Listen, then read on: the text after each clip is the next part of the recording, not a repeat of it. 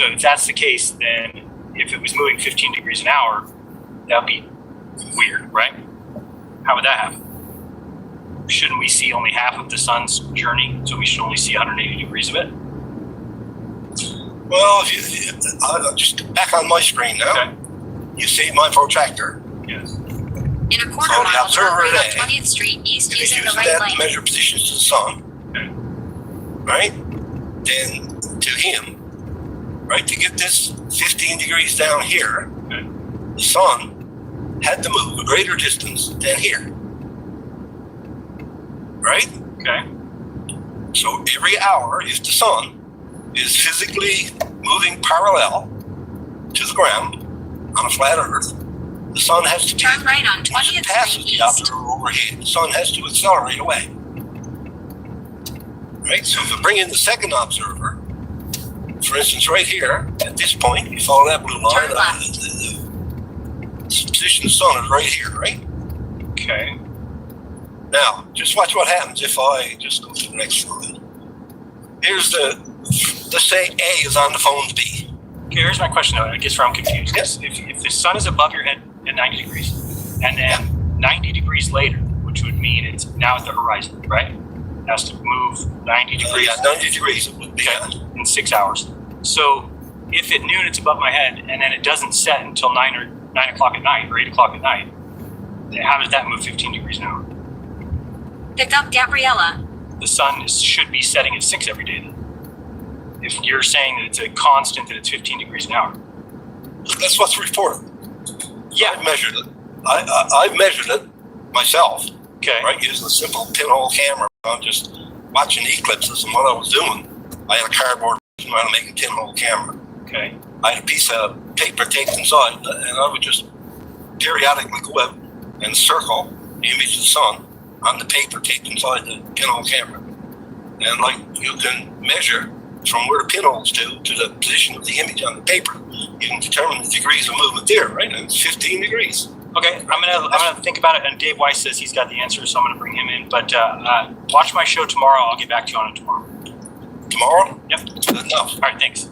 Now, All right, thanks. And we're gonna go with Dave Weiss next. Dave, welcome to the show. Yo, what's up? What up, Foo? Hey, I wanna say what? agree with a lot. Can you hear me? Yeah, I want to say what? What? Yeah.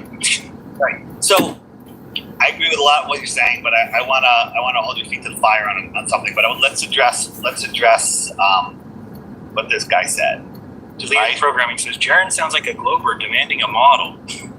Well, hold on. Yeah, So Okay, this good. guy, let me turn on my camera here, Yes. so you can see that, right? Yes. All right, so he is showing a Glober argument where he sees the observer sees the sun directly above him, and this is just demonstrating not the same thing he is, but it's going to show you the same thing. He shows drop off at another sun over 36522 here, and then Turner the Drive. sun moves over. That's the sun moving straight across the sky. Nobody ever Turn left. sees that. But his problem, if you put the protractor in the corner like he had it, yeah, there's a problem with measuring 15 degrees. The problem is that's how they see the sun, right? So the sun goes Turn left down, to stay on East Palmdale due to Boulevard. perspective. Then turn right on 20th Street and East. it does go about 15 degrees per hour, maybe even exactly 15 degrees per hour until the very end. Until it gets down to the bottom where that protractor was, the level of the Earth, it can never go below it. So it stops. It slows and down. as you see with my sun fade out video, it stops. Right. And most of the time, you've already lost it behind a physical land obstacle or a cloud deck or an atmospheric deck. So I've shown that it stops going down. It's not. It's just going away, and it's perspective. He's not taking in perspective into That's the answer. with measurement. Like the sun would have to go straight across, and you never see the sun move and stay at the same height from your point of view. Using the right Whether lane, you want to turn call right that on the personal 20th Street atmospheric dome or East. not, But do we think that it's moving straight across? I think it's moving straight across.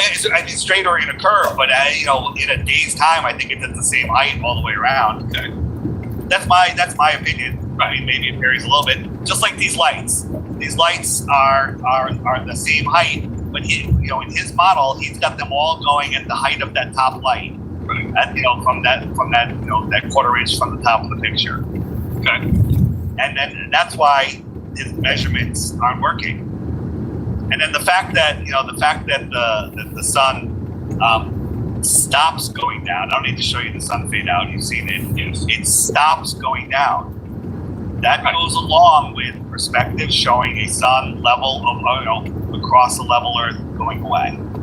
Okay. Yep. All right. So it's just whatever your caller was. Think about it. I mean, it's good that you're trying to figure this stuff out, but you're looking at it orthographically, and orthographic vision does not exist.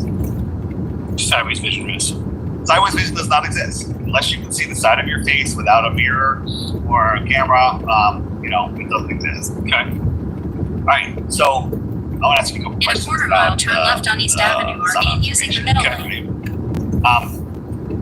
It's pretty clear evidence that we have that we've seen the sun circle in the north. Lee Marvel did it. We've seen millions of videos, not millions, but lots of videos. Yes. So it appears that the sun is circling and we're going to globe Earth too. Okay? Okay. Turn left on East Avenue R8. I've also demonstrated when the sun's over Capricorn and it's over Sydney, I can call up my friend PK and say where it's right over me and it's noon. And so some truth with a circling sun. You agree with that?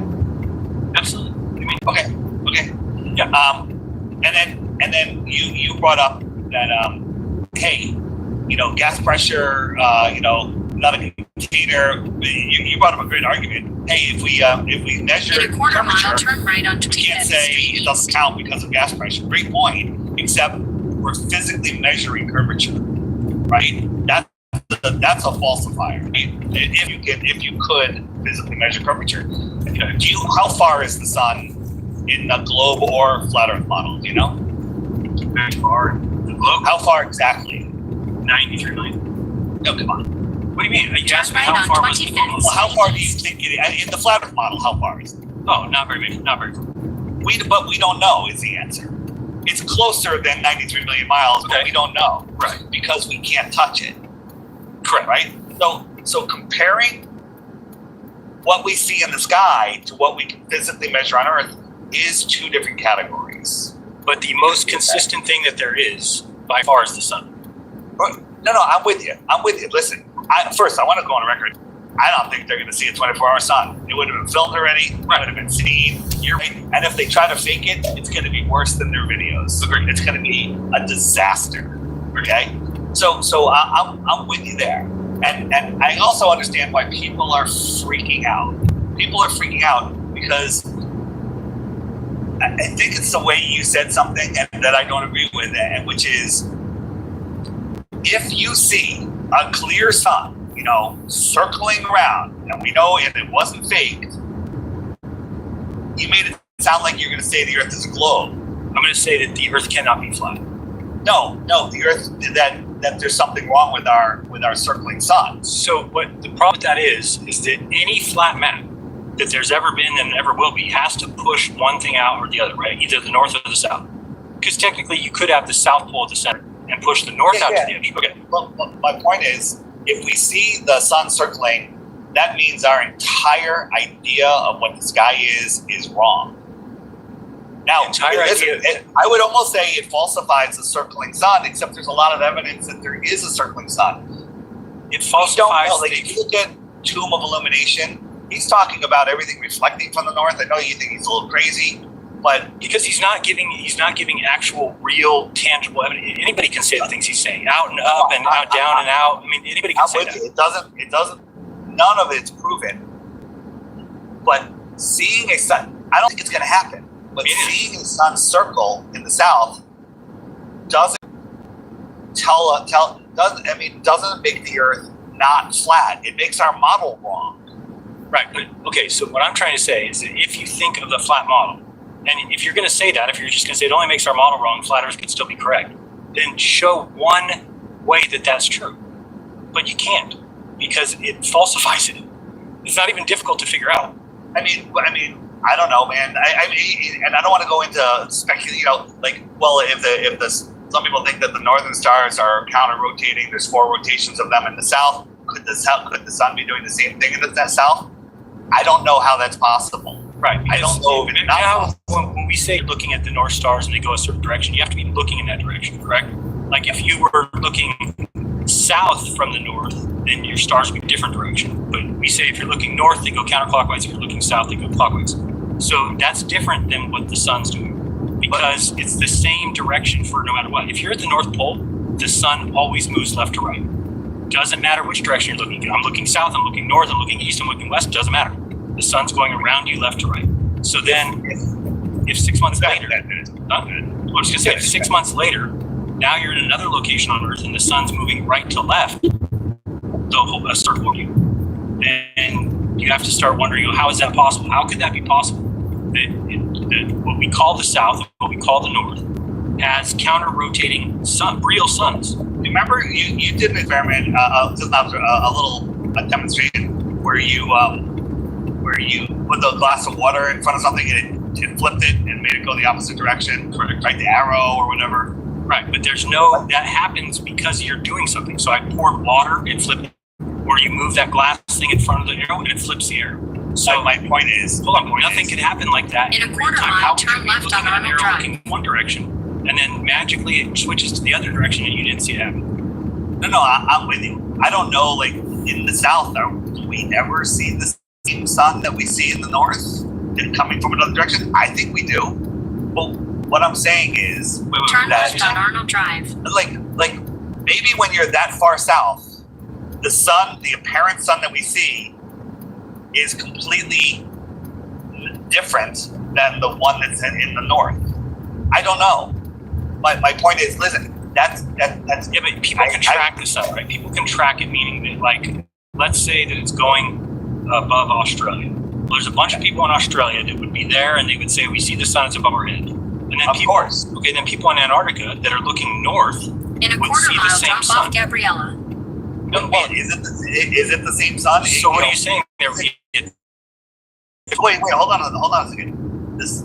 I think we're on the same page where we say the sun that we see is an apparent sun, like a projection of the real sun. I don't know if I'd say that anymore. I'm now looking. Have you looked at Crow's footage? What do you think that he's doing? Is lying, or do you think? No, I was talking to Crow the other day, and he's saying that one of them, it could be an apparent sun. The other one could Drop be the off source. Gabriella. He's not sure. He has of the sun with the hydrogen and alpha telescope. Yeah. He's only seen one of the suns. He's talking about two suns. Yeah, but he's okay. The two suns thing, just so people are on the same page, is always close to the original sun. There's never been an observation where like the sun's over there and over there, right? He's talking about you can see a little bit left of it, up, and then behind it, right? You know when you show your ray tracing diagram with all the little personal atmospheric domes, how many suns are there? Oh, each person one. Right. So my point is, we don't know what the sky does that far in the south. I'm with you. I don't think it shows the sun circling around our heads. I'm with you. And going down and looking at this, I don't think they can fake it. I sent you a picture today. I saw the sun setting. No way that they can fake that. There's 0.00% chance. Now, could the sky be whited out all the time and we just see a bright spot in the sky? But that's We don't evidence know what for that us. is. That's evidence for us, and now it's become not really because nobody cares. It's like we should be excited to get new information. If our model is wrong, we should want to know that. We don't want to be like, oh, just hide it from us. We don't want to know if our model's wrong. But here's what happened with most flat earthers, and I think, I'm speaking for, even happened with me. Okay. We're so used to being fucked over by Globers and dishonesty and NASA and everything, and basically, we immediately, our antennas went up on this one more than any other thing that's ever come up. Like, this is going to be something dishonest. So everyone is like, okay, they're going to do something. And everyone's freaking out. He doesn't understand it. I have a question. Why does he pulse forward every time he's talking? He's sitting there rocking forward like a autistic retard. Just ahead, turn right on East Avenue South. I don't watch his Does videos. that annoy you? I try not to watch his videos. All right. Yeah, me neither. I just watched when I saw Bob Stein. I gotta watch this. Well, Bob the Science Guy is one of the 24, isn't he? Turn right Yeah, on well, one of East the Avenue before, South. sure, and Bob the Science Guy just, I don't know if you want me to say it or not, but I'm gonna. Yeah. He showed up on the scene, right? Why he had charges against him for prescribing, narcotics to women for sexual favors. Against him for prescribing, narcotics to women for sexual favors, and then it disappeared, and he became a full-time anti-flat earther, right? And then it disappeared, and he became a full-time anti-flat earther, right? Weird. I'll just say that's weird. Yeah, I would agree. It's not too different than what I've been saying is going on. Dave has been saying that for a long time. Dave says for a long time that there's people that they hire to do things. But I think that then what you're saying, if I'm to believe that, then somebody had to approach Duffy and say to him, hey, by the way, the Earth's flat, and you're lying to people and telling them that it's a globe, and we need you to take some flat Earth guys down to Antarctica. We're going to fake the sun down there so that then they come back, and we hope that solves everything and nobody ever goes to Antarctica again. I mean, it's insane. It's dumb. Well, there, I don't. It's a longer discussion, but I think there's different ways that it could be presented. With shit that's going on in the world, and saying, hey, you help us with this, and you'll be in the elite section. When the shit hits the fan, and there's a whole bunch of ways. And so when he have you gone to his YouTube channel and looked at his many sermons? So he just does sermons out of the Bible and teaches people the Bible every day because he's involved. He teaches people the Bible, but he can't see that the Earth is flat. Isn't that weird? It is weird, but how many people are like that? So that's not as weird as you might think. And he might be into some shit that we don't even understand or even want to consider. I don't know. That's all speculation. Yeah, but anybody could be that. Anybody, you could be involved in some shit that none of us know or understand too, right? So anybody. Right. You're right. All of it doesn't matter. There is no circling sun. No, there is a circling sun. Oh, you mean there's a circling sun in Antarctica? Okay. There is no circling sun in Antarctica. As he's claiming it is. So no, but do you think that? Tell me this: if somebody's a globe, right, and they believe in the globe heavily, then wouldn't they be very cocky that there has to be a 24-hour sun in Antarctica?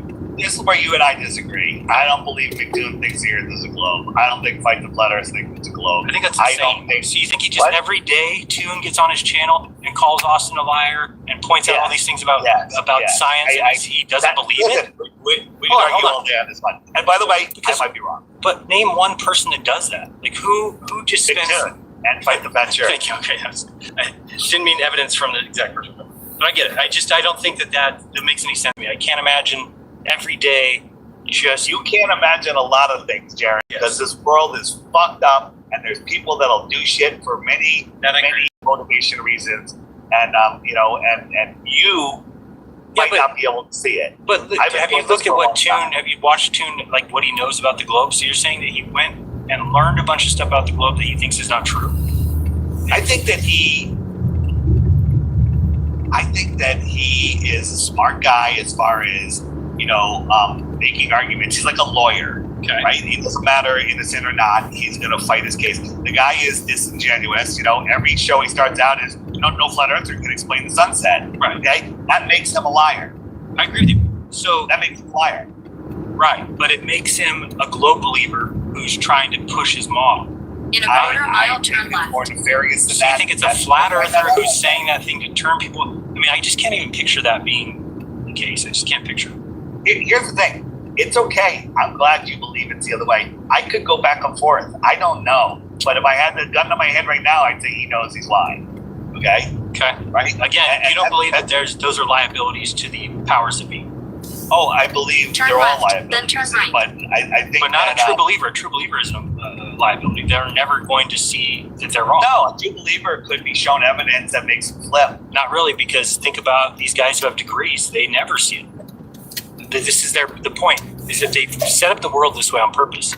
That by giving these guys papers and telling them that they're very smart, they're not going to let you on YouTube come out and say, everything you've learned in school is wrong. They're going to immediately put up that block and It's what your brain does on purpose. It's what your brain just does. No, I get you. All right, we don't need to argue about that. I'm just saying I'm still on the he knows side. All right. So another thing you brought up, Turn left, maybe not then today, pick but up another day, Gabriel. is why are flat earthers, saying, "Oh, the sun's reflecting. It's doing this. It's doing that." Why are we all scrambling, trying to find an explanation, and the globers are not doing that at all? And the answer is one: we've been spunked over so many times. I don't think I said that, but anyway. No, you did. You said because you said we're gonna make it so that if the sun does set, the globers will say, well, that doesn't disprove the globe, because we're coming up with so many different scenarios. And the reason I think you're talking about somebody else. But anyway. no, it was you. The reason we can speculate about a reflecting sun, stuff is because we live in an enclosed system. That's our belief. That's our understanding. Correct. And with a glass ceiling and an apparent sun and personal atmospheric domes, we get to experiment with all that. The Yes. globe doesn't. The globe has a ball with gas and a vacuum, No, it's and it is what it I is. thought They don't maybe get to. you thought it was speculate me, on but then reflections you and remember it don't. wasn't. Agreed. you I know, don't think it I wasn't. think you're talking about somebody else. All right, maybe not. Because you're saying I said that we look bad because we're Head to your drop. Because why Head to are your all the drop flat off earth? at 5232 Carlin Place. Why are we all coming up with all of these other ideas that are outside of our, what we've been saying for 10 years? And the answer is because we've been screwed over so many times. Oh, yeah. We're trying to figure it out. no, I don't have a problem with that. In fact, I encouraged it. Remember, I told people if you can find a way to do it. And Joe Hanvey did it. Tried to make Joe was trying. You got to give Joe credit, man. He's working hard on that. No, it's, Yep. No, he's definitely trying hard, it's actually this problem. and that's what we need people to do. But I think the more people that do it, the more they'll see downtown. that this is a problem for our current map. And again, The would I come back and say it's a they globe? sell it for $17. I certainly would never come back and say we're moving. I would they not gave come it back to me and say for we moved 10. the moon or the NASA's real or anything like that. But I would say that if we came back and saw the sun circling my head for 3 days, But that's the just model that also- I've been pushing is wrong. That's what The I'm saying. model we've been there. I'll accept that. The model we've been pushing, the model of the sun in the sky that we've been pushing is wrong. We don't understand it. That's for sure. Correct. But then would you That's say, fine. For would you say retail, they based have on that these- observation I that have the this globe one directly unopened. calls for that to happen? But that doesn't matter. The globe calls for a lot of things that do happen, and so does flat Earth. Correct, Right? but there's There's not two- one that's mutually exclusive. Do you understand what mutually exclusive means? Yeah, I do, but it doesn't matter. Well, you say it's mutually exclusive from our understanding. I was trying to set it on the my problem car. is it doesn't. But Okay, but if it Mercari wasn't, then somebody would be only able to allow come up for with some- I don't a know, way I and say, just look, it noticed could be this, yesterday and then everybody go, oh yeah, it could where be they that. only allow But if you like can't- $600 We don't a think that's month a possibility that could happen in the future.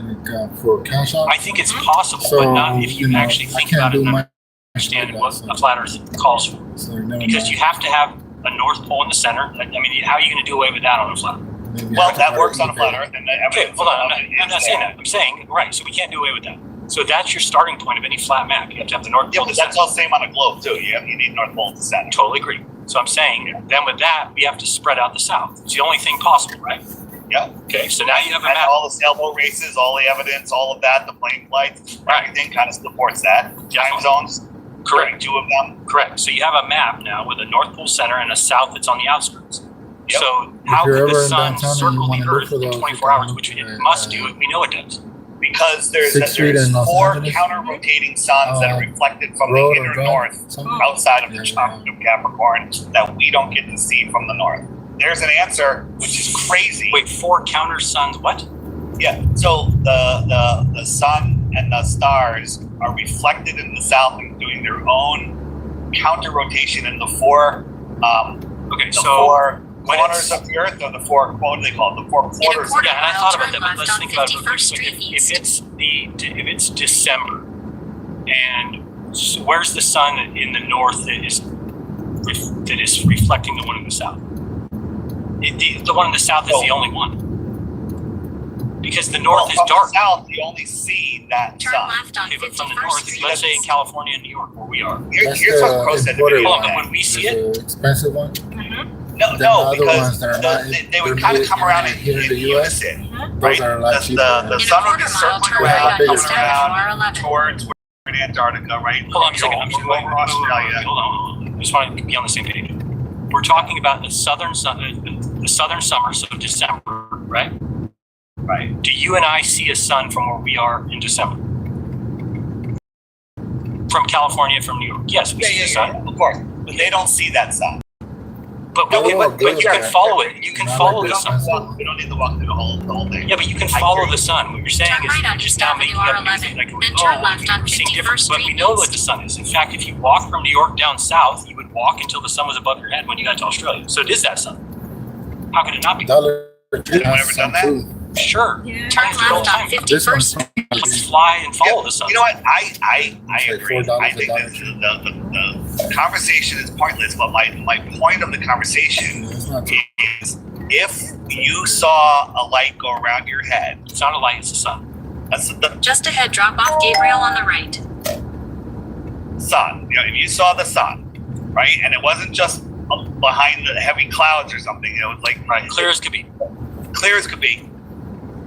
The flat Earth model we have is wrong. Drop off But Gabriel it on the doesn't right. make the Earth a ball. Okay, so then what we're saying is then it has to be flat, but it can't be any more a North Pole to center, South Pole to edge. We don't know. It means What do that you mean our we don't know? entire model Me is too, wrong. thank you. Yeah, exactly. Because our model starts with the North Pole to center, it pushes Antarctica to the outside. So Well- the question becomes, how can you draw another flat map? And Lady Blount tried it, and these guys all tried it, and they could never make it work. And I'm with you. But here's the problem is we got Yeah. stars, we got planets, we have the sun in the sky. We don't know what any of them are. Doesn't matter what it is. Doesn't matter if the sun is a bowl of piss. It does. No, I heard you say that, but it doesn't matter what they like. We don't know if they're physical. We don't know what they are. So that kind of opens up a lot of possibilities that we may not be able to understand. Now, listen, I don't want to go to, hey, listen, it works, but we don't understand how it works. I don't want to go there, Right. because we're not going to see a circling sun. I agree with you. Like- Let's just stick to that. I think speculating over something that we're not going to see is ridiculous because it's making other people start to fear that that's what we're going to see. No, I got it. Ian, what's his name? Ian was messaging me, and I had to ask him, like, what are you? Leahy? Yeah, he was like, almost sounded really afraid. And you know what? Here's the thing is, a lot of people are afraid Right? Why am I not? because you're thinking rationally. It's just there's too much evidence that we will not see. And if Jared, have we ever been screwed over by Glovers? yes, many times. Have you? Yeah. Okay. So you have a little thicker skin. Well, maybe yeah, the difference between because this is- maybe because of that Netflix thing, you're able to see this clearer than most. Well, it's really easy to screw somebody like they did with me and Netflix. Like, would I ever sign an NDA again and says you can use my likeness and whatever you want, whatever you want? Never. Right? So if we get down there and Duffy's like, hey, sign this document, we're going to use your, I'm saying, yeah, right. You're not going to, I'll never sign that. So, like, there's enough things for me to know that they would have to either A, fake the sun, which would be very difficult, possibly catastrophic. That's whether if they try to fake it, that's going to be the best thing that ever happened to us. Right. Number two, they're going to have to cancel the trip, which should be a great celebration. At this point, I think it'll just kind of fizzle away. B would be that they cloud up the sky the entire time we're down there. We already have Duffy on record saying that's evidence of the cloud Earth. Again, Well, I don't even think that's evidence of a lot of because every video I've seen from that place shows cloudy skies. I haven't seen a single blue sky video. Not that there's not. I Right. just haven't seen it. yeah, I guess in December it really shouldn't be cloudy there. It kind of doesn't make sense, right? But anyway, so it just things in place with this observation. And then again, because I used to worry, like, oh, how do you know where you're going to end up? If you fly down to to Antarctica, how do you know where they're taking you? The way that this trip is set up, you know, right? You're taking a plane to Punta Arenas, you know that you're there. It's only a 4.5 hour flight. I know where that's going to be pretty hard. In a quarter mile, turn Right, right so I on just think that 47th there's Street enough, East and using that's the why right a lane. second flat earther there is also important because they'd have to fool you both. And, now again, one thing that people keep saying is, what if they brainwash you or MK Ultra you? That I can't predict. That's why you already know. I've talked to you about how to know that I've been compromised. Yes. Good. Turn right Yes. on So, 47th that's it. Street East. All right. Last thing. Yes. Who's more of a Jew, me You. or you? Well, I wear a yarmulke underneath my hat. What is the goal on your channel right now? The goal for today, the Kofi goal. Was 200. It's 200. And look on your screen. What does it say? And the percentage is 0. 0. So you know that you've got donations, but you're keeping it zero so people keep donating. You're the bigger Jew. Wait, where have I gotten donations? You've gotten coffee donations, but they haven't gone up. Hold on, let me see. That can't be right. Let me see the alerts. It still says 0%. August. Huh. I don't know. I'll have to check into that. I love you. Look at you denying like you don't know that you did this on purpose. See, I did not. can't trust you, Jared. You did this on purpose so people will just keep. Oh wait, I donating. see. Are you the only one? You donate flatterjew.com. $198. If the 200 people watching all donated 1 penny, you would reach your goal. That's true. Why isn't your showing up? Yeah, because of you rigged it so people will keep donating. Oh, I do remember it going off. Yes. See, but you ignored it because you want more people to donate it. So admit it. You're a bigger Jew than me. I'm a bigger Jew. All right, see it. And the Yamaka's on it. All right, that was Dave Weiss, everybody. And just to everybody in the chat, you can't get it. I mean, it's actually funny to me, embarrassing, sad, and I really don't care at this point. So I'm not going to argue with people. I'm not going to yell and scream. If people want to really be completely out of the loop and just be, I wonder if they know how bad they look. It's just, why not just stand up and say there is no 24-hour sun in the South? Our model doesn't call for it, and therefore it doesn't happen. And that's it. And if it happens, then you should respect them. And at least say, okay, now we need to we should want to know if our model's wrong, not just pretend where we're like, oh, it doesn't matter. Matt, so I'm going to show you really just to show it again because I think it's important that people see this real quick. There we go. Let's look at this real quick just so we can follow along here. If you look at this map, I drew a little thing here. Get my pointer. Here is 6 p.m. Here, I'm sorry, yeah. Here's 12 noon, 6 p.m., 12 midnight, and 6 a.m. for somebody here at Union Glacier, south of South America, right? They use the same time as Punta Arenas, meaning that if you're looking at the sun here, this would be noon, 6 p.m., 12 p.m. Okay, and it could also go the other way, right? If this is noon, then 6 p.m. would be here, and 12 midnight would be here, and 6 a.m. would be here. So it's one or the other. So if the sun comes here, it's doing its normal flip in here. It definitely goes this way. We know that. It has to bring light and heat to all these places. We know that. So if it goes like this, and not just for one day, like some anomaly, but for many, many days in a row, weeks, if not months, it's just doing this. How in the hell are these areas over here getting the light? It's that simple. So to pretend like, oh, we don't know what the light in the sky is or what it's doing, we know that it goes, does this area of Russia get sun every day? Yes. Does this area of Africa In get a it quarter every day? mile, Yes. turn right. Does this area? Yes. Does the United States? Yes. Why? Yes. New Zealand? Yes. Australia? So we know that the sun does this in 24 hours. It has to. Period. So if we know that, then if it starts doing this for somebody here in Antarctica, how is that possible? How could it be that at noon we see the sun Turn here, right. and then all of a sudden at 6 p.m. it's here, and we're like, wait a second, it should be over on top of New Zealand. And then it goes to here, 12 midnight, and we're like, shit, it should be over here above India. And then it goes here, and we're like, shit, it should be over here in front of, on top of Mozambique. And then it comes back here. That, understand that Gabriel. falsifies the flat earth. Then good luck to you. I mean, it's embarrassing. You're a joke, really. Because how does it work then? How can this be happening? And it's, again, it's every day for like, if you're talking about 80 degrees where this would be happening, that's like 3 months. 3 months, it goes like this every single day. Now, I'm in the same boat as you guys saying, where's all the footage of that? So this is why I don't believe it happens. But I can look at this and I can say, if it happens, then this map is wrong. And you guys can't do that. And you call yourselves truthers, and you call yourselves objective, and you call yourselves not pseudoscientists. But you're like, oh, even if we see this, we're still going to believe this, even though it just falsified it. And again, you can say, well, Jared, what about another map? Then show me one. I've seen, the only other one I've seen is a north-south like this, where they say north, south, and then they say that the sun does something like this, right? But the problem with that is that, or I guess for the south, because again, imagine this guy's here at Union Glacier. The Yeah, sun how needs to are be you? doing this. well, this sun needs to be doing this. Granted, 6 months later. Because The on problem the with that map, is I could this see like person- you were almost on the right Once you lay side. out the continents, how could that be possible? For instance, if it's Okay. going around this person, Oh, it south said, yeah, I never read this it. way. I'm sorry about that. Okay, then I just know in looked the at south like that the map where it looks, and Australia it looked is- like you were like on the right side. so Australia, where are you Down going to here, put it? you were like inside. Oh, well, the Jared, car. it's south, so put it over here. Okay, Australia's there. Now the sun's going this way. Now the sun's going the wrong Head way. to your drop off at How could the sun be 5005 passing Delta Way. Australia? You're going this way. Mhm. Australia, the sun goes this way. So there's enough Yeah. that we're given that the sun is a gift from God that it does dictate to us because we know where it is every day. Dave, look at this app. Look at Good. wherever the sun is right now, it's noon right underneath that. How convenient. Works perfectly.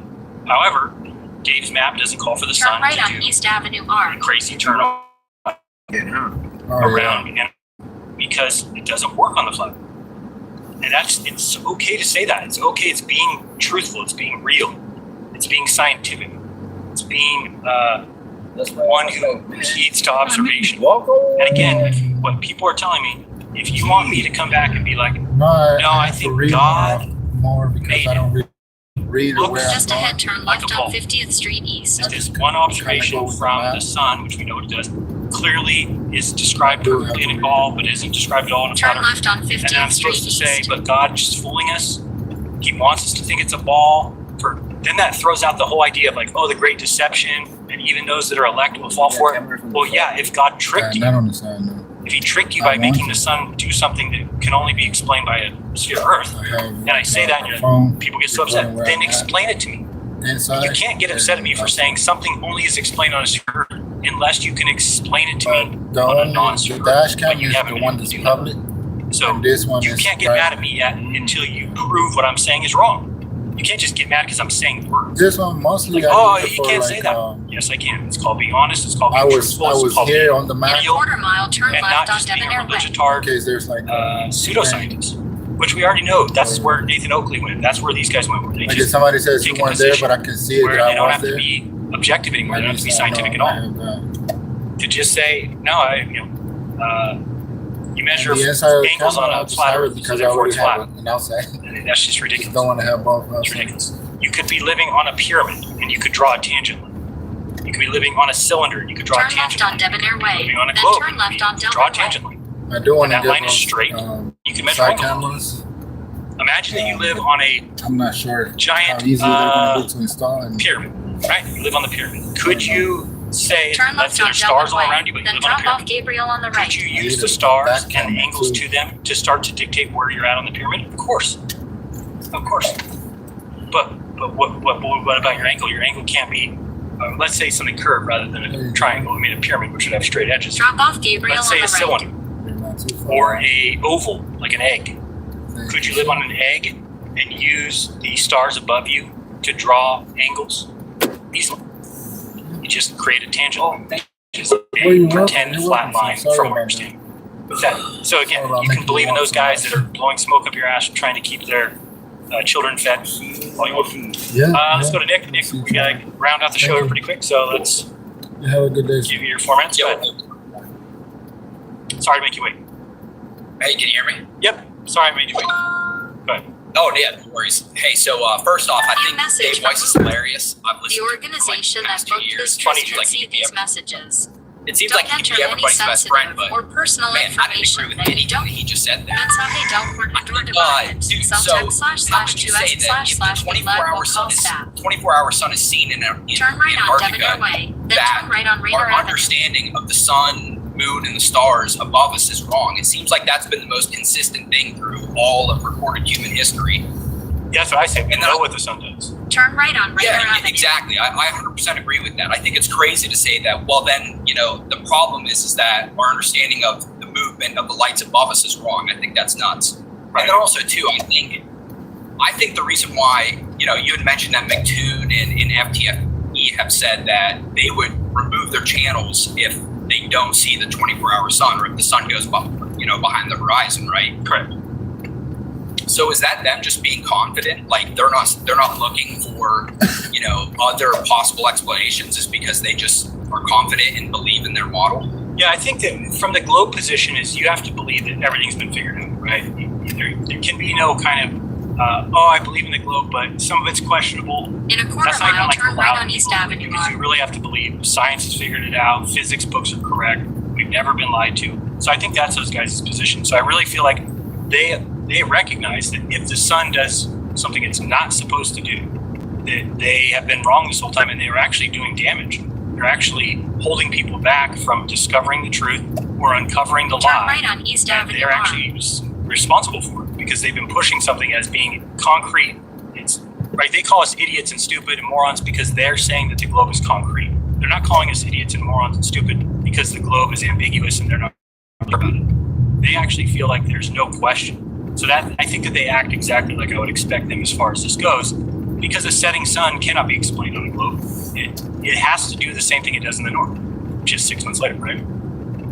So let's play two what if scenarios. Okay. You know, if you're McToon, what if you saw the sun go behind the horizon? Do you no longer believe in the globe, or is it possible that that the Earth would be a flat plane? I think that he would say that he's wrong about that. There's something wrong with the model, right? But they've been pushing this whole time that there is nothing wrong. Nothing. Like anything we've been bringing up, they think they can explain it all. Everything's explained away. We're just idiots. We're just dumbasses. So if something like this happened to where we are uncovering something monumental, it's something that's been lied about to the world, then they're taking the position that they will delete their channel and get off YouTube. Now, does that mean that they're going to personally believe in the flat earth? Probably not. They're going to probably start trying to find explanations for why the sun does what a flat earth calls for, not the globe. That's my guess. And that's just science, right? Like, oops, we were wrong. I guess we got to find a new answer.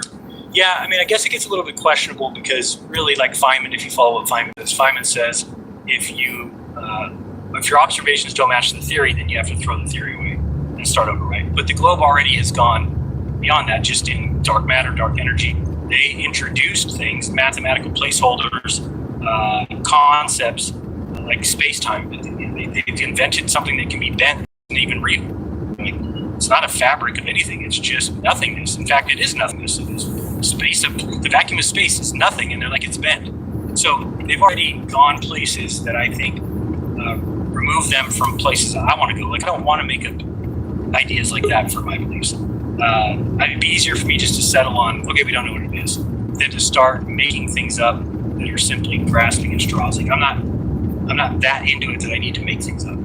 It's like to me. So if you, I guess here's like the ultimate what if question then. What if you do go down there and with your own eyes, you do see a 24-hour sun that circles around you and you're the first human in history to come back with unedited, 24-hour footage, right? Right. What if, does that mean that the flat earth model is wrong?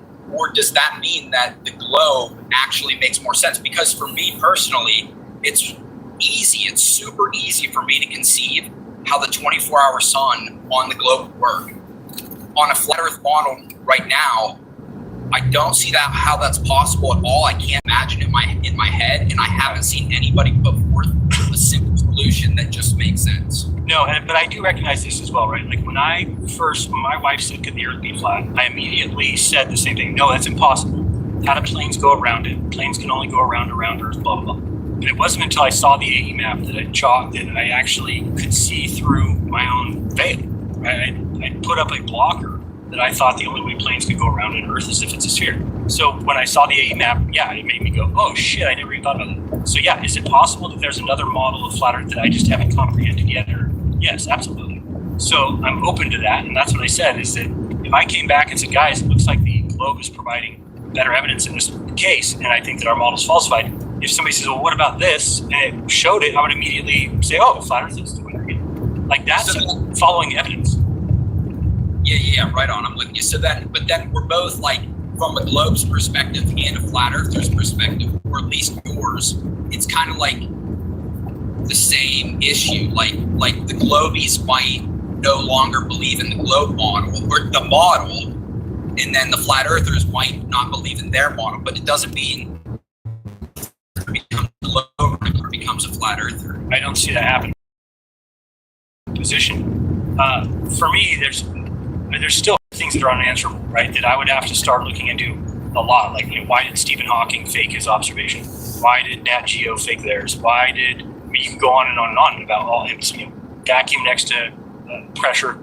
There would be so many other problems that I would have questions on. But I would start from a place of saying that my model I've been pushing is wrong, because that would be the case, right? The flat Earth model with the circling sun above an AE map would be falsified in my mind. Now, again, I understand why other people might not find that to be okay for them to say, and I get what they're saying, because if it was somebody else going down there, I wouldn't say that yet. I would say, when I see the footage, I'll make up my mind, right? I wouldn't be making up my mind ahead of time. I'm only saying from a position of, if I go and I see the real sun go around my head, and I think everybody should be able to see turn that. left on Now, the 25th fact that Street they East. can't, I get it, In a they're quarter not mile, thinking turn about left going. on So 25th maybe they Street don't want East to using mention the it. left But I think lane. that it's okay to say that, and it's honest, and it's scientific, and it's what we should be. We should heed to evidence. If there's evidence of something that shows our model to be incorrect, we shouldn't fight it and deny it and throw it away and say it doesn't matter. We should embrace it and say thank you for changing our belief. Turn left on We're wrong. 25th Street We want to be East. right now, so we'll figure it out. And there's enough good minds in this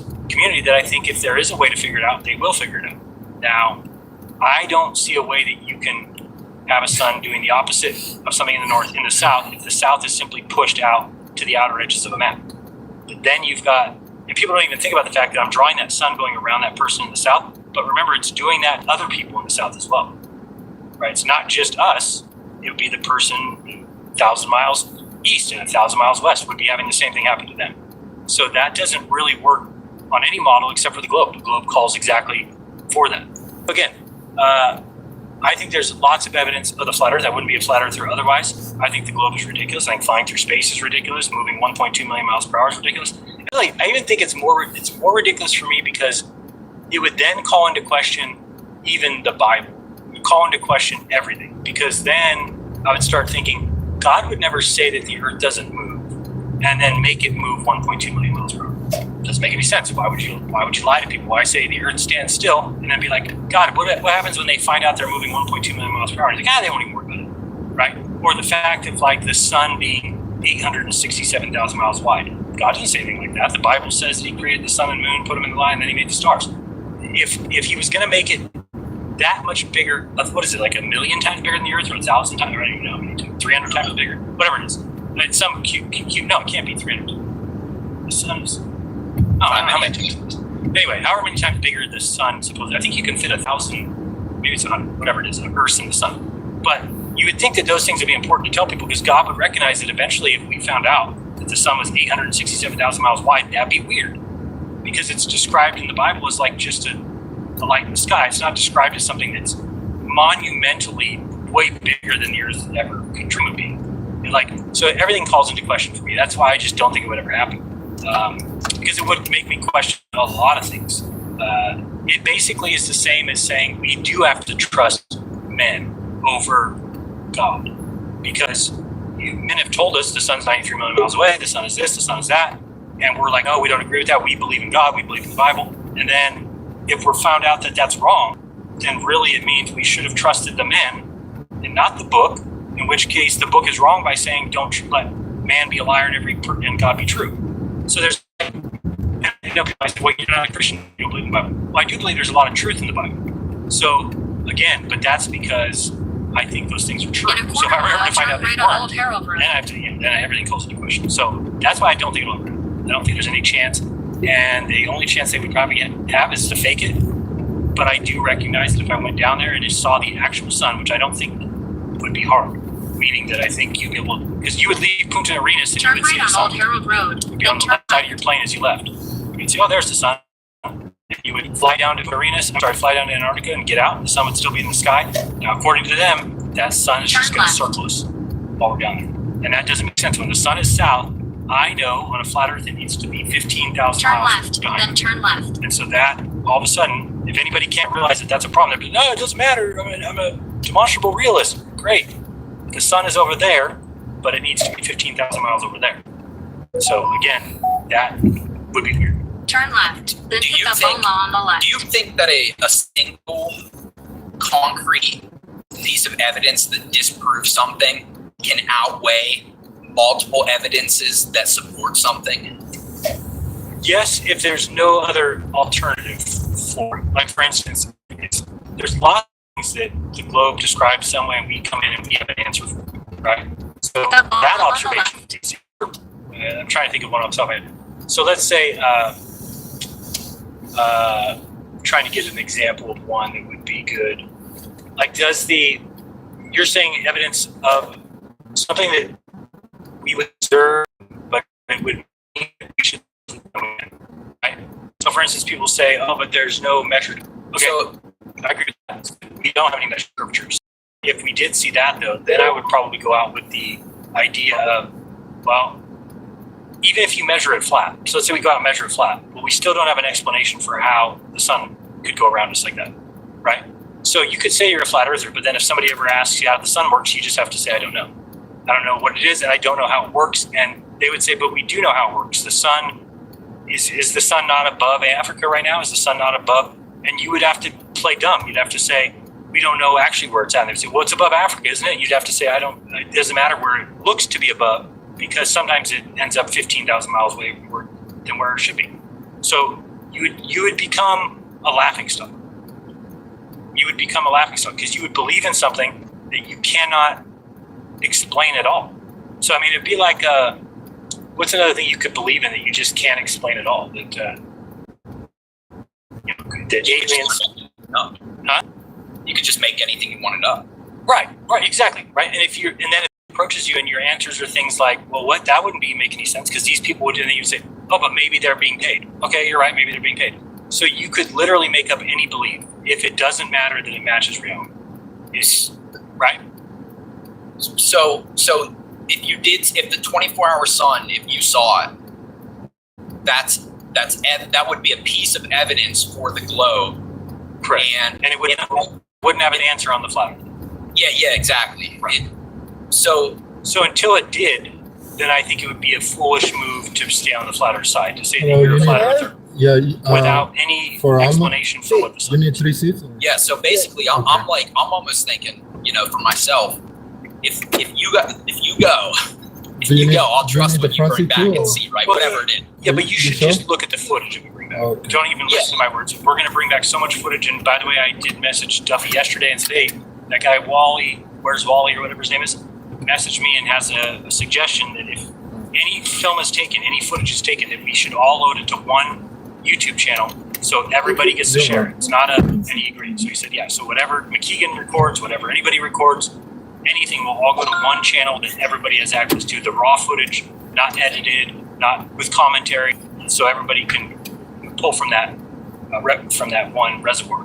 But yeah, and I would say that I'm still open to the idea. Like this guy Joe Hanby made a couple models this week where I had to really think about it. He was doing this, the dome with inside and the lights moving. It's just every time he did it, one or the other sun went the wrong way, right? So either he would have the light inside the little Turn dome, right on and the light would go the 25th wrong Street way East. north, and then he would flip it, put the light outside the dome, then it was going the wrong way in the south.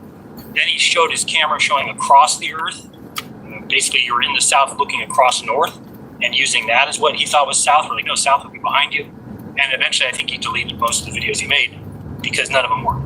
But that's awesome that he was doing it because somebody's actually thinking about it and putting it together. And there might be an explanation, but any kind of reflection or apparent sun, to me, would not look correct in a infrared camera or in a solar filter. I mean, I've looked at many eclipses now, 4 or 5, to where I have my solar filter. I'm able to pull it out, look at the sun. I know what the sun looks like with the solar filter on it. So to imagine that I'm just following the sun as it's going north, and somehow something needs to happen to take over that sun, meaning an apparent sun comes in, a second sun from the lands behind us come in, a mirrored image of the sun appears. Well, we're there to observe that. That's what we're there for. So we would come back and say, guys, look at this moment, here comes the sun from the left. They joined together and it became a mirrored image.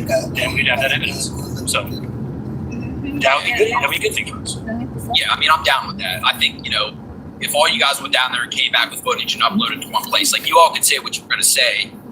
Yes. But I think ultimately for myself, like seeing the video would give myself the answer. Correct. But, about the I don't want to bring up Dave again, but man, he started talking about like breaking the Earth up into 4 quadrants and light reflecting off the 4 quadrants and then spinning the opposite direction to show you what you were going to see in the south.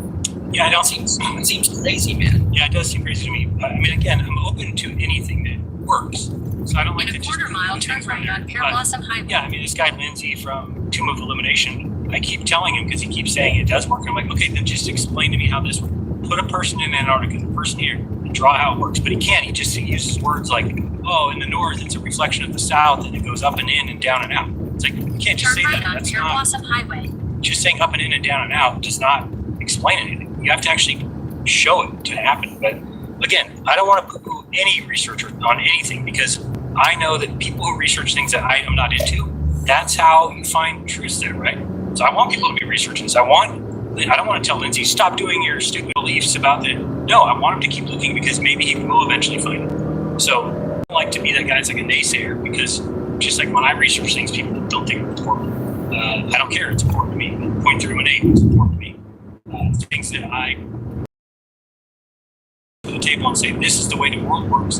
You have to be able to explain it. Right? Like people keep sending me videos from Tomb of Illumination and then I'll respond to them and I'll say, okay, here's the problem. You cannot explain what he just said. So I said, you're sending it to me because you like want him to be right and me to see it, but you can't even explain what he's saying. So you don't even get it. And you're like sending it to me. Don't send it to me. Anyway, all right, I'm gonna let you go. I got people behind you and they've been waiting too long. Unless you have final words. No, that was my first time calling in. I appreciate you, brother. Thanks, Nick. Awesome. David Sanchez in the house. David, what's up? Oops, can you hear me? There you are. What's up? How's my sound? Yeah, decent. You sound like you're in a truck. Yeah, I'm driving, so I got a headset on, but it's not the best noise canceling thing. So are you good or? You're good. Go ahead. I see the clock. Cool. So I listened to you on Globebusters with Austin and Zach, Yes. and I think Whitsitt is the one who said gun to your head was the Trump rally shooting fake or real, and you said probably fake, right? Yes. Okay. So if it were fake, Well, it's do you think? Yeah, theater. So if it is theater, who do you think's the one pulling the strings? Is it Trump's idea to do this so he wins his own thing, or do you think there's like people from the outer lands that are controlling this stage of a world that we live in? So my only thought is that a lot of people are saying like, oh, they were trying to kill Trump. The CIA was trying to kill Trump, or the Secret Service. If that was the case, I would think Trump would say that. Right? Like, Exactly, right? That's so weird that he's going along with the official narrative of it was a lone shooter, and that secret, like the first day after, he's like, oh, Secret Service did a great job. What are you talking about? Everyone that's on your side is saying Secret Service did a horrible job, and that they set you up to get assassinated, and then the day after he's saying they did a great job. Right. Yeah, that's why it's just weird to me. Is that you would think if that was the case, somebody was trying to kill him. So, and it looks a little bit like they tried to leave him up there, or they left him Take a up there slight for a right while. turn on Who knows? California It could also be 14 the South. story that they're telling, that they couldn't see him, or he was hiding, or they found him and lost him, and then you just have an inept Secret Service. But, In 0.9 and then mile, I keep mean, think left of how to stay lucky on Trump would get. California The 14 bullet just South. misses his Using the head left like that. That's insanely Yeah. looking. I feel like it really benefits the narrative of the whole divine intervention, Yeah. because that's what all the Christians are pushing, and they're all saying that Yeah, that's perfect. that Trump is like appointed by God to be America's savior. Did you listen to Whitsitt and Justin Emos last night? No, not yet. That sounds good though. Yeah, it was actually pretty good, but they made a good point of saying that if Trump came out tomorrow, was on the podium and said that he is Satan himself, that Christians would make excuses for him. They'd be like, you don't get it. He's using 4D chess. He's saying he's like the adversary. So like literally, he can do no wrong. Yeah, did you hear what he just said? It was at a conference. It was like a green background. I can't tell exactly where it was. But he said on there, like, Christians, you gotta vote this one time. After this time, you won't have to do it again. Yeah, We'll you'll fix never have to vote everything. again. It's for you heard that? Yeah, it's crazy. Yeah. What do you think of that? Now, there's so many things weird that guy said. Keep left to stay on He doesn't know California the Bible at 14 all. South. He like made up a verse. What's your favorite verse? He's like, he couldn't even think of one. You think he'd be able to Yeah, he think said of- all of them, right? Hey Dave, I see that your goal is 99%. No, it just came through. Sorry. What'd you say? Were you talking to me? No, sorry, I was talking to no, I was telling Dave Weiss's donation shows up on the screen. Oh, sweet. Yeah, so I don't know. I mean, here's the thing with Trump thing to me is it really is not important. So I just don't even care about it anymore. I stopped looking at any of the footage. I don't care because I know that it's theater. I know that Trump works for whoever it is that runs the country. I know that he did the vaccine. I disagree with that. Then he's on the phone talking to RFK about he knows the vaccines are bad. Like, what? You were the one that pushed the vaccine out early, and then he's on the phone like, oh, I know that they give the children too many vaccines. So, I mean, he's like, I've seen it with my own eyes that they give. I mean, then you were president this whole time, and you didn't do anything about the fact that they're still injecting children with 72 vaccines. Right. You know, there's enough wrong with him that I'm just like not. And my protest is, but I've never voted, never will, and that's my protest against the system. Right, I think that's the right thing to do. I've never voted either. Besides, during midterms 2 years ago, for DeSantis to stay in Florida as governor because he was the most free governor out of the nation. Like I had a flashback Facebook post or whatever that pops up. And in May of 2020, I was out on the beach, and there's people out on the beach in Florida. Wow. With no mask? Yeah. No, we had masks. Yeah, but still, I mean, people were out and about. Was it California locked down for like 2 years? You had all outside seating restaurants for 2 years straight. Yeah, absolutely. It's crazy to think about because Missa was pregnant that whole time, and I remember we should have wear a mask when she gave birth. So that was in September. So crazy. That's insane. I've seen some people suing, but they did so quickly. I think it's past. Right. Anyway, I'm gonna let you go. All right, sounds good. Good talking to you, man. Later. And you're doing a great job with the 24-hour sun thing. Stick to your guns. You're 100% right on it. Thank you. Brenda. She looks like a lady. Jared? I don't know. And as soon as I hear from Austin what him and Duffy decide, then I'll know. So it's going to be conditional. I mean, that's what I was calling it for. Because I hadn't heard. I don't keep track of everything you do. So conditional on when's it going? No, I would like to know who's going before I agree to go. For instance, I don't want to say I want to go and then they pick Nathan over. Right? So, and I don't care if they pass me up. Like I really told Duffy, I don't want it to be like, oh, we're waiting on Jaron. Oh, Jaron's conditional. Oh, then skip me. I don't care. Like, because I'm going to ask the same thing of somebody else that I would ask of myself, which is please go down there and get as much footage as you can for us to review. End of story. So I have said that I want to go with another flat earther. I think it just makes it a little bit more safe and a little bit more of a pleasurable trip than just go down there with people dealt with. So if Whitsitt can't go, he's a new father. Maybe he has issues. I don't know. So if he can't go, then I would just want. If they still want me to go, then I would want to know who's going with me. In 2 miles, And, keep I left to tell stay them, on but California. that's why I say 14 just south. pass me, then go to whoever's next month. It's not like I don't need to go. I think that there's probably better people. I don't have a very good reputation to go. You know. Wow.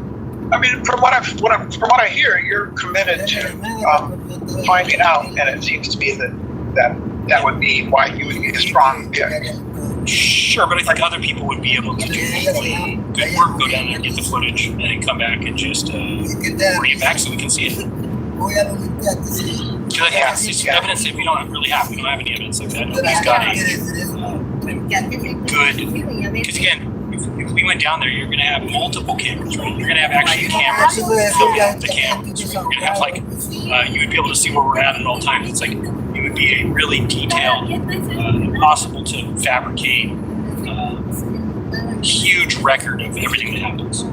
Whether it's Well, are the cameras and how they're set up and how they're pointed and all that stuff? Is that all settled? no, I've not talked to anybody about that.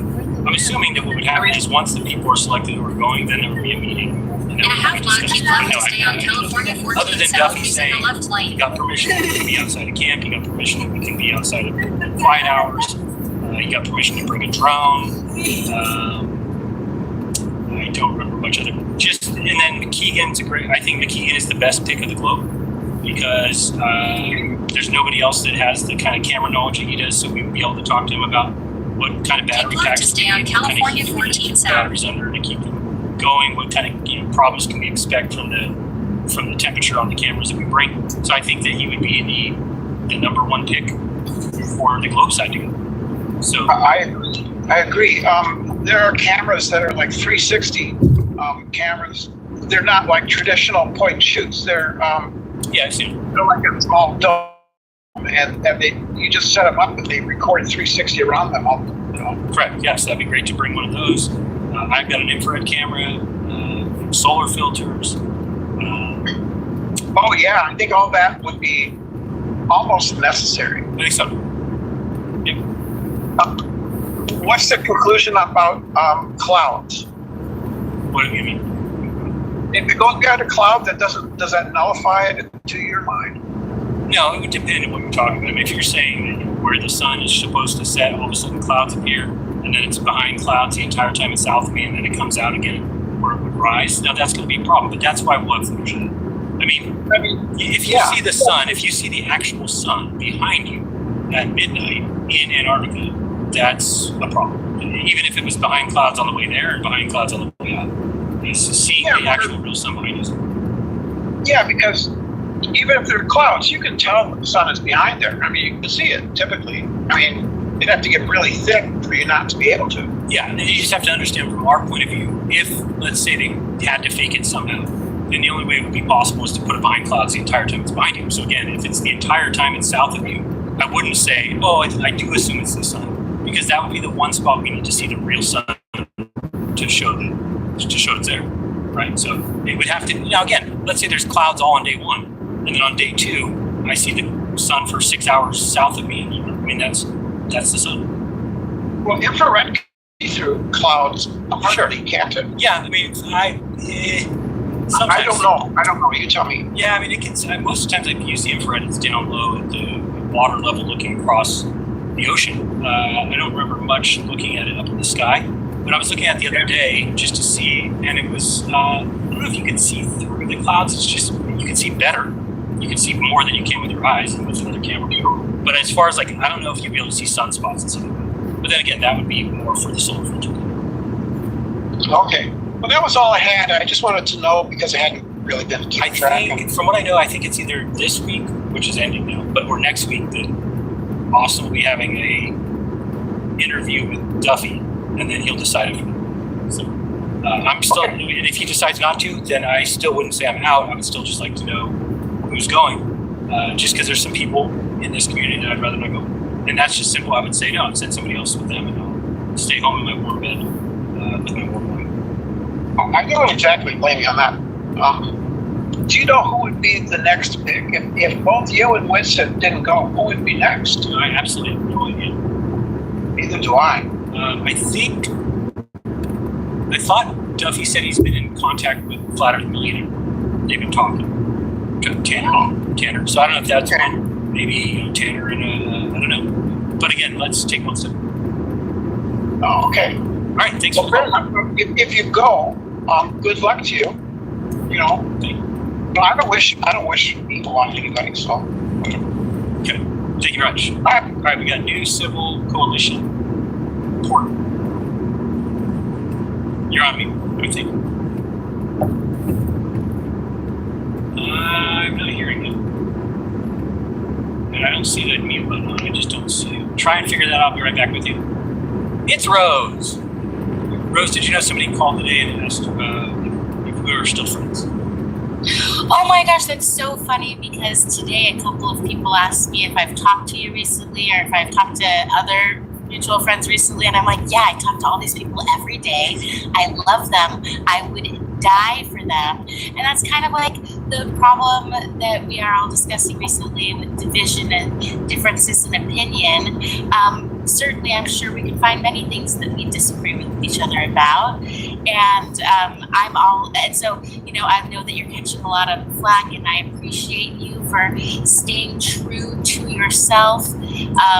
Some people out there, they might be intentionally disingenuous, or other people might just really believe what they believe, but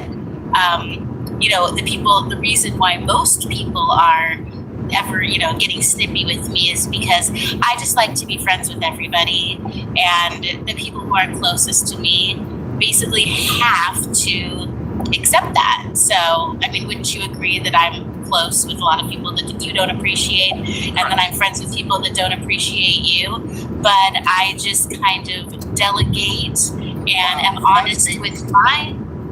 Are you trying to say something? I heard. No, it was our meeting was Wow, that's baby chicken call. A perfect example. Yes. So yeah, thank you for doing what you're doing. I am your friend. I support you, and we talk all the time. And then people were asking me, "Have you talked to C recently?" And I had literally just been talking to me before someone asked me that. So I just want everyone to know that I'm always talking to everyone all the time, and that's why I'm here tonight. We have to check in with our Jewish family at least 5 times. Right. Or, well, I'm checking in with you. Did you know, I saw in a comment somebody said that they are sure of the fact that I wear a yarmulke underneath my hat. Oh my gosh, that's so ridiculous. I thought it was pretty funny, actually. I told Miss, I said, Miss, make me a yarmulke so that I can say I don't wear a yarmulke underneath my hat, and then my hat will fall off and the yarmulke will be there. And I was like, you know what, don't do that because I think it'll go crazy. So don't do that. The whole yarmulke thing is part of what was a turnoff to me when I was a little kid. I generally felt that everybody was creepy when my parents would force me to show up, and I'm like, why are they blowing that horn? And what are those little hats? And why are the girls not allowed to wear them? Because I was really close with my cousin Aaron, who is a boy, and so I'm like, well, can I wear the yarmulke too? And they're like, no, and I'm like, fuck this place. And so then I didn't find out till like I was 30, like the spelling of it. Do you know how to spell yarmulke? Yeah. Okay, let me tell you how yarmulke is spelled. Okay, looking forward to this. It's spelled like freaking yarmulke. Spell it for me, sir. Yarmulke, and now I'm afraid I'm going to get it wrong. Just goes to show how much I Y-A-M? Okay, Y-A-R-M. Okay, wait, I forgot. Damn it. See, I'm so self-hating. Yarmulke. I spell it Y-A-M-A-K-A, like Yamaha. But if you type that, then they're going to give it you the correct. Okay, it's Y-A-R-M-U-L-K. Wait, Y-A-R-M? So it's like yarm. So like instead of yarn, it's like yarn with an M. Yarm. And then like Y-A-R-M-U-L-K-E. So everyone's yarmulke. Yarmulke. Which is that the same thing as a kippah? Yeah, I guess. One case did not taught me that too. Well, then what is the thing that they wear that has the little box on top with the little curls?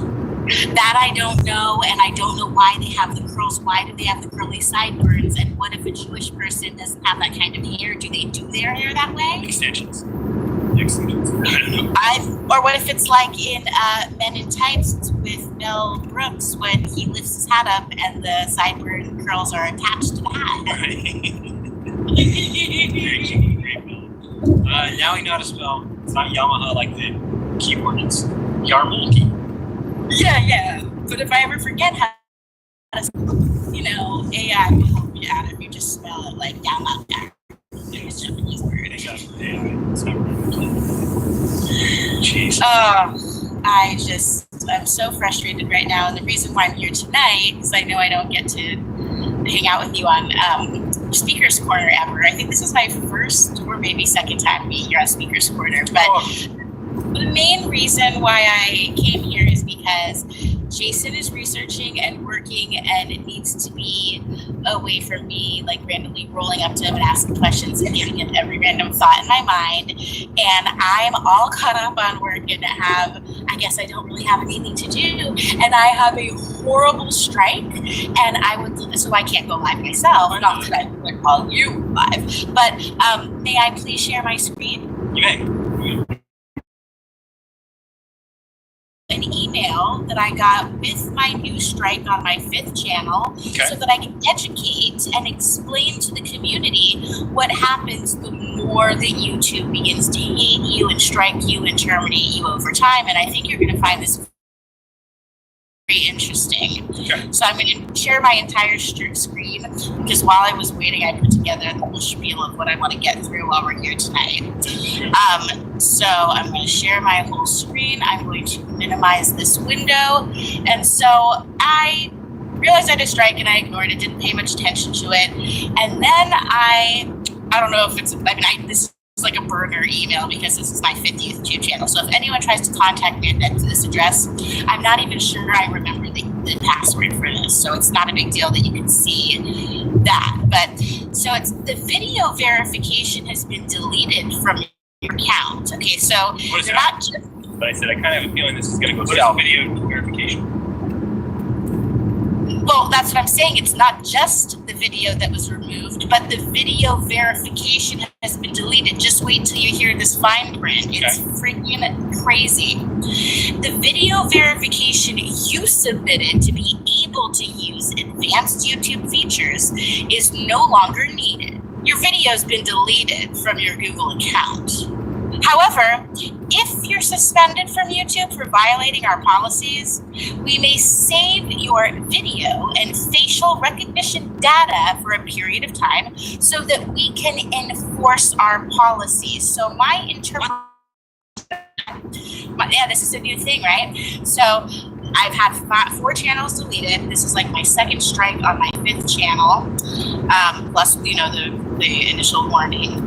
And so at some point, I guess, by using YouTube, I gave them my consent to get my facial recognition. And so this could mean 2 things. It could mean that I can invite myself on shows by hosts of people I don't like and then just turn my camera on and go move my face around, and maybe it'll be bad for their numbers because of surveillance capitalism and the law of networking. Or what it really means is if we terminate your channel and you try and make a 6th one, we're going to know it's you from your face, and we're going to use that to just delete you right away. That's what I am leaning towards. What do you think? I think that's correct. I'm looking it up now too. It says now YouTube wants a video of your face or your ID to verify your ownership of the channel, and they can use facial recognition to see if you're opening other channels. So you must have, I don't know if you remember this, do you remember when you opened up one of your most recent channels that they wanted a fake selfie? You're on mute. Sorry, I went mute and then I changed the tab and was looking at my homepage. But so I've never given a correct legal name or any verification of my identity to YouTube so far. And when I had my first channel, which went up to about 8,000 subs, the AdSense was associated with Jason's identity. And as for Crow, because of the increased shadow banning, and I know people roll their eyes with shadow banning, like, how do you know he just doesn't suck, but like the way it was that Crow's, even if you were following him, if you went to his profile, it said this person has never posted before. And so the only reason you could see something that he posted is if you are following him and happen to be looking at your newsfeed at the time he posts. So it was a disaster, and Jason and I finally convinced him to get the blue check mark, and he was able to avoid providing his personal information by see how we finagled that. So we're doing a lot of things right now to fight the censorship. I have the website up here on my screen, and I just wanted to use this opportunity to take advantage of your Speakers Corner platform to discuss this censorship and just share a few projects that I have been working on that I think you'll appreciate. Tremendous. Okay, so right here, when you're looking at our website and you're not logged in, you don't have to be logged in at all. You can get to free episodes here, but what I did was I created playlists. And since I don't have any access to the back end of this website, and his Ninja White Hat, web guy, coder, genius, he also has other jobs and I'm impatient, I just decided to start adding to the website by using like Linktree and things like that. So when you click on playlists, and then I just tell Manzi, make a button, put this there. So right now, this is what the playlists look like. And when you're logged out, all of these playlists lead to the free first hour. And when you're logged in, it's a list that leads to the full show posted for members. And one of those playlists that I made is the Space Fraud, which I know you're familiar with, Jared, because it helped you get through some drives. And I started off with the original episode 13, which was when Robert Bassano made that phone call, which proved that the images from the Hubble Space Telescope are actually images from the high altitude airplane Sophia. And you don't even have to waste an entire hour or 2 hours of your time listening to that episode. I just highly recommend anyone who doesn't know about that OG phone call could probably find it on the internet. Robert Bassano's phone call to NASA. And then Brian Mullen is someone that a lot of people forgot about because he just was so sick of the attacks and Bob.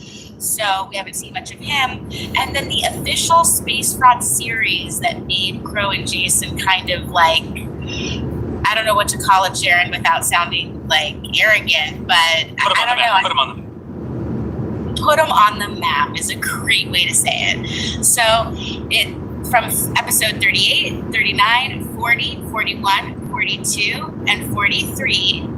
These are all in a row, and it was like the first where for episode 38, Crow is like, I don't really want to talk about this, it's stating the obvious, everybody knows it's all fake. And then so like you keep hearing that they're not going to do more episodes, but they ended up doing all of these 6. And then we have the encoding. And so after this, Jason was on every single show as the official co-host ever since. We have, encoding Isis and the Egyptian myth and fake comets. Remember the whole Rosetta comet thing. So there's not much that we've done on Space Fraud over the years. As you can see, it went from episode 95 to then 568 with Bart Sorrell. So if anyone has any suggestions for me about like maybe an episode that I missed, In 2 or miles, keep left to stay on non- California 14 South 405 South Golden State Freeway. that I could put towards the bottom just to add, then these could be like links that people can send around just to give a holistic comprehension of some foundational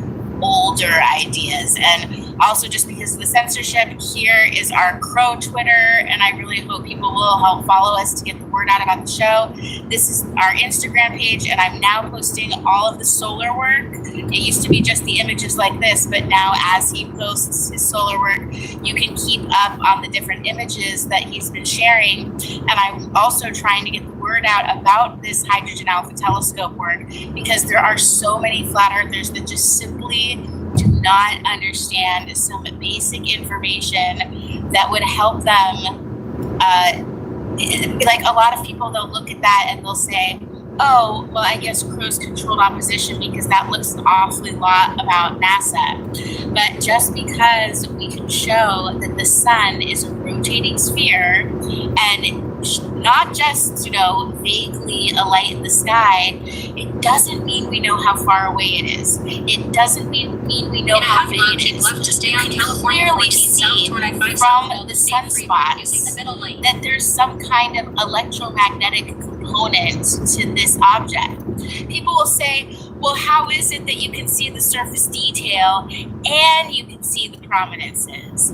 Well, the reason for that I just want to explain is that what Crow's doing is Keep left to he's stay on filming the California sun 14 in South a 405 different South Golden State wavelength Freeway. that is Left not exit 1 visible Ampere to onto the I-5 naked South. eye. So no, even if you have Superman vision with the way that the human eye works, this is In a not what quarter it mile, would take look left like exit to 1 our Ampere eye. onto I-5 South But it using the does second lane from the right. represent reality. So when he's using this high-end telescope with a double stack, it's called a Lunt 130, he's capturing it in this wavelength, and he's taking thousands of high-resolution pictures in black and white. There are two settings that he can do this in. One setting shows this kind of ovum orangey, grassy looking aspect. And another one is what shows the details around the edges where you can increase the contrast and brightness. So all of this is real information. The only fake aspect of this picture is the color, which he adds for your viewing pleasure and to highlight the detail. And what he's doing is something called stacking. And by stacking, I mean that he's picking the best of the best of the best photos, and then he's layering them on top of each other. So what you're seeing here is a true, real, accurate representation of the sun, but because he stacked all the pictures on top of each other, he raised the lowered contrast and, brightened things in the same way that you're trying to make yourself look prettier on Instagram and shit. This is why he's able to see both the prominences and the surface detail. And I really would just love it if we could educate flat earthers and show them that just because this is the truth about the sun doesn't mean that the earth isn't flat. We're just learning more information about this amazing, mysterious world.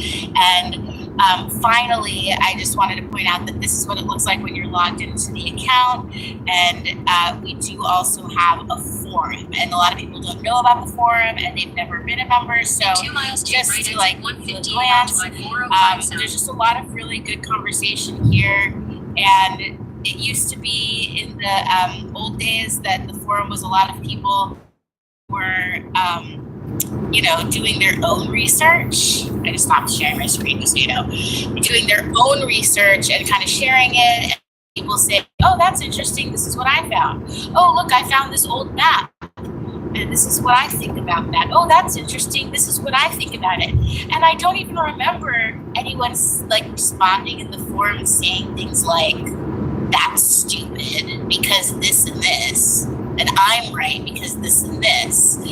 So over the past 7 years, it's just been so interesting to see that instead of it being like, hey, let's all pool all our research together and have a discussion like we're all sitting on the beach during a high school bonfire disagreeing about this or that, but then we still go home at the end of the night and we know we're still friends. So that's why it's so interesting that our conversation tonight started with you telling me someone asked me if we were still friends. And it's just so convoluted because I'll be in RV's chat and I'll super chat him and I'll say, love you, brother, or something. And then I'll get a comment on, my backup channel from someone on a post, and they'll just be like, if I were David Weiss, I would never speak to you again. And then not realizing that I literally am texting David Weiss while they're saying that, and David understands how I am. He has accepted the kind of person I am, where I'm very diplomatic, whether you want to believe it's an obsession with a human behavior or for some kind of networking business mentality. It's just who I am. So that's what I have to say about that, and I hope everyone will consider signing up as a member to Crucible7radio.com, because it's my whole purpose and existence in life and what I'm about. Awesome. Well done. Well, hopefully lost the last person. That's good. I still got to go through the forms. I see quite a few. Maybe it's the same guy. All right, Rose, anything else? Rose. Sorry, I was muted. Thank you so much. Have a great day. Love you all, and I'll talk to you later. Peace. Bye. Rose and Mark. Let me bring up this and we'll get the show up. Let's have nobody else jump on the call if possible. I mean, you can't really need to, but I have to read some of these. Grab this, go to the forms. And, okay. Forms. Okay. Where is it? This one here. Sorry. Let's get these up. We've got the first one from Nick. If you were to observe the 24-hour sun firsthand, would it strengthen your belief in the evidence supporting the global? So firsthand, would it strengthen your belief in the evidence? That particular piece of evidence, yes. That's what you're saying. Nick, in your opinion, does a single piece of disproof hold more value? The one who called it hold more weight than multiple pieces of supporting evidence for a particular theory. Just with falsification, right? So, does a single piece of disproof hold more weight? Well, it depends what is said. I mean, just think of the whole thing of like all swans are white. Right? So, does a single piece of disproof, does it negate the fact that everybody in the world only sees white swans? Yes, it does. You can negate it by saying, I see a black swan, therefore, it doesn't matter the rest of the evidence. But I know that's not what you're asking, but I'm just saying, for example, no, it doesn't. It doesn't invalidate at all, but it is a falsifier, which is different. I don't think I've never run across one. Have you come across, or can you conceive of even a single theory that addresses the phenomenon? No. I haven't seen it yet. That dad says, very worried about my wife. She turned 33 this year. What sign should I be looking for? I never turned 33 myself. Thanks for the mornings. We just started. Moringa, you mean? Moringa. Yeah, if you guys started, you guys like. I think everybody's been a big fan so far. Oh, Rose, you didn't mention Moringa. Rose says that she enjoys her Moringa. It is helped her. You have to find out for her, but it's helped her.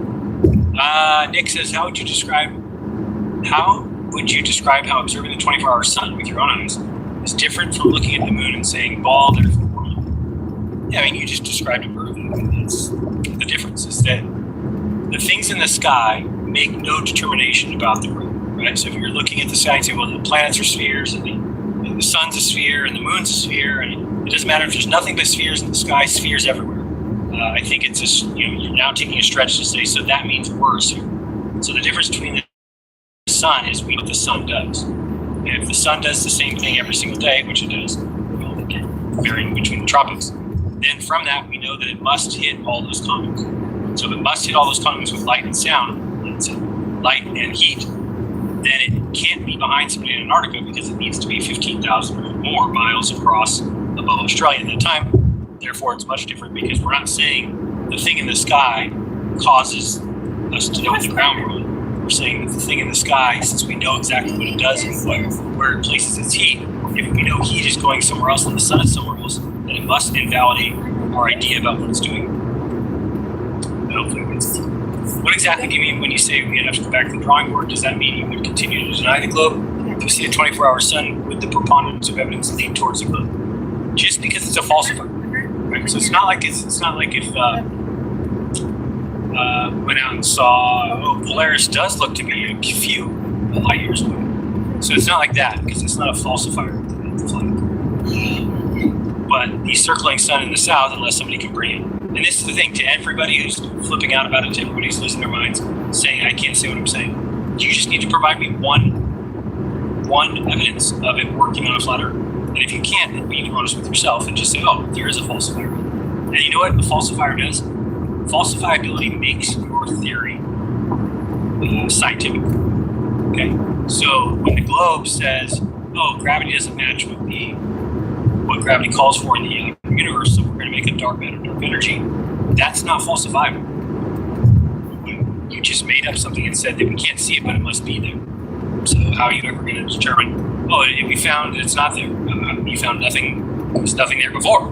So what exactly do you mean when you say you have to go to a drawing board? The other one, you probably know who this is. Don't think Nachiketa said that. I don't think that's Nachiketa. I can read it. And the other one's Natalie. I'm not going to read that. So that looks like it for the forms. Make sure that we came in. Me too. Which one says, read the same ones. All right. So that's it. I'm going to get back in. All right, great. We gave away a prize. I do have another one. Can I give away a prize?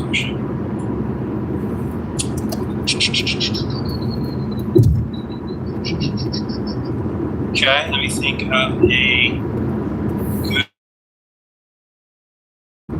for you guys. Let me think of what would be a challenge. I want to challenge. Okay. Let's see here. Okay, are you ready? This is going to be the good one.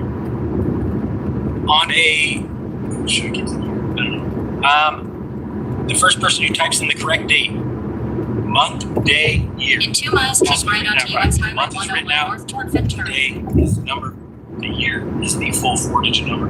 Do not give me abbreviation. Do not go hyphen or dash or backslash. It needs to be like September 10th, 1910. All right. So I was at the Giants game for Game 3 of the World Series between the Giants and the A's when I was 9 years old.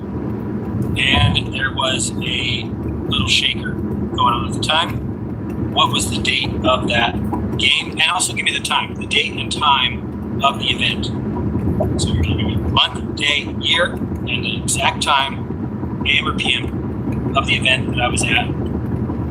It was quite a shaker on a certain date in a certain year at Candlestick Park. Giants versus A's. Let's see. And to those in the chat that I just saw saying, Jared sounds like a Glober. It's just hilarious to me. You are the Glober. I'm the one sticking to my opinion that I've always had, and not now playing this game of, oh, it doesn't matter what we see, and evidence doesn't matter anymore. That's you. Your test answer is August 23rd, 1987 at 8:55. That's from In a half mile, keep right October onto 7th, US Highway 101 North 1989, North Ventura using the right lane. Nick, July 27, 1988 is wrong. And D-Man, 1994 is wrong. Day Trooper says October 23rd. We've got November wins again. November. You are the winner. It was October 17th. It was 1988. It was at 5 in the PM. November, you win a CD signed by Conspiracy Music Guru. What else could you possibly do? I think you're the first one to make sure nobody put Close was Tuber Rose. Keep right onto US Highway 101 North North Ventura. Then keep right. Off by a couple hours and 10 days. All right. I think we're out here. Using the right lane, So keep yeah, right don't toward ever reach Ventura. out. I did message you the other day on Telegram. I don't think you're looking at your Telegram though. Looks like you responded or seen it in a couple days. What is this? It's something else. I don't need that. Guys, here's the thing. You want to get Moringa. Help me out if you want to be cool. It is the first Jarenson branded item ever. Maybe the last. We'll see how it goes. But I've seen people been happy about it so far. You might want to try it. If you don't know what the Moringa plan is, let's go Tree of Life. Moringas.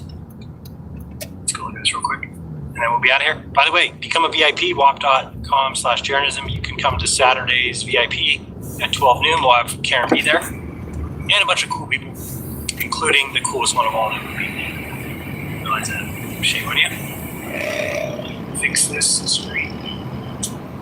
There we go. All right, so we're looking at the Moringa oleifera tree, also known as the tree of life or the miracle tree. It is a fast-growing, drought-resistant plant native to the India's Himalayan foothills. It is also known as the tree of life or miracle tree. It is classified as an important herbal plant due to its immense medicinal and non-medicinal benefits. Traditionally, the plant is used to cure wounds, pains, ulcers, liver disease, heart disease, cancer, and inflammation. Look at that.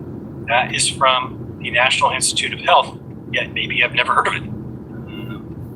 Moringa, known as the tree of life, blah, blah, blah. This review aims to compile an analysis of worldwide research, pharmacological activities, whatever that says. It's also provide insight into the commercial and phytopharmaceutical applications with a motive to help further research, so on and so forth. So it is the miracle tree that thrives globally in almost all tropical locations, whatever. Here's some little facts about it. It is a unique property of tolerating drought. Studies have shown that the oleifera is among the cheapest and most reliable alternatives for good nutrition. Nearly all parts of the tree are used for essential nutrients. Its leaves have a high content of beta-carotene, minerals, calcium, potassium. Dried leaves have an oleic acid content of about 70%, which makes them suitable for making moisturizers. The powdered leaves are used to make many beverages, of which Ziha is the most popular in India. The bark of the tree is considered very useful in the treatment of different disorders such as ulcers, toothaches, hypertension. Roots, however, are found to have a role in the treatment of toothache, helminthiasis, no idea what that is, paralysis. Flowers are used to treat ulcers, enlarge spleen, to produce aphrodisiac substances. The tree is believed to have incredible properties in treating malnutrition in infants, lactating mothers. The present review aims to sum up the updated insight regarding the pharmacological activities worldwide. All right, so you can do your own research on this. to look into the Tree of Life. You'll see there's books written about it. I'd never heard about it until I was on somebody's show. I got in contact with them, who gave me contact to their source in India, and I made my own, or got my own package of the Jeranism Tree of Life Raw Organic Moringa. If you want to get some, you just go to shop.jeranism.com, which is over here. That's the wrong one. Shop, shop.jeranism.com. Now, here's the great thing. Rather than call me a grifter or something, if you don't want to buy it, don't buy it. How easy is that? If you don't like it, don't get it. So simple. Jaren's selling supplements. Don't get it. Don't get it. Here it is, Tree of Life Moringa. Click there, and you can check out some of the benefits here. You can also click here, and it will take you to a FAQ page. Let me just make sure I say this so I save my ass. Because you might ask, how many diseases does Moringa cure? And I will say this, according to the FDA, only pharmaceutical drugs can cure, treat, and prevent disease. So once again, I don't make any claims. But do your own due diligence on the 92 nutrients in the Moringa leaf powder. It is known to cure and treat and prevent over 300 diseases in the world's oldest system of medicine, Ayurveda. And there you go. So it's all kinds of questions in here. Does it help you sexually? I'll answer that for you. What's the best way to take it? All this stuff. Does it reduce belly fat? There you go. All right. And by the way, there is an In 2 affiliate miles, board here. keep right onto Arista If Boulevard. you do want to become an affiliate, you can, and then you get a certain percentage of all the sales. So you could go around telling people about Moringa and then make money from it. How cool was that? All right, we're done with that. Good there. We are good there. Thank you, Preeb. Did we get any new bets on the greenhouse? No, not the greenhouse. Where's the bet moose? Let's see if our bet's up. Let's see how much I'm going to make as of right now when I see the sunset. We shall see. We got this one. I'm the first better here. And so I bet 0.73642. And right now, if we saw the sunset, I would make this much, which is probably $1,200, $1,000. Let me see. It's a pretty good little chunk of change. Let's see what we would have made to be in. So $1,000. And I think I bet 5. So already it's doubling my money. But again, the goal would be that more and more people are going to obviously bulk onto the Globe side, which is going to up the payout of anybody who's bet in the orange. Oh, this person, great. Who's this? Want to be a member, Bear? Bet 001 with a return of 003. So he's getting 3 times his money. Basically, he bet, 1/3 of this. 003 to get 005, 002 to get 000. Anyway, the site is BetMoose. You would go to this homepage and then just click see the predictions. And then there's 2 bets. Somebody made another bet, this one. And there's also this one. Will Flat Earth, there's CC, the 24-hour sun. Don't ask why there's 2 C's there. I'll probably fix it eventually. All right, guys, I love you. Tomorrow, Jeranism Show, 3 p.m. Pacific. And then we've got class after. Do we have class? Or are we in the off week? This past week we did. Oh yeah. So we're on the off week. Never mind.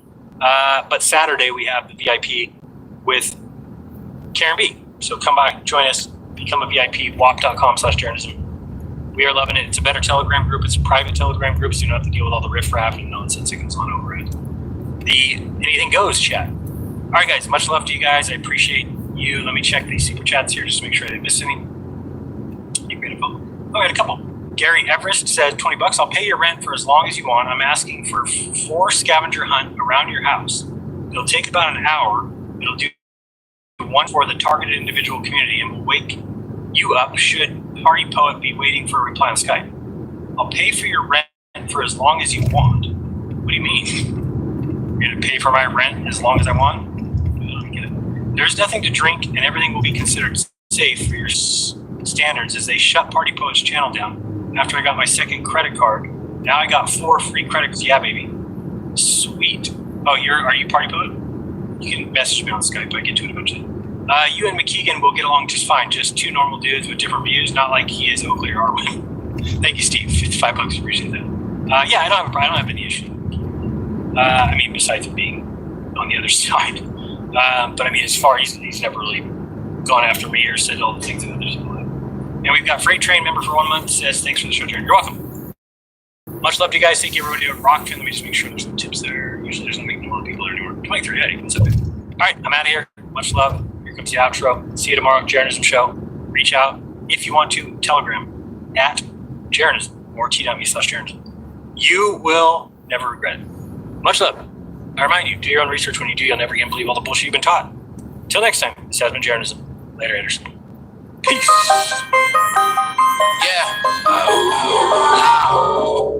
Yeah, it was nice just hanging out. Now go and hit the bell. Shit.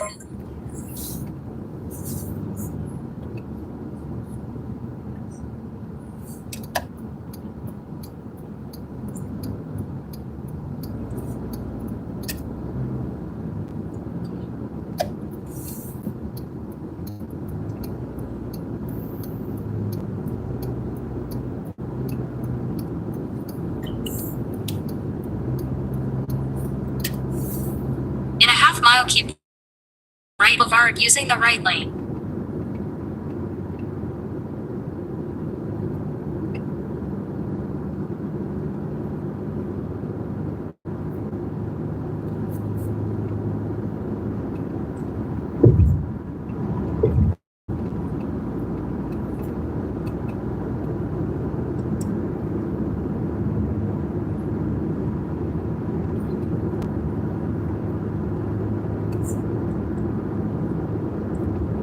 Keep right onto Rista Boulevard, then turn left on Rista Boulevard.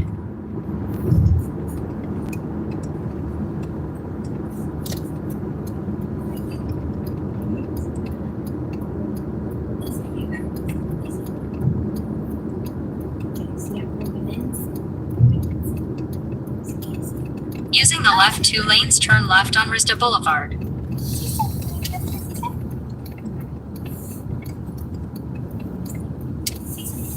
In a quarter mile, turn left on Clark Street.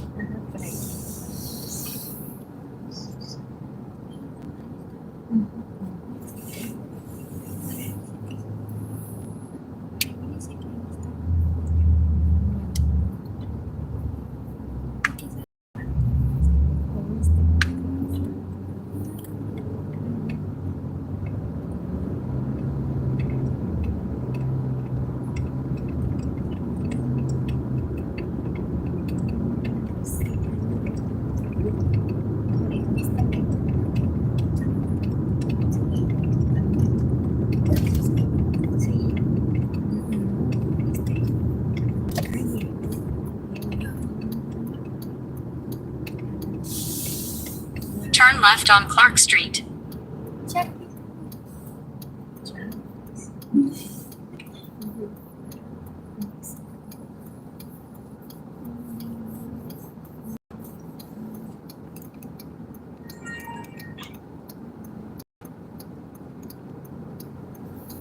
I'm here with Alex Stein. Alex, what do you think of people who don't join my VIP club? Guys, join the VIP club. $15. If you can't afford that, you need to stop watching YouTube and go freaking get a job. But if you can't afford it, come hear some truth from a real hip-hop like Jen. Let's go! So if I look at English history and what we have done in Africa, in Asia, well, when we say civilizing populations, The young say that the purpose of the army Exactly. is to benefit. exactly. Asked about it. Well, yeah, some of them are honest about it, whereas others say we want girls to go to school. That's why we're there. But people have tried to conquer Afghanistan for centuries. The fact is, Afghanistan is currently in the dark ages. Even if you argue that, that's their country, that's their business. How they want to run their country is their country. Just ahead, turn left.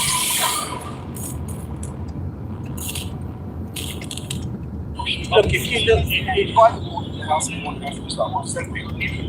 the point here is this: we have had throughout Islamic history episodes where there are some people who have been the way you're describing, and then we've had over 800 years in Spain where the Jews and the Christians and the Muslims lived harmoniously together, to the extent that when the Christian crusaders from the north came down, the Christians and the Jews asked the Muslims if they could come and reside with them in North Africa. And even today you find Jews in Morocco. I'll turn around. Because the Christians that were living harmoniously with the Muslims were seen as traitors by the invading crusaders that were coming from the north. because they were It just seeing them says, as like, right there. colluding with the enemy, as it So were. it's taking me to out this of building. fear So, of reprisal, the Christian and the Assalamu alaikum, thank you. the Christian and the Jewish communities, many of them, left with the Muslims Have a good day. to reside in North Africa. Thank you. So I'm not saying it was always rosy. I'm not saying people always behaved according to the tenets of Islam. But yes, of course, there were people who behaved very badly, very un-Islamically. House of, sorry, what? War. So,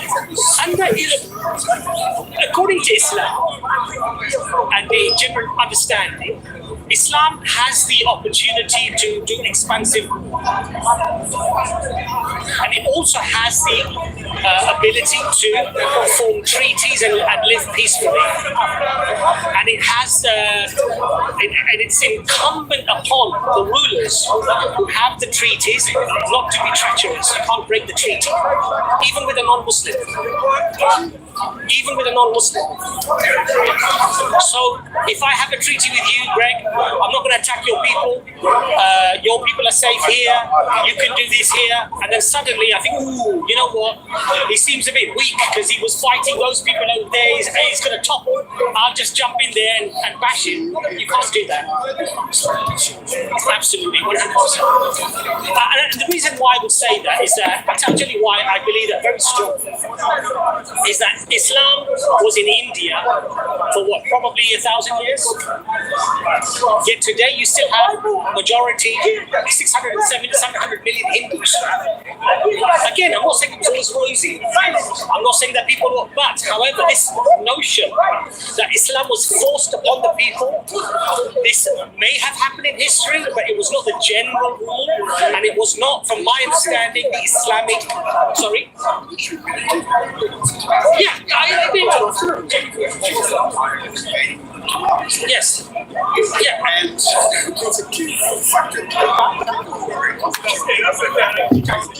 yes. Yes. Yes, absolutely. Yes.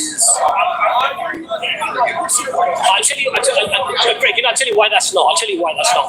First of all, jizya is only paid by the people who are able to be fighting in the army. If you're old, you don't pay the jizya. If you're disabled or you have a problem, you don't pay the jizya. If you don't have the means, in other words, you're completely destitute, unemployed, whatever, you don't have to pay the jizya. When you have to pay the jizya. Now, but what does that get you?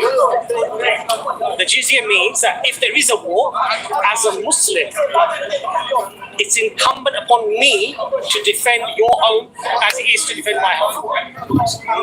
That's Islamic law. Yes. Not for to convert. They should feel themselves subdued. Okay, that's some translations. Some translations. No, you can't say it's direct. You can say that is some translation, some views within certain scholars. Okay, look, Greg. What we have to be fair about here is this. Throughout history, we have seen many invading armies and many people, including many of our, let's say, European, American countries who have gone and conquered and ruled. And what we have to do is we have to be fair. We have to look at it as how were people treated under all of these different ways, different conquerings, right? And what we do find under Islam is that the Prophet Muhammad explicitly said, this is an explicit statement of the Prophet Muhammad, peace be upon him, that a non-Muslim living in a Muslim land who's under the protection of the Muslim, he's paying his jizya, he's keeping by the law, if you treat him unjustly, I will be his advocate on the day of judgment. Now, what that means is that if I treat you unjustly, unfairly, I take away your rights. So your rights, so you're going to be a Christian, and I take away those rights from you, this is unjust. If I steal your property, take from you, harm you in any way, harm your people, your children in any way, this is unjust. If I deliberately don't give you employment, squeeze you to ruin, this would be unjust. I'm not treating you fairly. If there's a court case between you and me, and you're right, and the judge rules in my favor because I'm Muslim and you're non-Muslim, this would be unjust. All of these things are warned against. I'm not saying that Muslims are perfect, and I'm not saying, but listen, we have to be honest, right? I was born in this country, England. If I look at English history and what we have done in Africa, in Asia, well, when you say civilizing populations, if you look at India, they broke the hands of the weavers so the British could produce the garments and tax the Indians to buy those. I agree, but this happened. You look at Kenya, you look at the camps that were set out, the brutality that we, the English people, I'm not English, I'm British, right? But what we did to those people, those poor people, quite frankly, if you look at Just ahead, colonial keep right history, toward US Highway 101 it's bloody, using the very right bloody.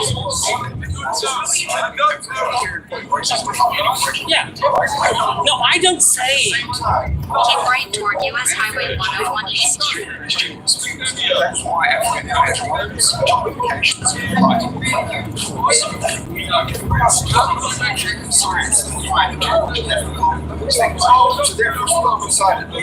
Yes, and I think it's a way to suggest that in those days, we just go power. We will dominate. Strong. Yes. I don't defend all the process by any means, but I understand racism because that was what they fought these days. But you know what it is, Greg? You know this notion of, for example, we build roads and we build railways and we help the people. If you look at my father, my mother, they come from India. I'm ethnically Indian, right? When the British went in, India had about 71% of the world economy. 71%. When the English left, it was down to 3%. How do you measure that? Well, this was a statistic that I heard mentioned by the famous writer. In fact, what Indians sometimes say is that half, third, anyway, look, great. And the point is, if India was so strong, why do they allow a small European nation to dominate it?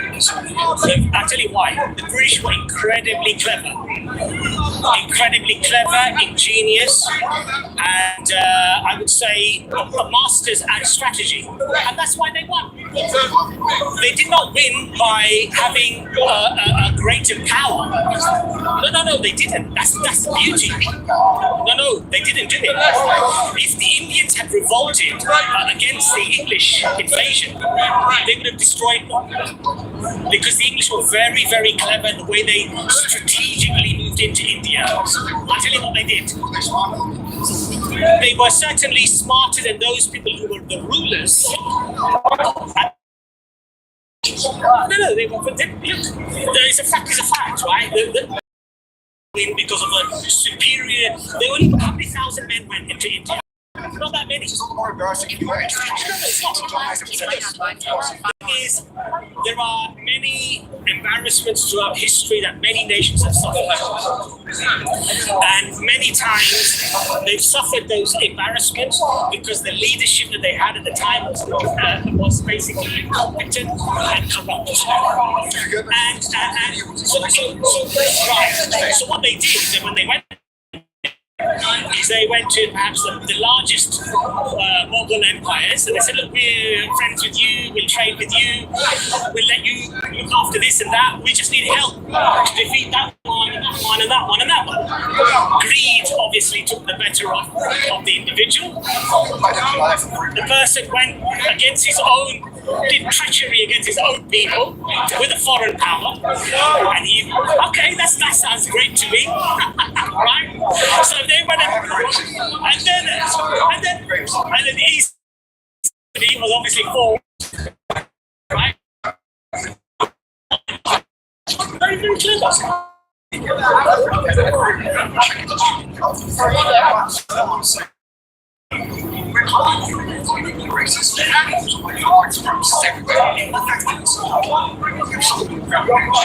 in Korea. And yes, there was a lot of things we did which we did right. And I'm forgetting China. At the same time, I think we should thank you for I think if one uses that type of thinking, then it would be fair for the world to also be thankful for the 1,000 years of science, technology, and medicine that the Arabs came up with, and should be thankful and grateful to the Greeks for the philosophy and the writers. You understand my point? So we, yes, so 800 years, 700 years, whatever you want to say. Well, last 253 years perhaps, right? But the point I'm trying to make to you is that it was not because they were Arab or they had slightly brown skin or the white man had a white skin or was from Europe, but this is how knowledge, culture, knowledge, power, money, military might, the advent of gunpowder, guns, all these things. Yes. Led the world in industrial revolution. Led the world in science. I totally agree. Look, there are lots of things the West should celebrate and feel good about. Keep right onto I totally agree. And technology, science, the industrial revolution. I love watching those programs. I love watching those programs of how teapots and China was made in England after they looked at the Chinese and how meticulously, he went through what temperature and how long, and after months and months and months of trying different things, he comes up with a perfect English China, right? I admire people like that. Right. That's right. That's right. That's right. That's right. Right. Yes. Yes.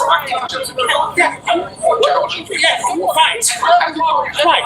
So there's lots of things to celebrate. And there are lots of things that perhaps when we look at our colonial expansion and the supposed benefits that we created, what we have to realize is one or two things, I think. Number one, our intention, first of all, was not to benefit the people, but in fact, was to benefit ourselves. Our intention was money, power, wealth, dominance. Of course, I agree. Look, I'm not saying that this is somehow unique to the European. I'm saying that's what drove most people. Today, governments say that the purpose of their army is to benefit the Exactly. honest about it. Well, yeah, some of them are honest about it, whereas others say we want girls to go to school. That's why we're there bombing them. But that's another point. Look. Well, that's true. Yeah, exactly. In the case of Afghanistan, they're trying to prove listen, I would totally... Afghanistan's falling back into the dim dark bucket. People have tried to conquer Afghanistan for centuries. The fact is, Afghanistan is currently in the dark age. People have tried to go and conquer for centuries. Strategic reasons, power. Today, there's, I think, $1 trillion of lithium apparently hiding under the mountains. So there's many reasons. Girls going to school is not one of them, even though that is the narrative. We all know it is one of them. We want Afghanistan to join the civilized world, by which I mean advanced. Greg, I implore you to read between the lines. And the bombing of Afghanistan, the strategic importance of Afghanistan, the mineral resources of Afghanistan have far more of a part to play, Greg, than the well-being of the Afghans. Yes. That was a story. Yes. No, okay. In 0.9 miles, take right exit 17 onto Van Nuys Boulevard using the second lane for right. Yes. Which goes against all precepts of human The Taliban were far more brutal when they were being trained and supported by the American forces, special forces. They were our friends, they were our allies. They were our allies because they were obviously fighting the Russians. Correct. Right. My enemies, my friend. Right. Temporarily. Okay. did. But the same Afghans that had the same tribal issues and same issues they had there, yeah, they were our best buddies. Right? They were, held our nose, but we supplied them with arms, we supplied them with training. And okay, now, so the issue was we didn't complain about the girls not going to school then. We didn't complain about all of those things. So my point to you is a simple one. Look, my point is a simple one. We are often told in the West as to why we are doing certain things. When is it humanly reasonable? And I would say, as a humanist, as a secularist, as a liberal, as a sensible, even a person who believes in God, who believes in freedom, he believes that people should not be innocent, people should not be killed or harmed or injured. How can it be reasonable to anybody that a man in the caves in Afghanistan who makes videos because apparently he funded some people to go and commit a terrorist act, that now we go and bomb a country where tens of thousands of civilians are killed, maimed, and all sorts of economic problems and other problems occur as a consequence of this one person in this one state.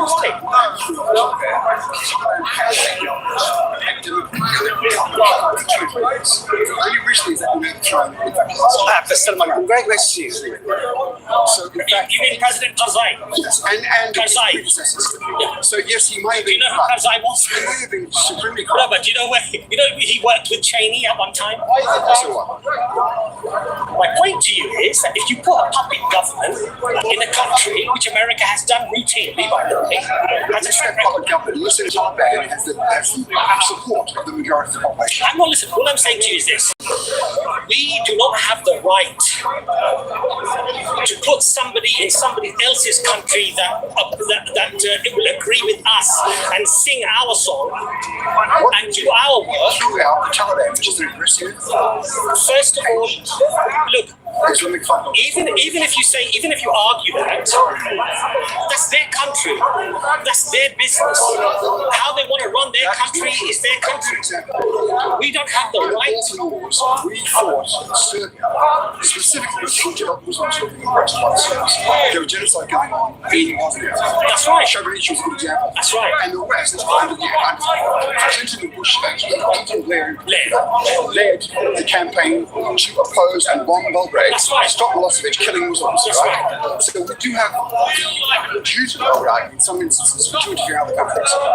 It's a difficult area of international law, I'm sure. But there are times when the oppression of this population in the modern world, where we can see what's going on, is so severe as to warrant an intervention. Greg, first of all, Sierra Leone, the same thing happened. We had people in Sierra Leone killing and maiming civilians, and Britain sent in the Marines to stop, and they stopped.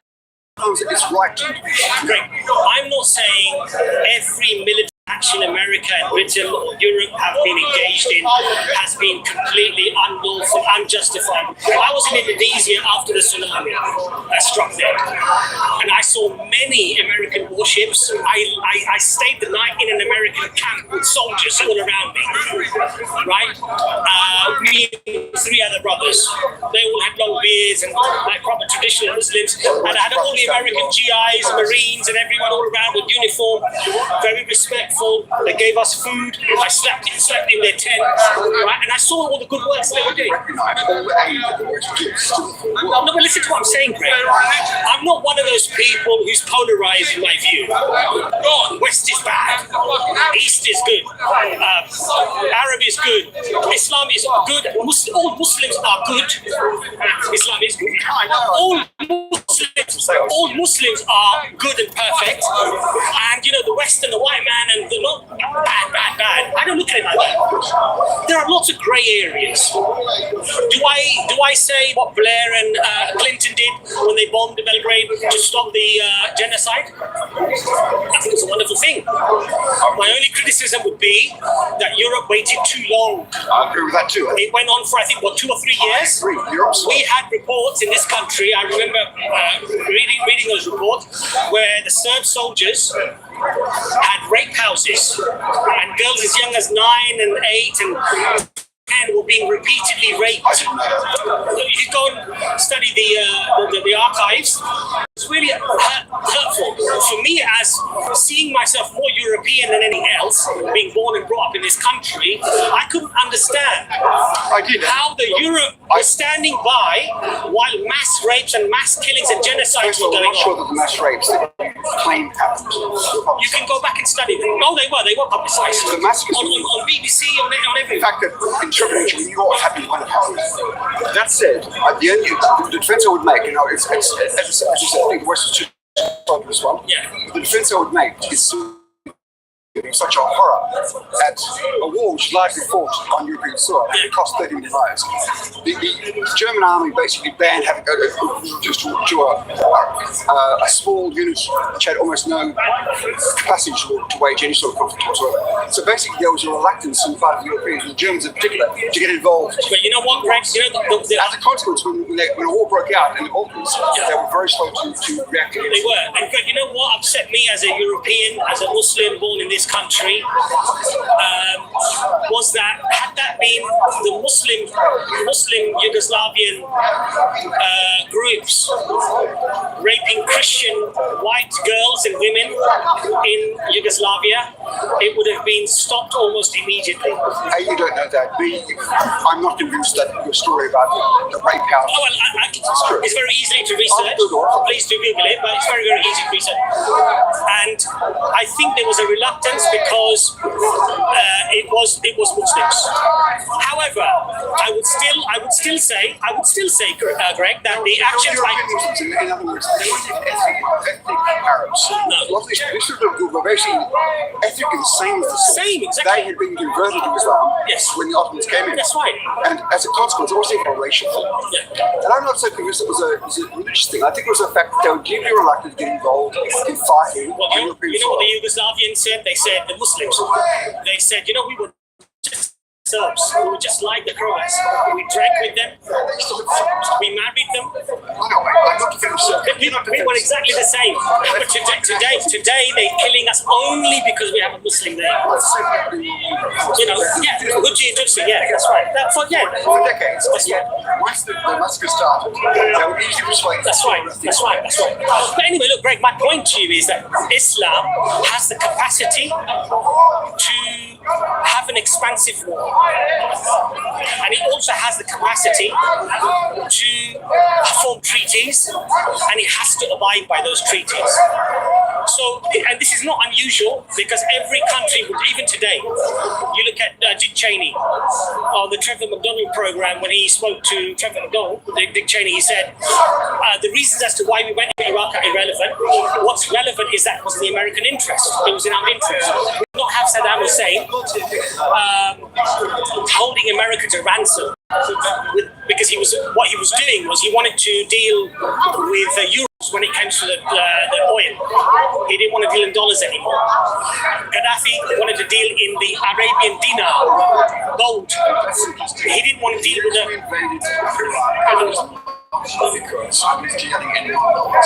he wanted to deal with euros. He was invaded the first time because he invaded Kuwait. The West would not have touched him, as much as we know that. And of course, there was a period when, because he opposed Iran, during a time when we had great tensions with Iran, we supported him in the war against Iran. Maybe some material, at least diplomatically. However, he was a brutal, ruthless, autocratic bastard. Nobody's going to say, don't deny that. I think it was committing genocide against certain people. So, was it right to go and oppose him? Ultimately, yes, I think it was. I think Zoran's mass destruction war was a distraction. I don't think he had them. At one point, he did have them. He used gas against his own people. Okay, that was when Rumsfeld sold in the gas in '86 or something. Yeah. After the first invasion, he had been defenestrated of his ability to wage war. Well, he was already. Look, he had 30-year-old tanks. He set missiles against. He set missiles against Israel. Scud missiles. What were they? A joke? Come on, you know they were. That was a joke, right? I mean, there was no threat. He was no. Look, let's be honest here. But he was the author of his own downfall because he invaded Kuwait. And he was. I think ultimately the author of his own downfall this week. Putin long-term survived this because the whole world has to rebel against what you've done. Like Putin's made a classic strategic mistake. Be like Hitler did when he invaded Russia in 1914. He bit off more than he can chew. He'll be able to subdue Iraq and Ukraine, but he will never be back into the Council of Nations. Yeah, We won't trust him ever. the point that I'm trying to make to you is that nations, regardless of color or race, have the propensity to conduct themselves in just or unjust wars. But as a Muslim, I believe that we have certain guidances with Islam that, if followed and adhered to the teachings, would bar you from doing much of the atrocities that we've seen around the world. Now, does that mean that all Muslims have adhered to all of those tenets and teachings? No, I'm not arguing that. I'm saying that, look, in Islam, for example, warfare, the Prophet ﷺ said you cannot kill women, you cannot kill children, you cannot cut down trees, you cannot kill animals. You can only fight those who are on the battlefield fighting you. And if you have prisoners of war, you have to treat them well. You have to feed them what you eat. You can't abuse them and murder them and kill them. And when, for example, Umar Khattab, the second Caliph, learned that one of his generals had killed certain people, he said, I'm free of this. I will say, in passing, your view of Muhammad is fairly rose-coloured as well, because he was a warlord and pro-Islam, and he killed a lot of people. No, I would disagree with you. And I said, So but Greg, I'll tell you why I disagree with you on that point. Is that even the recent discussion with Professor Jordan Peterson and hijab, and Jordan Peterson said exactly what you just said about Muhammad being a warmonger. No, he was a warlord. Warlord, right? And I think hijab challenged him at that point. And I think Peterson agreed that perhaps it was not the correct terminology to use, because there are examples where you could use that word, warlord, but Muhammad ﷺ would not have been one of those people. Did he not massacre 600 Jews in some famous battle? No, that's not. It wasn't 600 in a battle. It was. There were 3 Jewish tribes in Medina, the largest tribes: Banu Qurayza, Banu Nadir, Banu Qaynuqa, and they had treaties with the Muslims that they would not side with the pagans to attack Medina. Banu Qurayza, this particular tribe, broke the treaty on more than one occasion. Then finally what happened was, when the conquest of the war against the Muslims happened, the big war, which was the where they attacked Medina, all of the pagan tribes got together to attack Medina. Banu Qurayza, who were in their forts behind the walls of Medina, sided with the pagans to attack the Muslims from behind. You invented good history. No. This is right now. And I'll tell you why that's substantiated.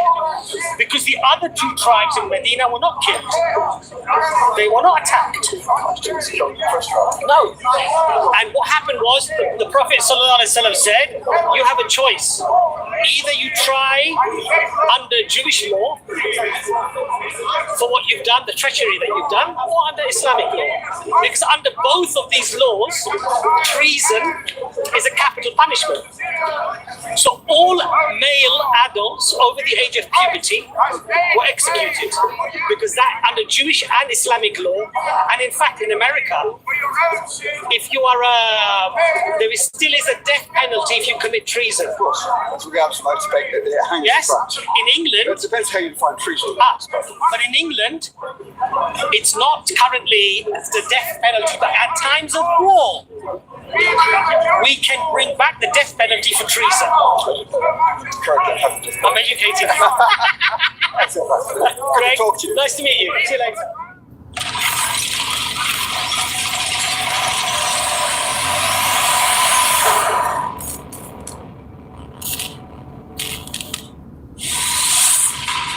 Take right exit 17 onto Van Nuys Boulevard. Then So turn left what onto about Van the Nuys Boulevard. investigation of when I die, where am I going to go? It's an important So what I'm saying is that if you agree that this concept seems to make sense, that God is one, God is absolute, and that God sent down all of these messengers, prophets of God, then in Islam, to become a believer is very simple. You simply accept this notion, and you simply utter the notion that I believe that there's none worthy of worship except for God, and I accept that Muhammad is the messenger of God. So would you want to do that? Would you want to accept that? In a quarter The God mile, of turn Abraham left is on Van one. Nuys Boulevard using the And left lane. don't claim things about God that he never claimed. God does not beget children. He is free from the need of having children. He is the creator of everything. So what I'm trying to say to you, Patrick, is that either the Christians are right, that Jesus is God, or the Muslims are right, that actually you can't say anything is God except for God alone. And so why what we would do is we would respectfully encourage our Christians to say, look, the God of Abraham was one, the God of Moses was one, the God of Noah was one. It might be twins and it might have been separate ways. But what I'm saying to you is that all of the prophets said. The thing about this is Abraham, see in Genesis chapter 18, Abraham saw 3 men standing at a distance underneath a tree. And he went to those 3 men and said, Lord, let me cook something for you. Let me prepare something for you while you wait here and rest. So there were three men standing beneath a tree. Abraham saw them in Genesis chapter 18 before Sodom and Gomorrah. And then he addressed all 3 of them as one and called them and said to them, Lord. And it says, the Bible says that he bowed to them.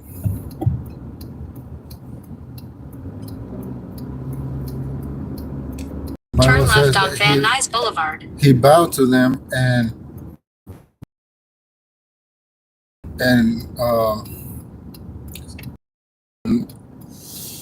spoke to them as one. So if that happened, then the only thing a Muslim can say is that was a fake.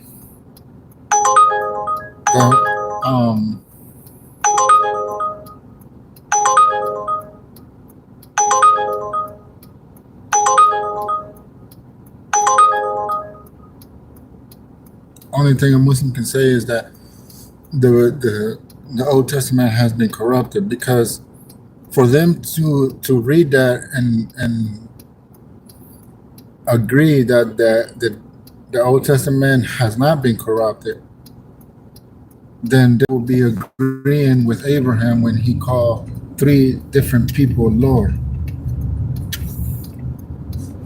Using the left 2 lanes, turn left on US Highway 101 North. So for Abraham to do that, and for the Muslims to be so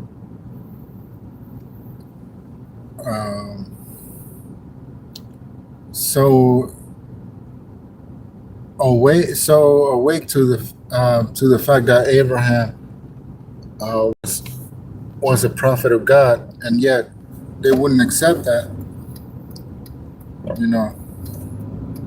That's one of the things I never hear anybody talk about, the fact that Abraham called him Lord at that time. 3 different persons. So I forgot what he was talking about. The fact that God doesn't have children. No. See, they wanna say God is almighty, all knowing, all powerful, and he does what he wills and all these things, but they don't wanna give God the choice. They don't want to give God the possibility. They don't want to accept the possibility that God might be might be saying what he actually said in the Bible, where somewhere in John, I think, where it said that in the beginning was, or that God, that there was nothing created without him, and all things that were created by him, and all things that are created for him. So, they don't want to accept the fact that God can do it all, and yeah, there are three people, and they are one, and they're, because they want to play like a semantics or something, where you can't be Keep right onto I-405 north, then keep right onto I-405 north. Where you can't be three separate persons and yet be one. But the truth is that they are three separate.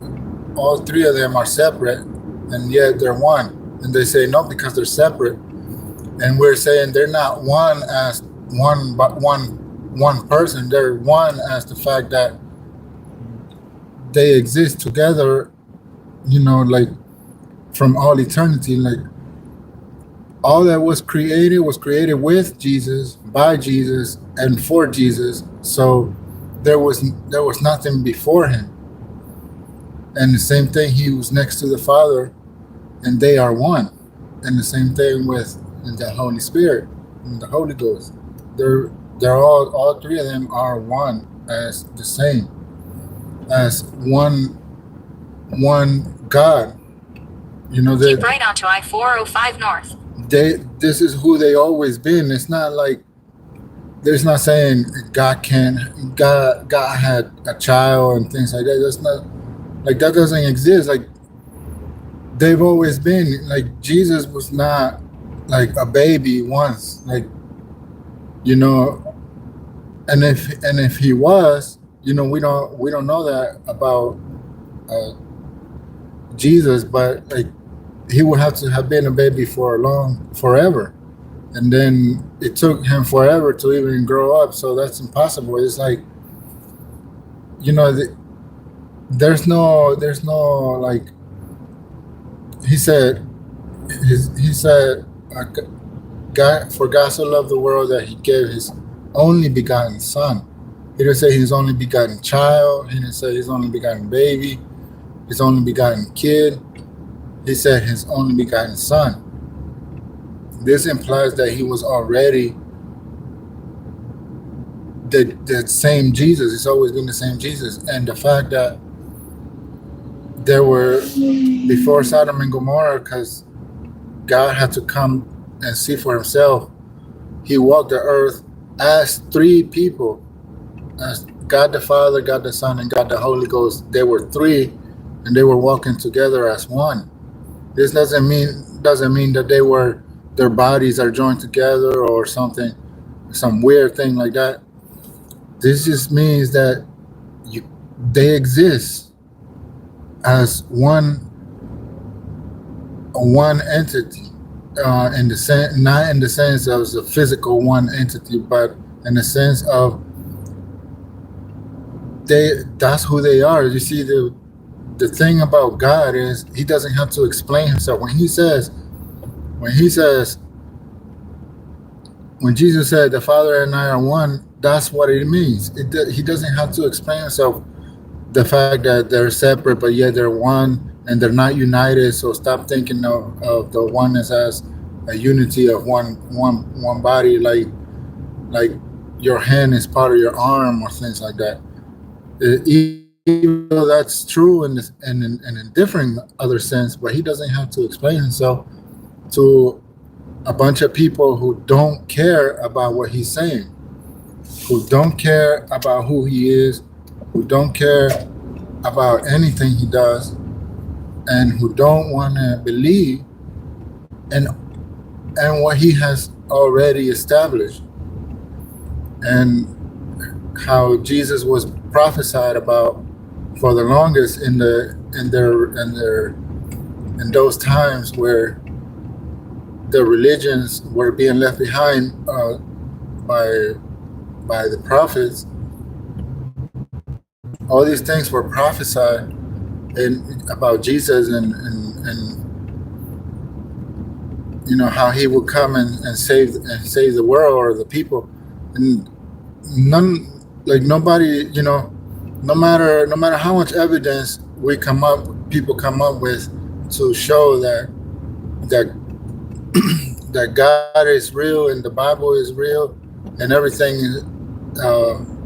has its evidence. The proof is there as history, as actual existing history. Nobody, you know, the people that don't want to believe, they're not going to believe, even no matter how much evidence. And it could be that somebody comes, and it could be that somebody does come up with enough evidence for themselves to where they change their mind and give their life to Jesus. But it doesn't mean that it's like some of these people, you know, they have made up their minds so much that it doesn't matter what evidence they find, because they'll keep coming back to their book, the fact that their book said this and their book said that, no matter how much evidence there is that the Bible is correct. Because even I was looking at some videos of some people that found the stone that Moses split in half when they had escaped the Pharaoh.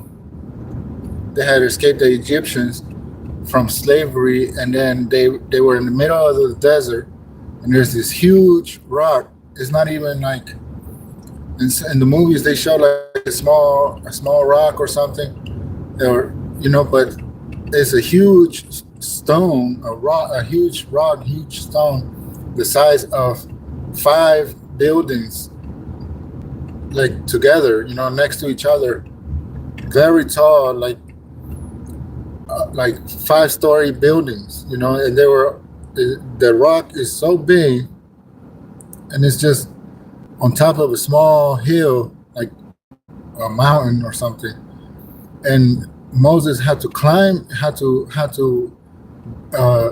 hike up on this mountain, and God told him to speak to the rock, and the water would come forth from the rock. But Moses struck the rock, and so he hit the rock with his staff, and then the rock split in half, and water started pouring forth from it, and it's this huge big rock. And then when they said water came from it, we think, oh, just water came from it, and people were able to drink and all this, and it was like a lot of people, and they drank from this whatever small rock or whatever. But it's this huge rock. It's split in half, the size of 5-story buildings, and next to each other. You know that this is the one huge rock split in half, and then there's rivers of water just pouring out of this thing.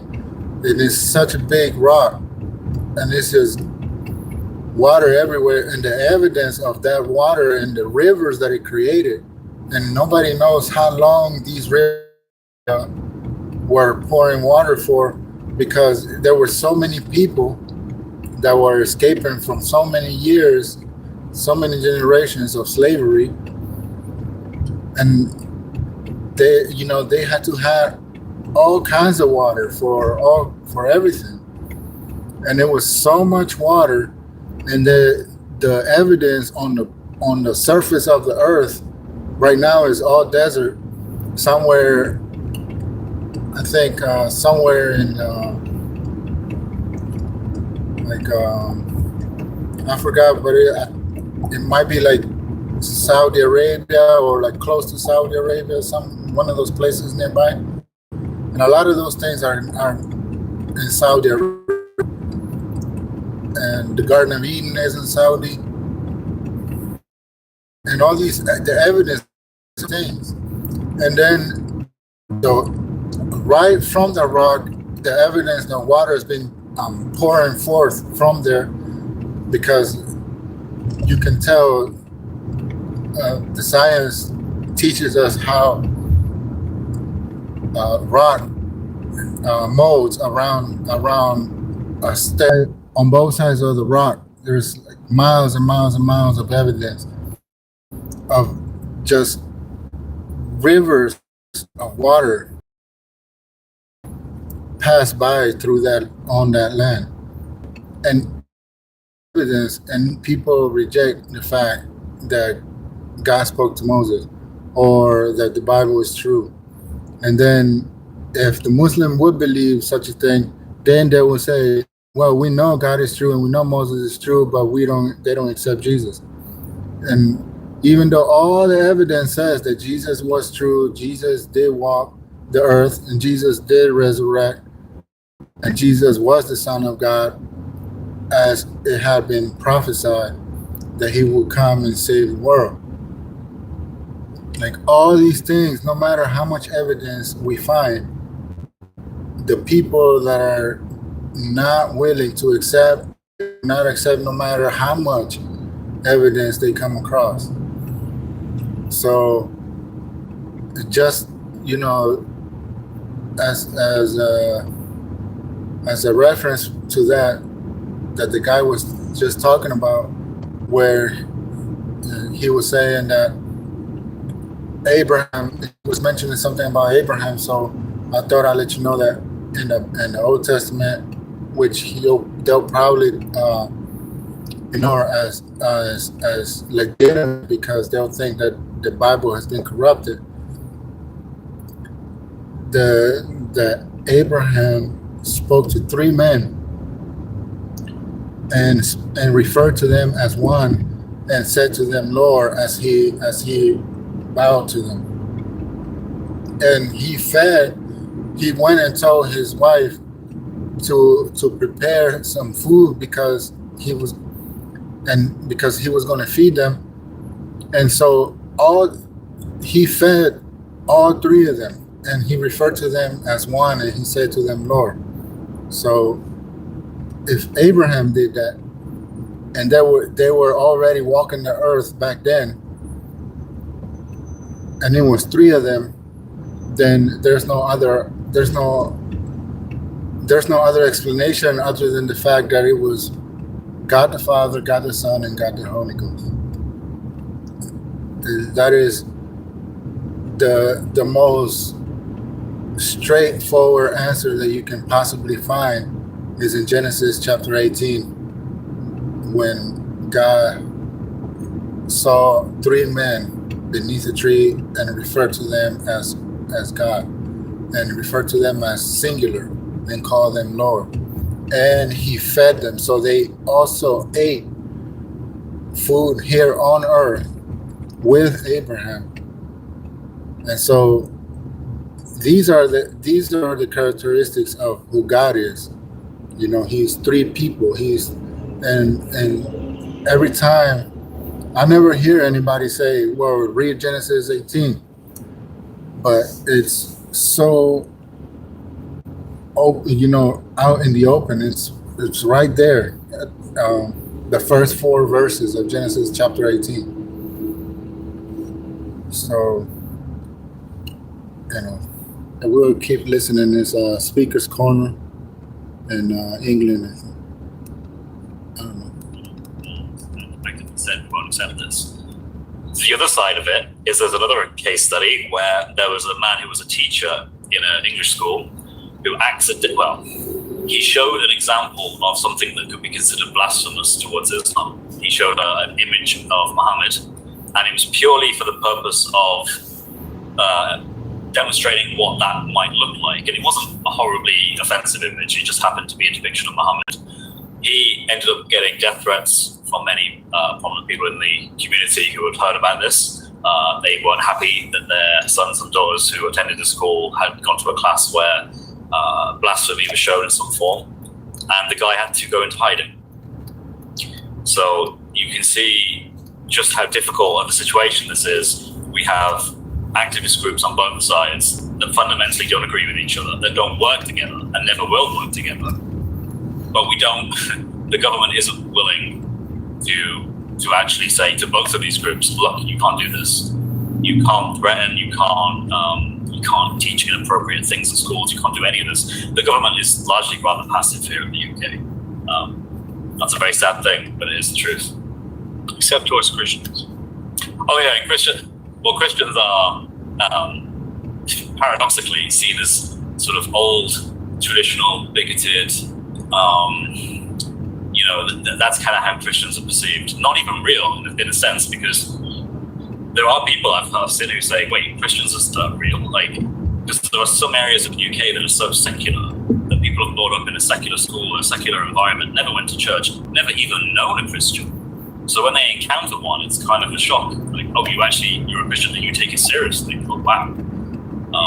So you can imagine that's kind of the level we're at in the UK. And probably many other countries, probably in Europe at least, have some similar stories, I imagine.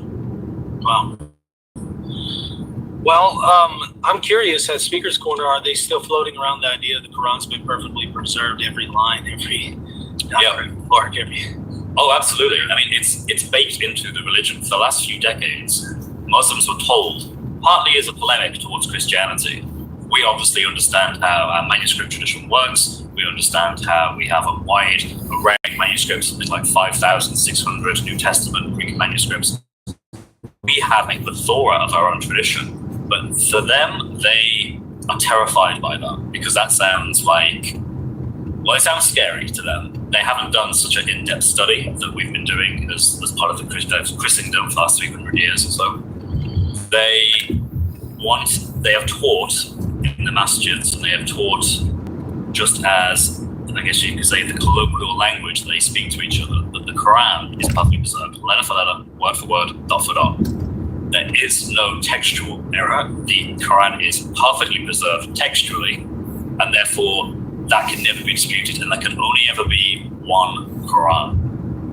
Now we know, as a matter of fact, that that's not true at all. There are many Qurans. There are at least 10 canonical Qurans, according to their scholars. I've had discussions with people who have translated these different Arabic Qurans and have pointed out the differences in these different Arabic Qurans that are all valid according to Sunni Orthodox Islam. And yet Muslims don't know this. There's a particular account in my mind that always sticks out to me. I was at Speaker's Corner and I saw a father tell his son. Another thing about the authenticity of the Islamic text that I've noticed, even Google will point out about how Sunnis and all this or whatever, and that's not true. In the realm of Islam, there are these people that are called Salaf. They're Salaf, and the Salaf, it's the word, I think it means those who follow the Prophet closely. And those people do not agree with most of these things that people are saying. Well, I don't care if they're where they're from, what they're saying, what they're doing, who they said it. If if the Salafs don't agree with it, it's false. It's deviation. According to the Salafs, they have deviated from the truth, because apparently in the Quran it says that if they don't obey Muhammad, then they do not believe.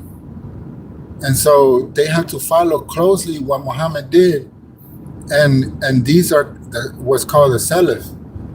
And then if they're not part of the Salaf, then they're not following closely what Muhammad did. And all this stuff about whatever part of the world of Islamic situation, whatever's going on, it's deviation, it's unbelieving.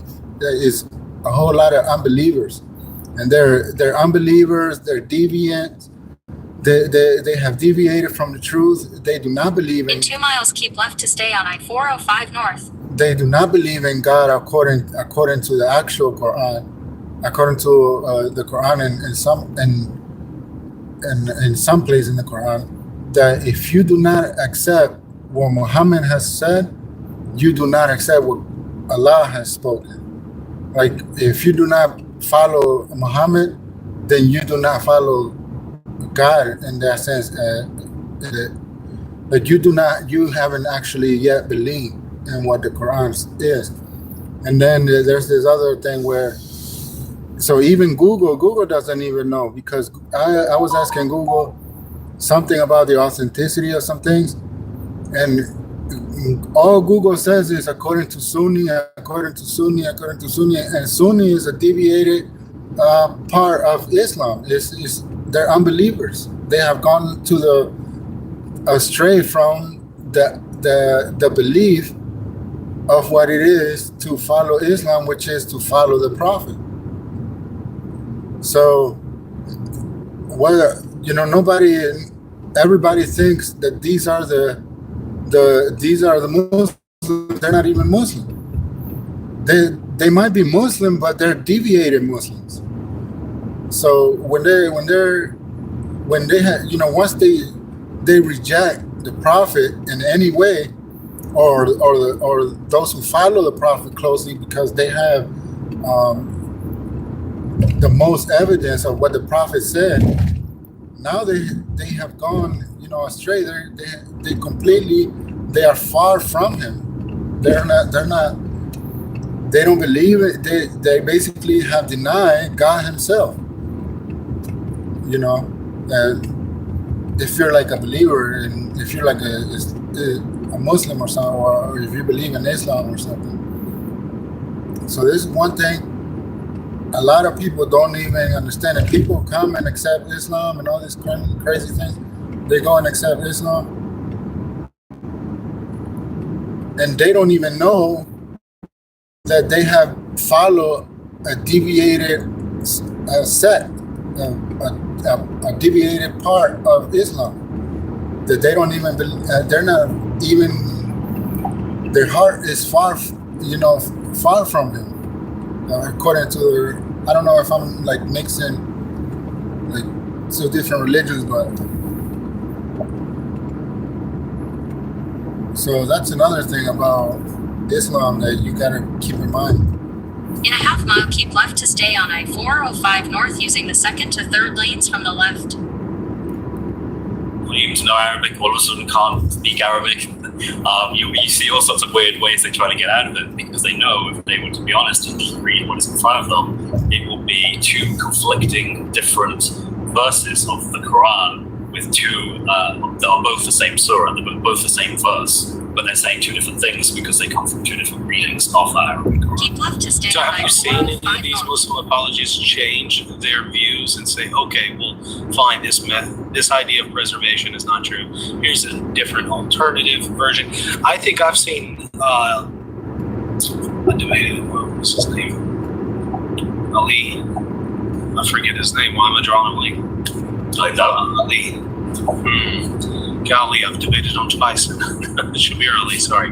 Oh, Shabir Ali, twice. Yeah, so I saw him kind of switch up and redefine preservation to be something that sounds exactly like what Christians say about the preservation of the Bible. Yeah. But aside from that, I haven't really seen anybody switch things up, of course, aside from Yasser Qadi. So what do you think? Have you seen people change their theology here and confronted with the truth?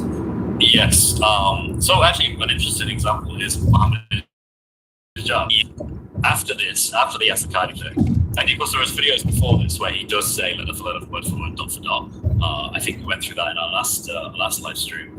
But he has since changed what he says now, and he tries to give a more academic, more informed answer that is more true to what the scholars are aware of.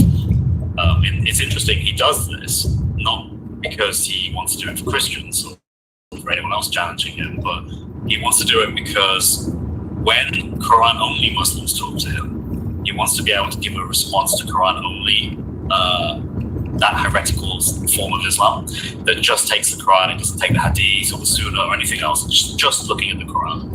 well, that's heretical in Islam. But to deal with them, he basically says, you know, in our tradition, we have multiple different ways of reciting Surah Fatiha, which is the first surah, the first chapter in the Quran. And he says, well, there are different ways you can recite it, Maliki al-Madin or Maliki al-Madin. And he basically says, well, how do you know that both of those readings are correct? And the Quran-only Muslim basically doesn't have any answer to that. They can't tell you why. You know if you go to the Hadith. Exactly. You'd only know if you borrow from the material that starts to talk about Aruf, which is supposedly how the Quran was revealed. And the Aruf is a mysterious thing that basically translates to modes, 7 different modes of the Quran being revealed. We don't know, and neither do Islamic scholars, nor Yasser Qadhi, nor Muhammad Hijab, or anyone. No one knows exactly what they are.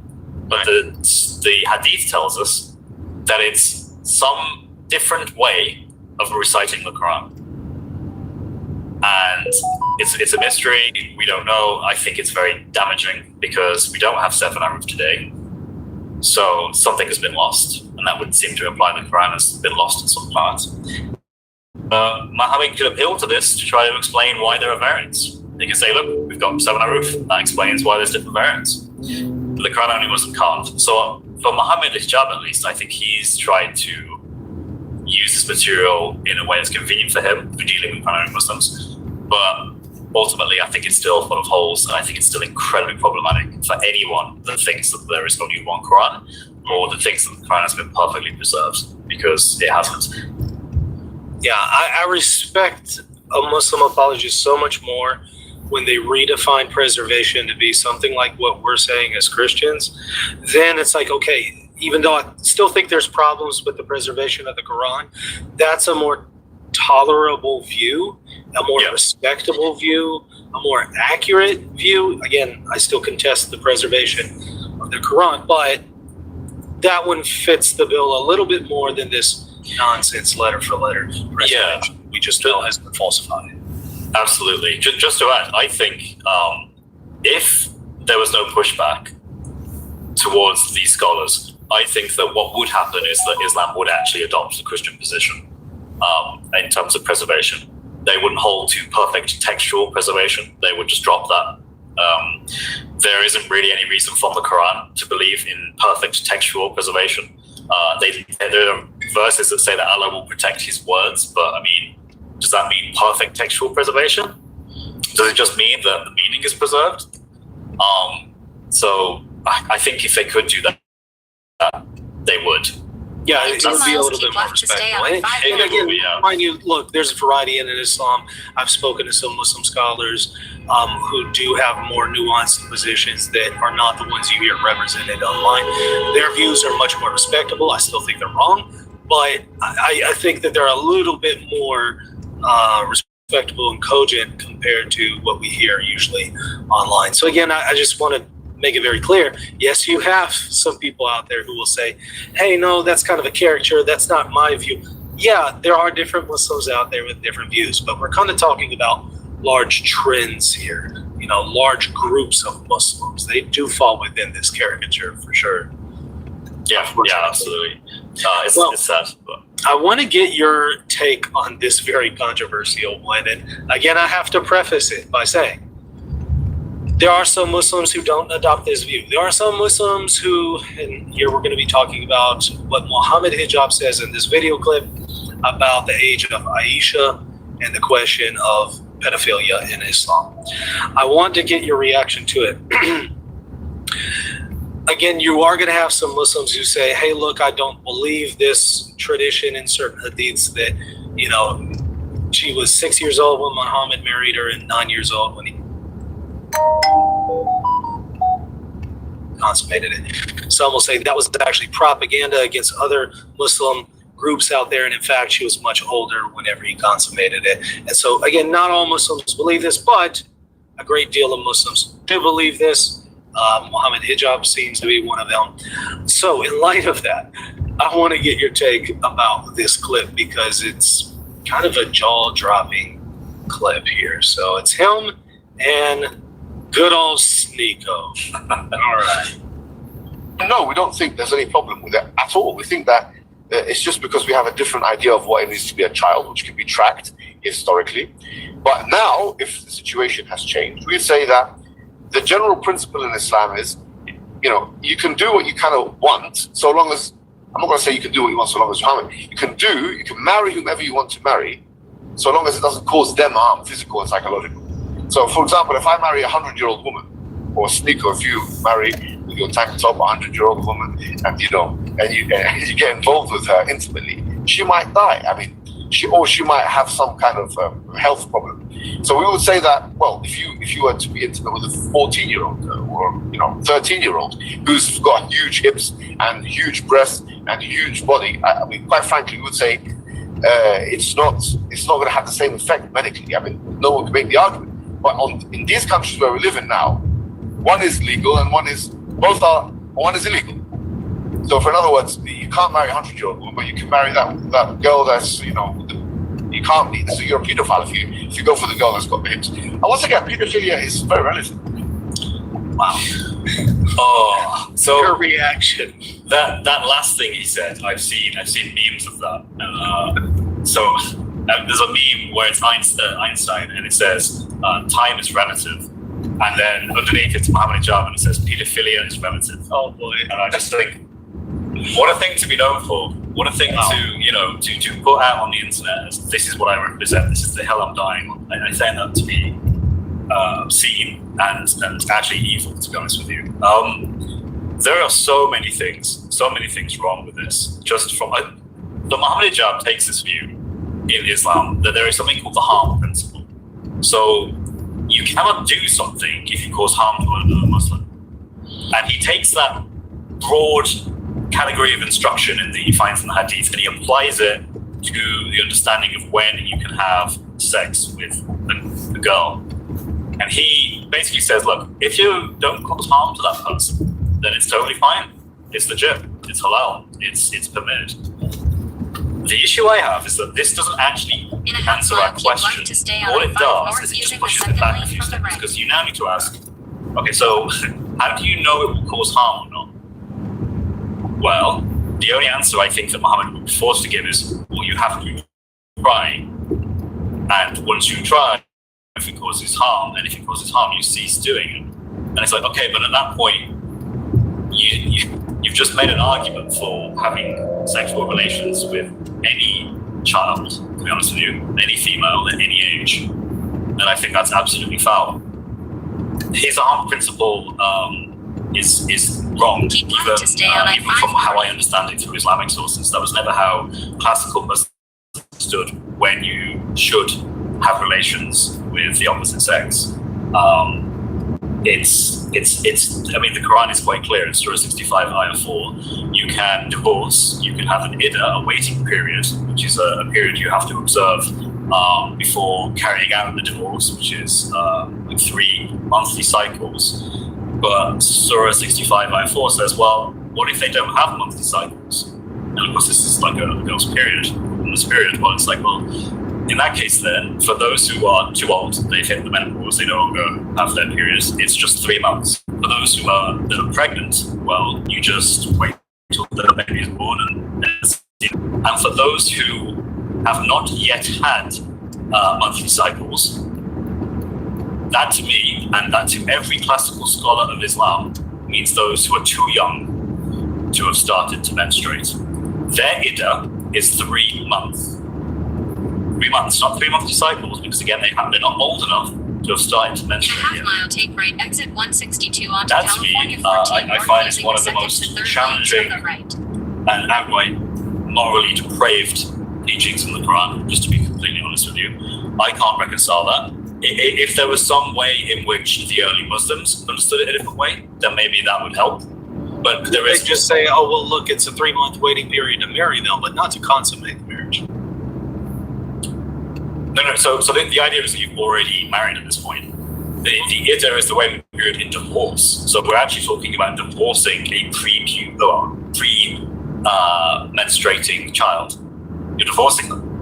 And there's another verse, I think it's Surah 33, Ayah 41, Take right, that says that if you haven't consummated the marriage, there's no iddah. There's no waiting period at all. Gotcha. So you have to have consummated the marriage at this point for this to be a valid question. That makes sense. And again, you can look at Thea's opinion on this. What's his name? The two Jalals, their opinions on it. You can look at Qutbah, his opinion on it. You can go through many different scholars. They all say the same thing, that yes, this is referring to those who are too young. There's even modern tafsir writers, like from the modern, like the 20th century, whose name goes past me, but I'll remember it soon. He basically actually added a little bit to his tafsir that said, yes, we know this is difficult. Yes, we know this is a challenging teaching, but no one is permitted to change what the Quran has clearly made permissible. No one should override that and say that's not allowed. And the Quran itself says it is allowed. Because he knew at this point that most people will be horrified by this. So he wrote a little extra of his tafsir to kind of address that because he knew it was a very difficult teaching. I find that. So I'm sure at Speaker's Corner, this point gets brought up often. Yeah. How do Muslim debaters react? They largely double down. And they double down because that's what their leaders do. That's what their social influencers do. Yeah, that's what Ahmadinejad does. They double down. They say, this is just what it is. They do hold mostly to some form of moral relativism, which is weird coming from a theist. But they'll switch. They'll say morality is objective. What Allah says is good, and what Allah says is bad. But when it comes to Muhammad and what happened in the 7th century, well, that was back then. So, and then they do a sort of relativist argument of, well, it was okay back then in that culture, but it's not okay today now. Therefore, it's permissible for Muhammad, who, according to the Quran and the Sunnah, is the greatest moral example to all humanity and is the greatest prophet to ever have existed. And that includes Jesus, by the way. Muhammad, in the Sunnah, is described as greater morally than Christ, than Jesus. Just to understand just how serious and how messed up that is for us as Christians to try to even comprehend that when we hear these things that Muhammad did according to their own sources. So, yeah, it gets brought a lot. They double down on it. They make relative arguments. You can show that's... Go ahead, sir. I'm sorry. You can show that's wrong in many different ways. The Surah 33 ayah 21 says that Muhammad is the greatest example for the ummah, for the community. That is a command, or that is a teaching that is for all time. So Muhammad is still today the greatest moral example. So they can't really throw it under the bus and say, well, that was back then. This is relative. Girls grow up faster back then. That's another one. They say that because of the heat in the Arabian desert, girls grow up quicker. They will look at you in the eye and I'll tell you that. And that's difficult. I try to explain to them. We know from nutritionists, people who study diets, if you have a poor diet for a girl, her menstruation starts later. But it can be delayed by years because of poor diets. We know, even from their own sources, Aisha didn't eat very well because it wasn't, it's Mecca. There's very little vegetation, very little variety. She's not going to have a great diet. But they don't have an answer to these. At this point, they get frustrated with you.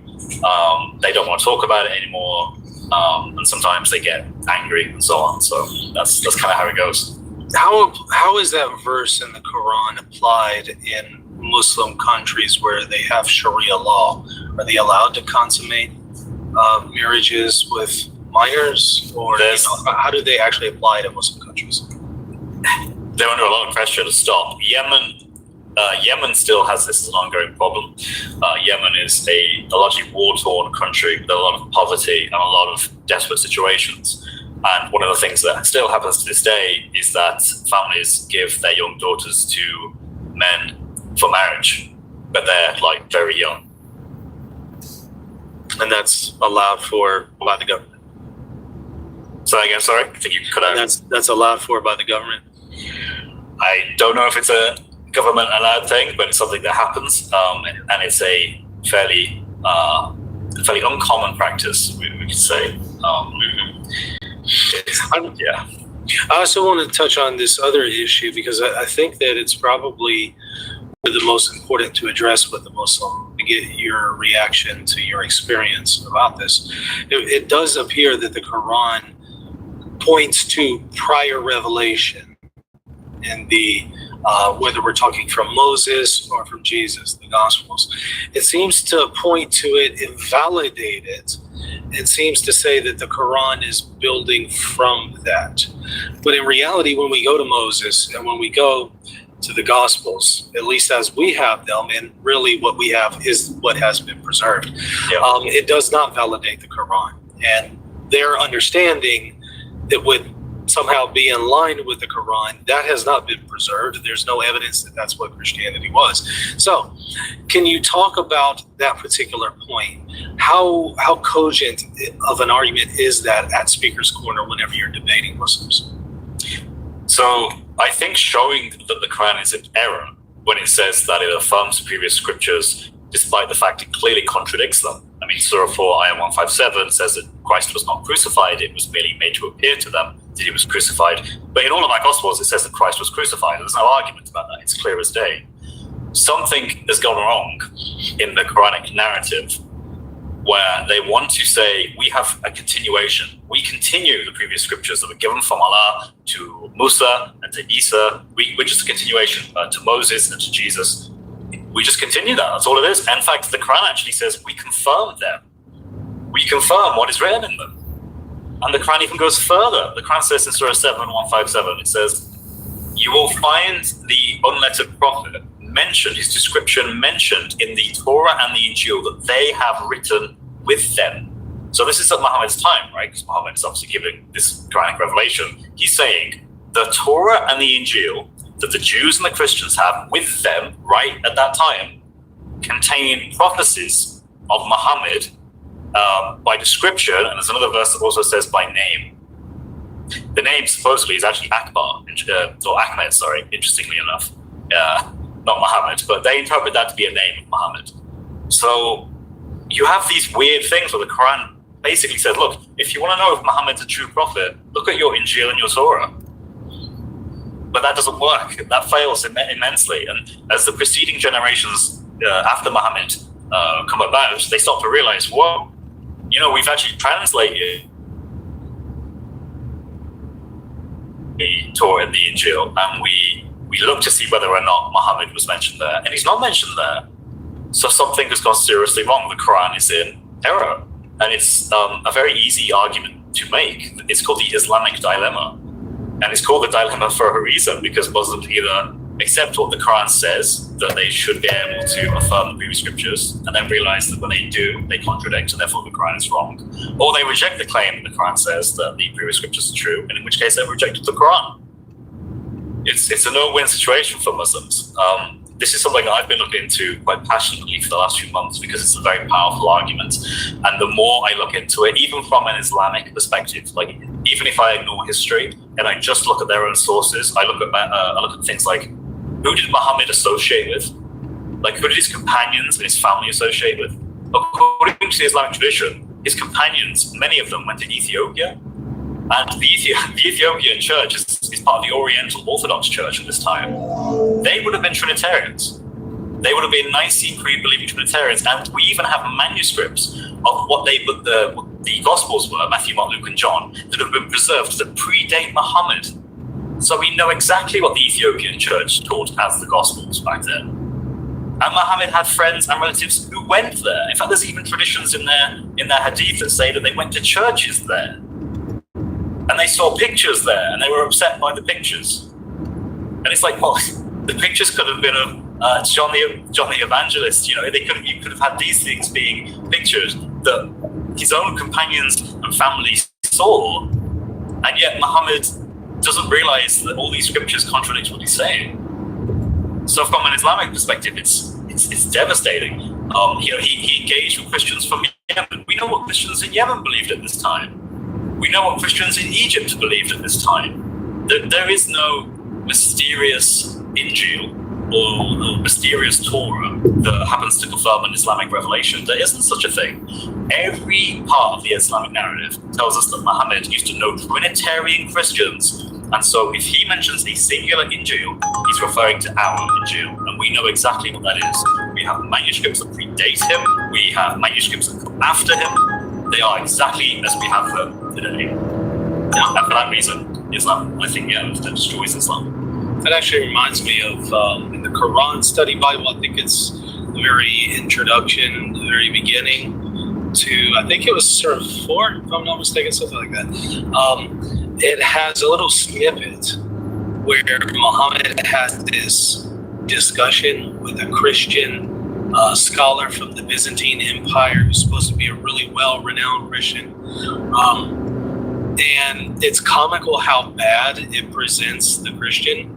Like, there's no Christian scholar that would have been as naive and dumb as the Christian. They portray the Christian, and then they present Muhammad, sadly, offering worst possible theological arguments that I think could be offered. And it was basically Muhammad asking the Christian, "So, does God use the bathroom?" "No." "Well, Jesus is God, right?" "Yeah." "Well, did Jesus use the bathroom?" "Yes." "So, I kid you not, that's literally what they have Muhammad saying with the Christian. And I'm thinking, first of all, that makes sense, because I've been hearing that argument a lot from Muslims online. Now I know where they got it from.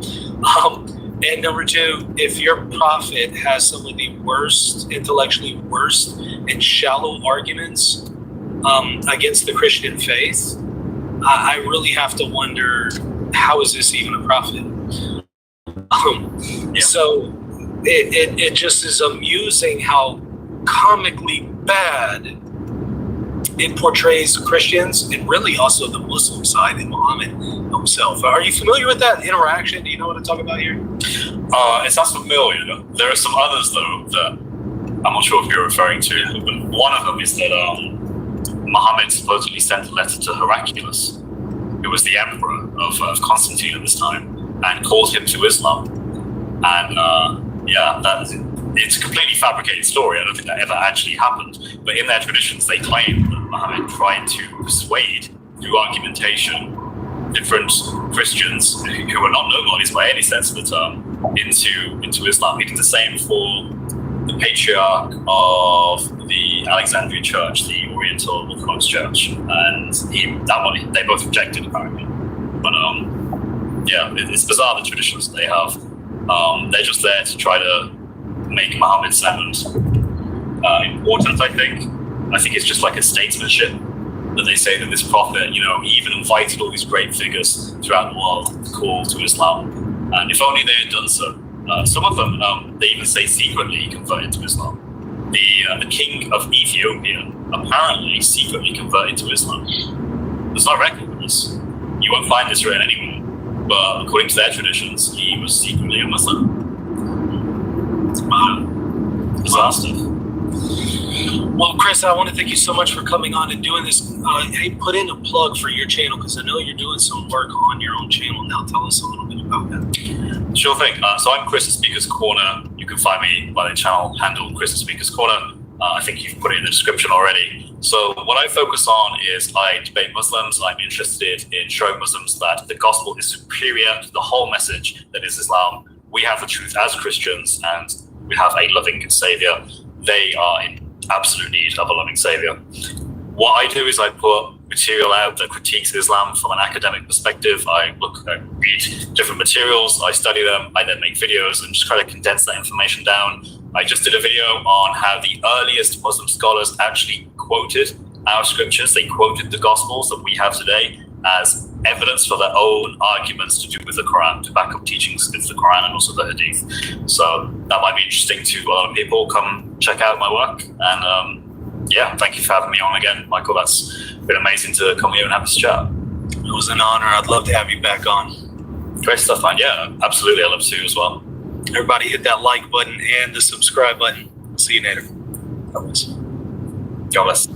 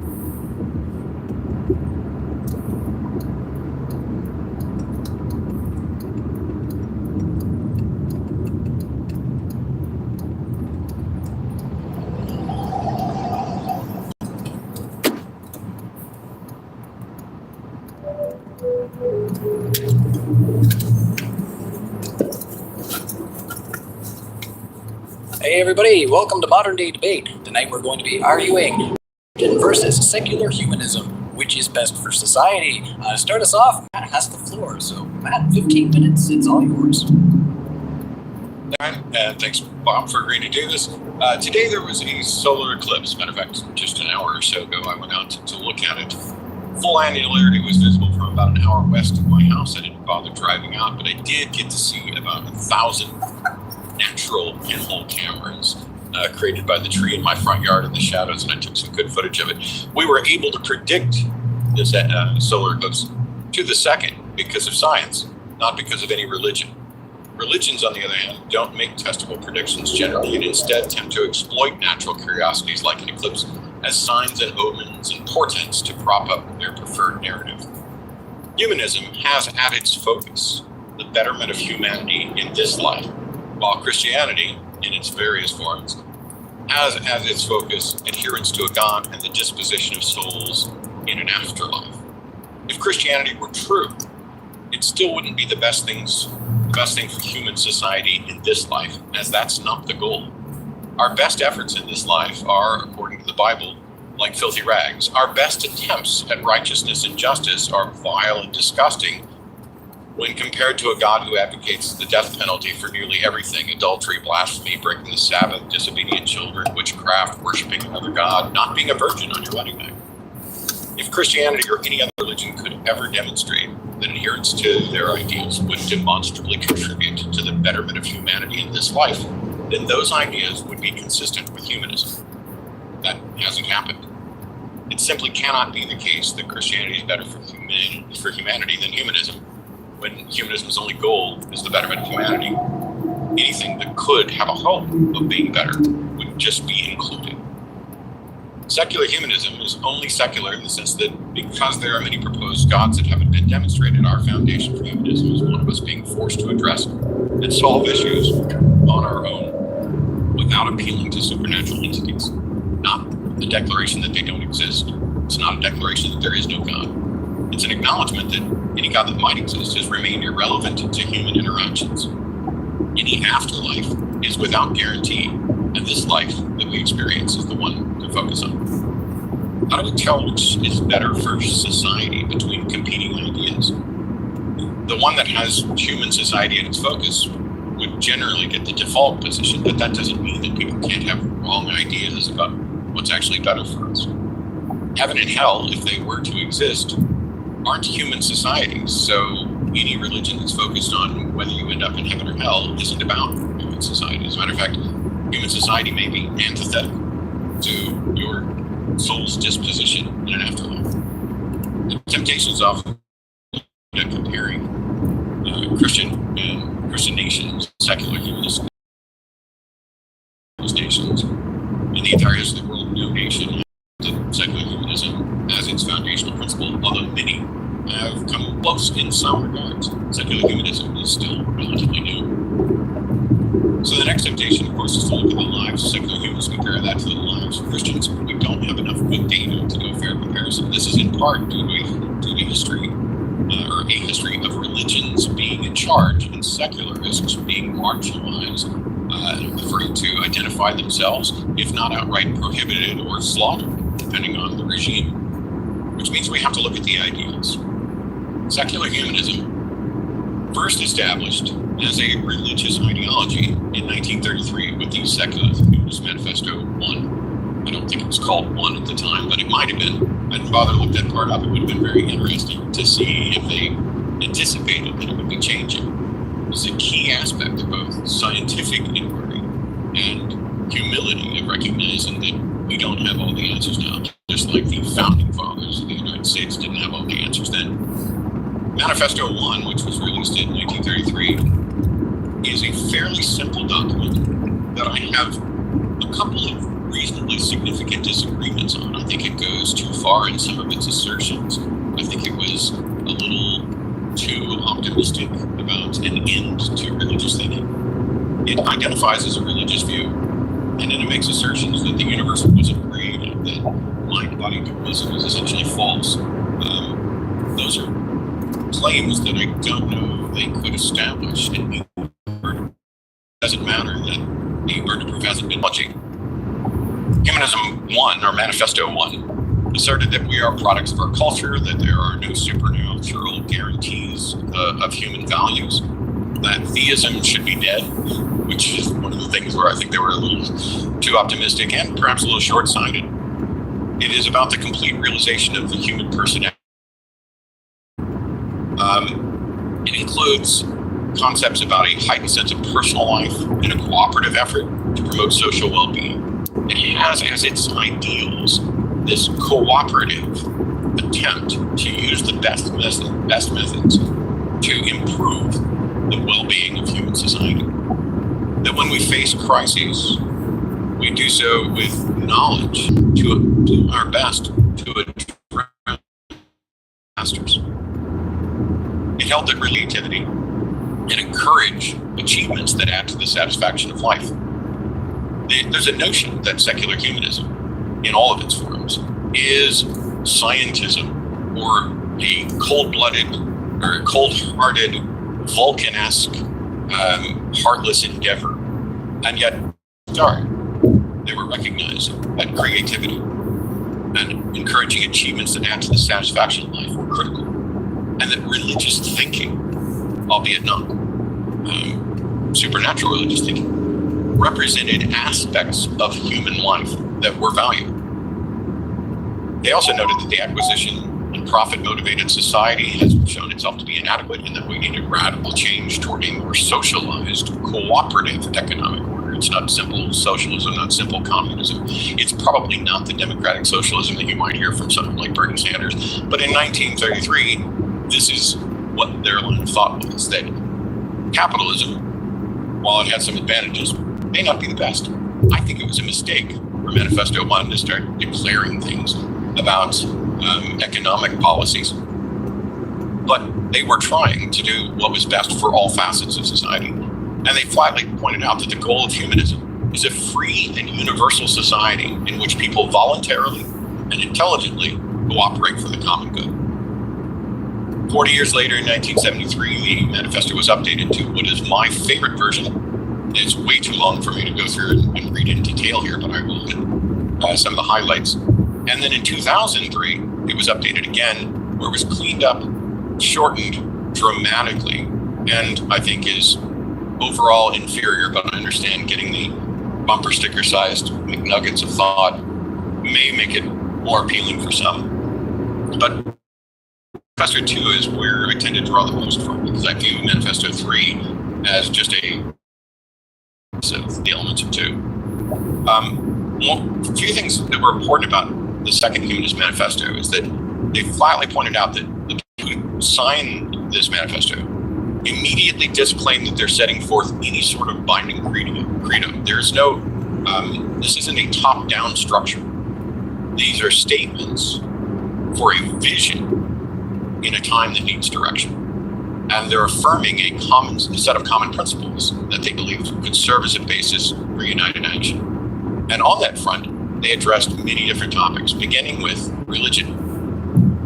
And it starts off without incredible animosity towards religion. They're essentially saying they're fine with religious inspiration, but what they're opposed to is dogma and authoritarian views that place anything above human needs. Religions don't pass the test of scientific evidence. Religion's promises of immortal salvation or eternal damnation are illusory and harmful. This is at least evidenced in the many people that I've spoken to over my years working with the atheist community, of people who were indoctrinated into a fear of hell that has lasted longer than their belief in that. To wake up in the middle of the night after being an atheist for 20 or 30 years with a fear of a hell that you were indoctrinated into as a child, or this notion or concept that you were born bad, or that you were born wrong, or that you're the reason Jesus had to die, has led to suicidal thoughts and actions on the parts of many people. Manifesto 2 also addresses the basic principles of ethics, that moral values are derived from human experiences, that situational ethics are what matter, and they stem from both human need and human interest, that reason and intelligence are the most effective instruments that we possess, assessing situations and trying to reach conclusions about what we should value and what we should consider unethical. It also points out expressly that they are not advocating for the use of scientific intelligence, independent of or in opposition to emotion, where humanists believe in the cultivation of feelings and love. Humanism focuses on the individual as a cornerstone, as a founding basis. In 2 miles, keep left to stay on California 14 North. Freedom. That human individuals are precious and have dignity, and the individual person is a central human value. That when it comes to things like sexuality, birth control, abortion, divorce should be recognized as rights. And that we're opposed to exploitive, denigrating sexual expression, but don't wish to prohibit sexual behaviors between consenting adults. It's a rather measured look that your freedom extends to the limits of where other people's freedoms begin. The old saying that my freedom to swing my fist ends at your nose is kind of a way to sum it up. I think the freedom to swing your fist ends somewhat short of somebody else's nose when we consider things like personal space, but it doesn't mean that merely touching someone else is a problem. We have to address the entirety of the human condition and the human interactions. It also talks about democratic society, and that to enhance freedom and dignity, the individual must experience a full range of civil liberties in society. This includes freedom of speech, freedom of press, political democracy, the legal right of opposition to government policies, and fair judicial process, religious liberties, etc. And they're committed to an open and democratic society that includes the separation of church and state, and the separation of ideology and state, or separation of religion and government, essentially. Not that there should be an elimination of religion. People are free to and should be free to follow the left to stay on California 14 North using the left lane. That humane societies should elevate economic systems not by rhetoric or ideology, but by whether or not they increase economic well-being. This is one of the cornerstones of we're going to point to data. This is how we're going to make our decisions and change minds. Whereas religions do it through coercion and conversion. Keep left to stay on Secular California humanism 14 advocates North. for debate, discussion, data-driven decision. There's a little bit more to Manifesto 2. Principle of moral equality must be furthered through elimination of all discrimination based on race, religion, sex, age, or national origin. They made sure that they included that we are not the ones that are going to be discriminating against someone merely because of their religious views. And yet, religious institutions, when given power in governmental positions, have consistently, almost universally, to the point of wars, marginalize the people who don't agree. We are a nation of God. We are a nation of this God. We are the chosen people of this God. We are the focus of this God. We are the ones to whom God gave this land. Those ideas are all principles from religions, including Christianity, that are completely incompatible with the principles of secular humanism. There is no sect or denomination of secular humanism at all, but there certainly wouldn't be any that required someone to believe something that's not empirically verifiable, that ordered the deaths of other persons, that ordered to act or destroy property or government, that have overthrown a democracy to impose a secular humanist regime. It's never been the case that we've been connected to terror cells and violent activism, advocated for treating people different over their gender or their sexuality, advocated for disparity of rights and freedom for those things. None of those things are consistent with secular humanism. Life, freedom, and equitable relationships are the cornerstones. There's no list of thou shalts or thou shalt nots, because we recognize that nearly every attempt at such a list of thou shalts and thou shalt nots at some point fails as we learn more about our world and get better at understanding it.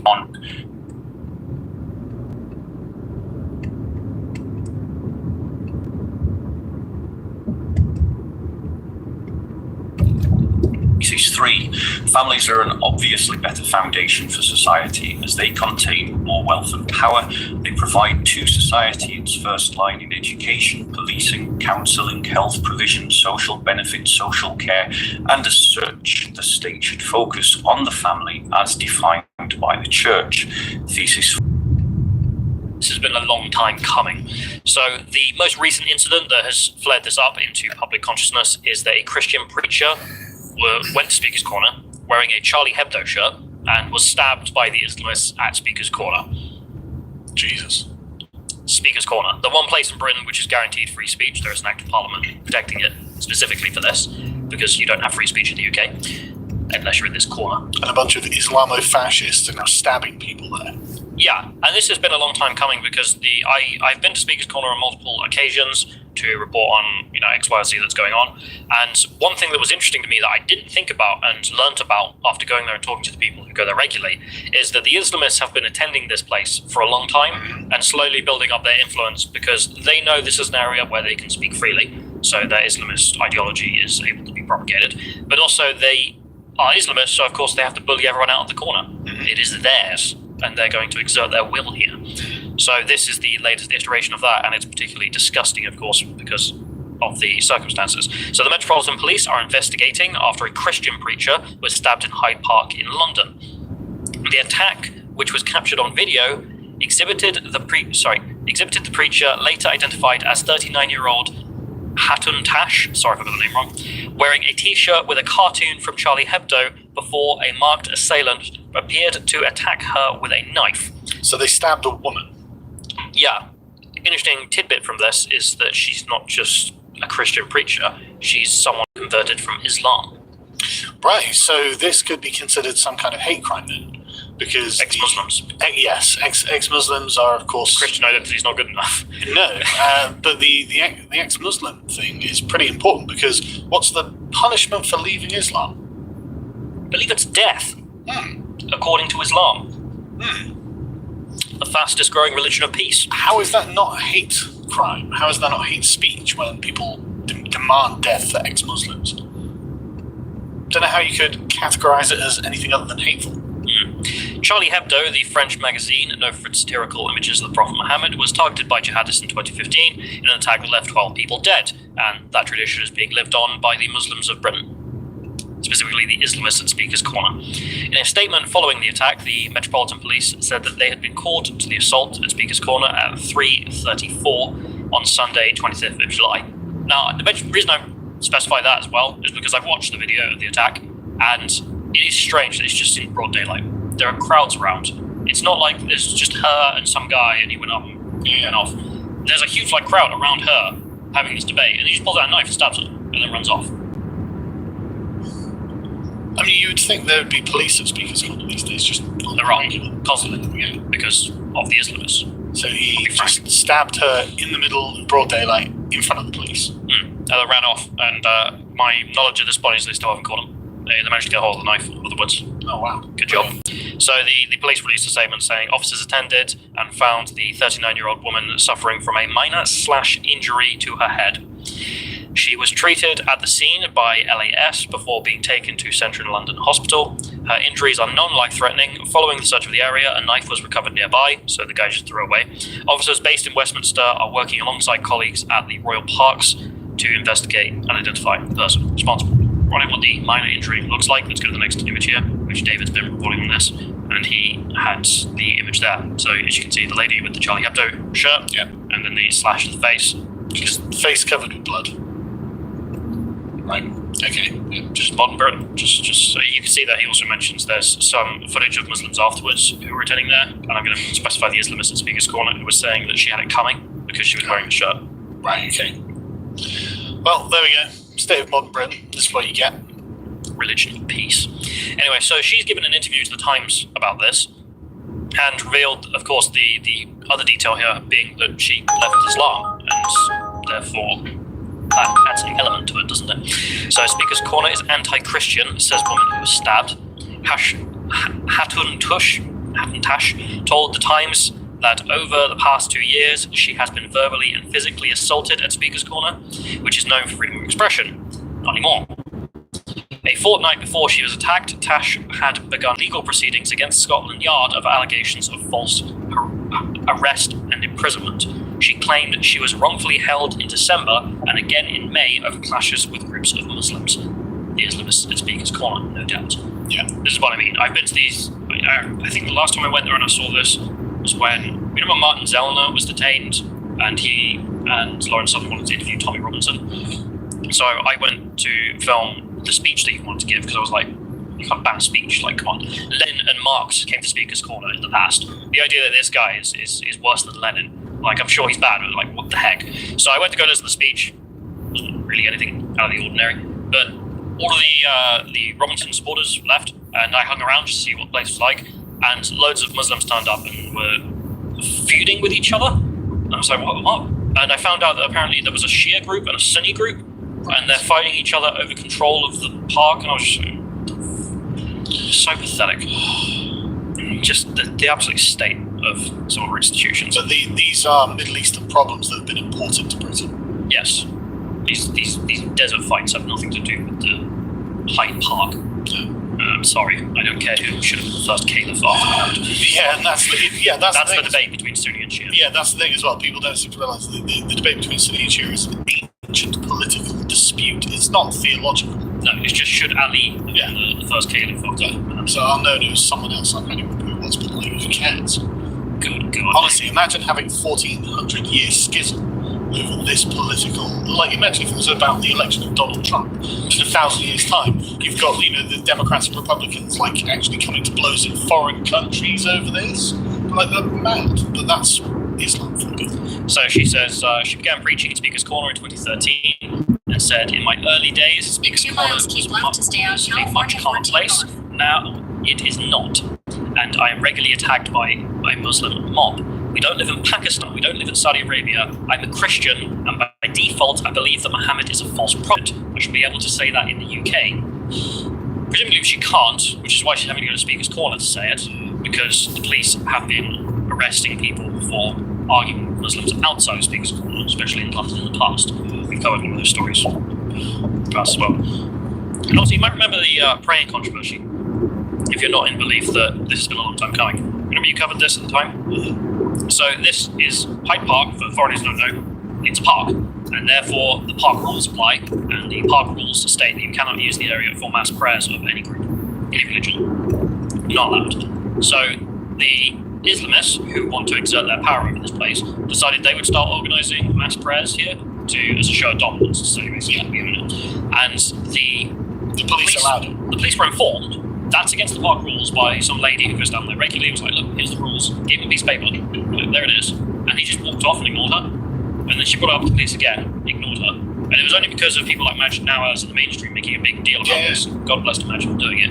Which is that, no, this is what festers. In a half mile, keep left to stay on California 14 north using the left lane. And rightfully, because it is unequal treatment. It's demonstrably. Yeah. Like, if that were a group of Christians praying, the police would move them. And afterwards, after the national outcry about this, the police did enforce the rules and say, no, you can't do that because it's against the rules. But why did it take that force? Yeah, why did it require an outcry? Why couldn't they have just enforced the rules as they are? I mean, you've probably seen the videos of them arresting Christian street preachers. Keep left to stay on California 14 north. Or Islamophobic. Islamophobic. But this is fine. I mean, the particularly egregious case was, what was it? It was this black preacher who came from, I think it was West Africa or something, he came here. British citizen now. He was just preaching, like, I believe in God, we should follow the Bible. It was very milquetoast stuff. Yeah. But a Muslim guy had walked down the street and begun arguing with him, as religious people do, not a religious person. And as a result, the police turned up and arrested the Christian preacher because the Muslim passerby said he was offended that he believed in Christianity. How dare he believe in a different religion to me? So they picked up the Christian preacher and then drove him some distance away out of London so he couldn't use his Oyster card to go home. And just dropped him and drove off. It was like, you bastards, like, what are you doing? So he sued them and he got money out of that, which is right to do. Yeah. But that's the absolute state of British policing and also Speaker's Corner by the looks of it. I guess we really are going towards.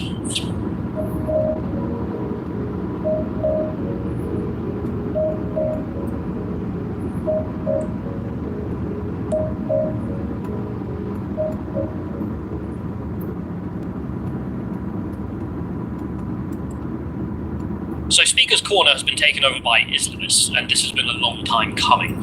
So the most recent incident that has flared this up into public consciousness is that a Christian preacher went to Speaker's Corner wearing a Charlie Hebdo shirt and was stabbed by the Islamists at Speaker's Corner. Jesus. Speaker's Corner, the one place in Britain which is guaranteed free speech. There is an act of Parliament protecting it specifically for this, because you don't have free speech in the UK unless you're in this corner. And a bunch of Islamo-fascists that are stabbing people there. Yeah, and this has been a long time coming because I've been to Speaker's Corner on multiple In a half occasions. mile, take right exit 30 toward Pier Blossom Highway using the right lane. And one thing that was interesting to me that I didn't think about and learnt about after going there and talking to the people who go there regularly is that the Islamists have been attending this place for a long time and slowly building up their influence because they know this is an area where they can speak freely. So their Islamist ideology is able to be propagated. But also they are Islamists, so of course they have to bully everyone out of the corner. It is theirs, and they're going to exert their will here. Take right exit So 30 this is toward the Pier latest Blossom iteration of Highway, that, and and it's continue completely on to disgusting, Sierra of course, Highway. because of the circumstances. So the Metropolitan Police are investigating after a Christian preacher was stabbed in Hyde Park in London. The attack, which was captured on video, exhibited the preacher, later identified as 39-year-old Hatun Tash, Continue on to Sierra Highway. wearing a t-shirt with a cartoon from Charlie Hebdo before a marked assailant appeared to attack her with a knife. So they stabbed a woman. Yeah. Interesting tidbit from this is that she's not just a Christian preacher, she's someone who converted from Islam.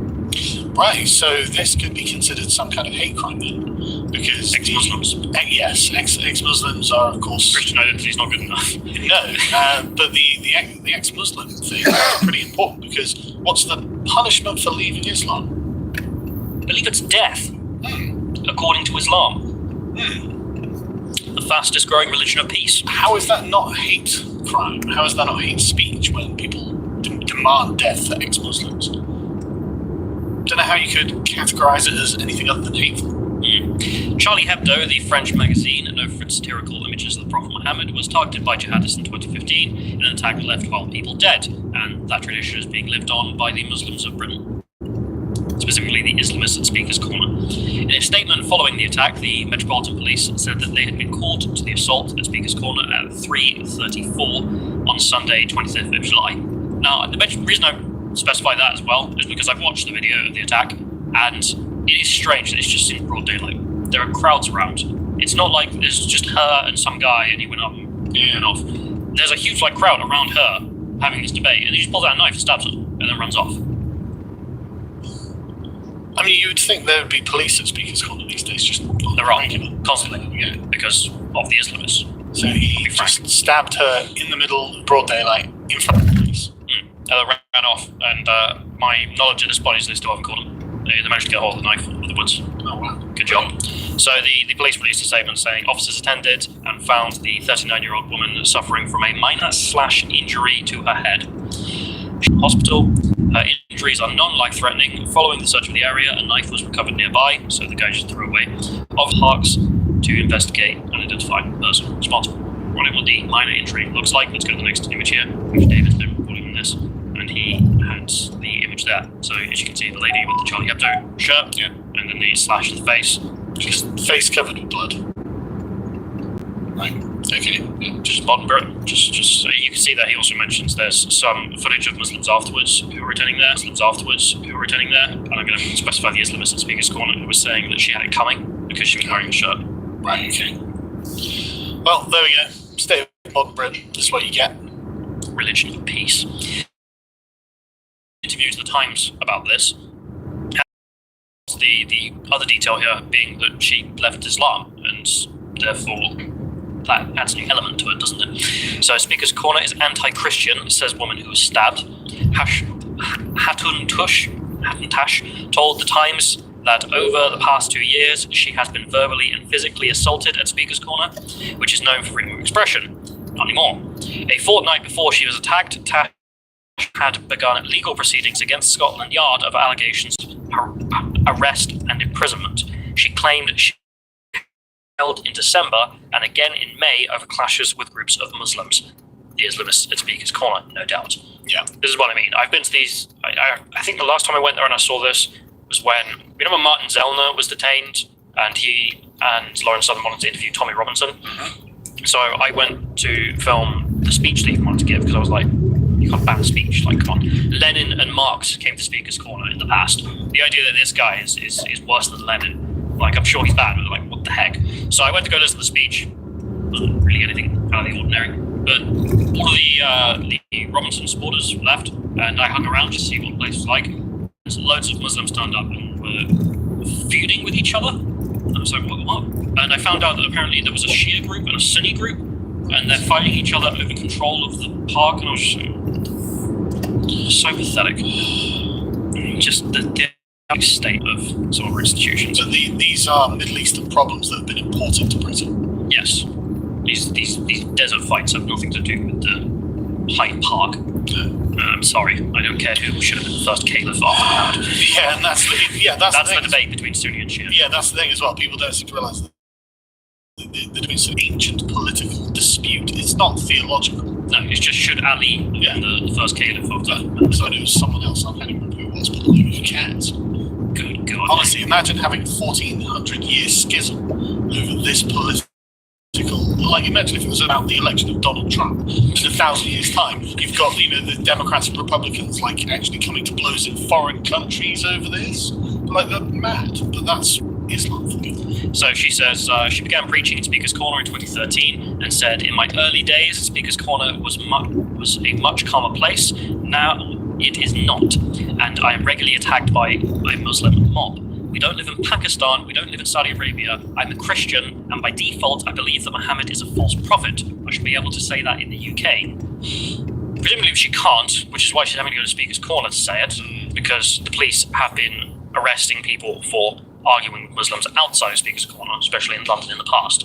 We've covered one of those stories in the past as well. And also, you might remember the praying controversy, if you're not in belief that this has been a long time coming. Remember you covered this at the time?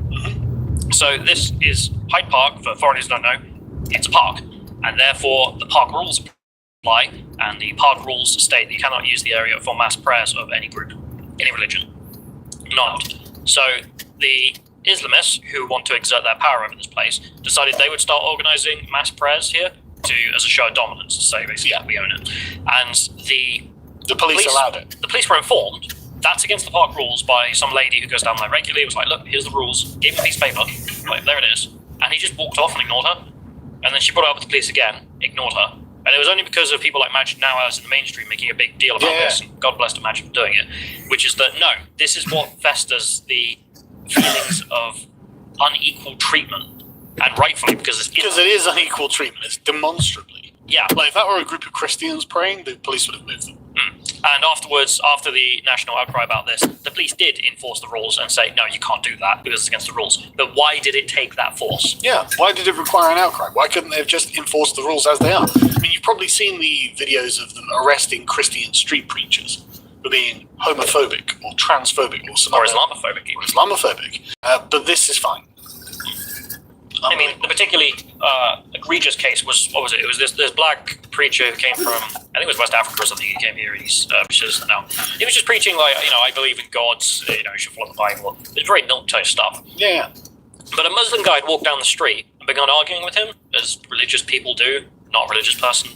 And as a result, the police turned up and arrested the Christian preacher because the Muslim passerby said he was offended, that he believed in Christianity. How dare he believe in a different religion to me? So they picked up the Christian preacher and then drove him some distance away outside of London so he couldn't use his Oyster card to get home, and just dropped him and drove off. He was like, you bastards, like, what are you doing? So he sued them and he got money out of that, which is the right thing to do. Yeah. But that's the absolute state of British policing and also Speaker's Corner by the looks of it. I guess we really are going towards France.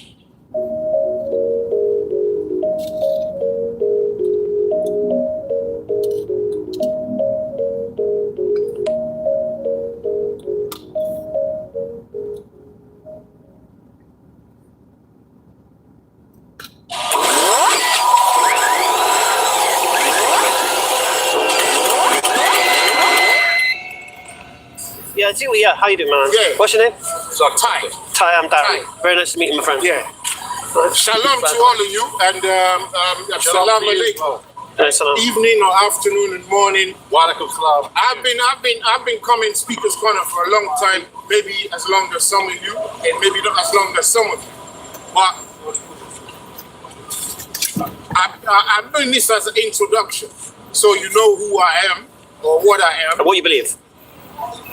Just hear me out. Yeah. You, I know, let's not start off on the wrong foot, yeah? Let me explain what I know about you, so we don't need to get into it. Yeah? You know about me? Yeah. Okay. Just so we don't get off on the wrong foot. Okay. Why I've invited you through this man here is so we can have a dialogue about what I know that is messing all of you up. Okay. Yeah? I don't want to fight. Seriously, anyone who wants to fight with me, if I'm the same weight category and so on, let's do that in a boxing ring. That's the invitation. I'm not a fighter. I'm your brother, but we're going to look at stuff. So I'm not here to argue and put you down and disrespect you. That's not the case here. The case is there's a lot of stuff that people are talking about in Speaker's Corner. They've been talking about it for some time, and it gets to a point where it's all lunacy. It's lunacy. Because everyone started off on the wrong foot, like by 1,000,000 yards. And they can't even return to where they should be, which is primary school. Primary school where we can all learn and have an equal common foundation of what we're doing before we start off. But with the advent of YouTube and social media, everyone's become a teacher. Everybody's a teacher now. It don't matter where, how, what. Everybody's just teaching. But they will tell you they've got teachers in whatever they're doing. So how they qualify to be a teacher, I don't know. I'm doing this out of love because I see humanity first. And if it's true that we come from one creator and it's him we're looking to serve, we need to hear this. We need to do this. If you just want your religion to be true, to be right, hey, by all means, there's no compulsion, as they say, in religion. But what I say is this: you can make your religion truth, or you can make truth your religion. Choose one. All right, okay. I came here because apparently you said you can challenge any Muslim to a debate. Is that true or not? Today? Apparently, someone said to me that you think you can challenge any Muslim in the park to a debate. You did say that, okay. So I've accepted that challenge. Okay. So what's your point? Did you not hear it just now? I heard you ramble. I heard you talking about you not. We started disrespect already. I laid out an introduction. To be all honest. But I don't know what your point was. I still don't know. Before everyone, I laid out an You laid out an introduction. Then you asked me what's my point. All right. First thing, you laid out an introduction, yeah, and I listened to your introduction intently. Are you in front of the camera? Because if you want to be so demanding, this can... Cameras, would you want to start? No, I mean, sorry. I didn't even see that. I'm sorry. I didn't see that. Don't worry. Titans, I says we have us. The man I invited to invite anyone. Alhamdulillah. Okay. Come on. Are you? Oh, you want to stand there? I don't want you to. Where do you want me to stand? No, but it's just that I want this to go out. I really want this to go out. Okay. Yeah. I mean, you can line us up properly. I mean, okay. I've got my own small little camera here. If it works or not is another thing. Don't worry, it'll be on YouTube. You'll see it. No, you see, look, YouTube is just a platform for us to reach each other. I'm going to start introducing myself once you finish speaking or introducing yourself so people know why I'm here. Why do you introduce me? You said you know me. No, I can't. Sorry. Let's not start like that. Let's do the thing yourself. No, you start like that. You started that. Anyway. All right. So anyway. One thing I would like to do as we speak, because a lot of people come here and they say, you don't let me speak, you speak over me, blah, blah, blah, blah. And I would say, I wish we could have a speakometer to see who speaks the most. So there won't be any argument. You didn't let me speak. Not even so. I think you're about 10 minutes ahead of me already. So, I could be the timekeeper if you want. No, guess why I'm ahead of you here? Because, you know... No, you did your introduction. All right. I'm just trying to say, I don't want us to fight first. I really don't want us to start fighting. All right. Can we just start like brothers at home? Alhamdulillah, we did. You know, like you know me at home. You don't argue with your brother at home. You just look for what you can agree with. You want to eat some rice? Oh, come on. I don't want that. I'm not here for that. My age is close to 50. I don't know your age, so I'm not going to childish games. You understand? All right, how was that? You guys stay on. Okay. Again, I was told that you made a challenge that you can deal with any Muslim in the park. And you said that's true, yeah? I would wish you to use the words I used. Because that introduction... I didn't hear that. That was a verbatim. I didn't hear that verbatim. I heard it. Someone told me. Don't use words which all right. are not uplifting to all of us. All right. You can deal with any Muslim. Right. Then you said, you know me. So I can only assume. I said here. Yeah, that's what I'm saying to you. Yeah. So you said you know me, so I'm assuming you've watched videos or whatever. That's all I know. Yeah. Right. Then you said, what was the other thing you said? Oh, yeah, right. Then you did a 5-minute introduction. Okay. Of myself. Yes. Yeah. And I asked a simple question. What's your point? Because I don't know what you're talking about. I really don't know what you're talking about. There's not an insult. Right. I'm not putting you down. Okay. Wait a second. I'm not putting you down. It's just that you know what you're here to do, yeah? But all you did was, let's say what I'm going to say nicely. I'm not going to be this. I'm not here to do that. We're not all teachers. You went on a lot of stuff, yeah? What's your point? What are you here to prove today to a Muslim today? What are you here to prove? All right. Are you here to prove anything, first thing? Okay. Is that 2 questions or 1? Okay. Answer as you like. Oh, did you see that? It's a simple question. Is that 2 questions or 1? What are you here to do? Okay. Collapsed. You actually collapsed. It's on video. I know.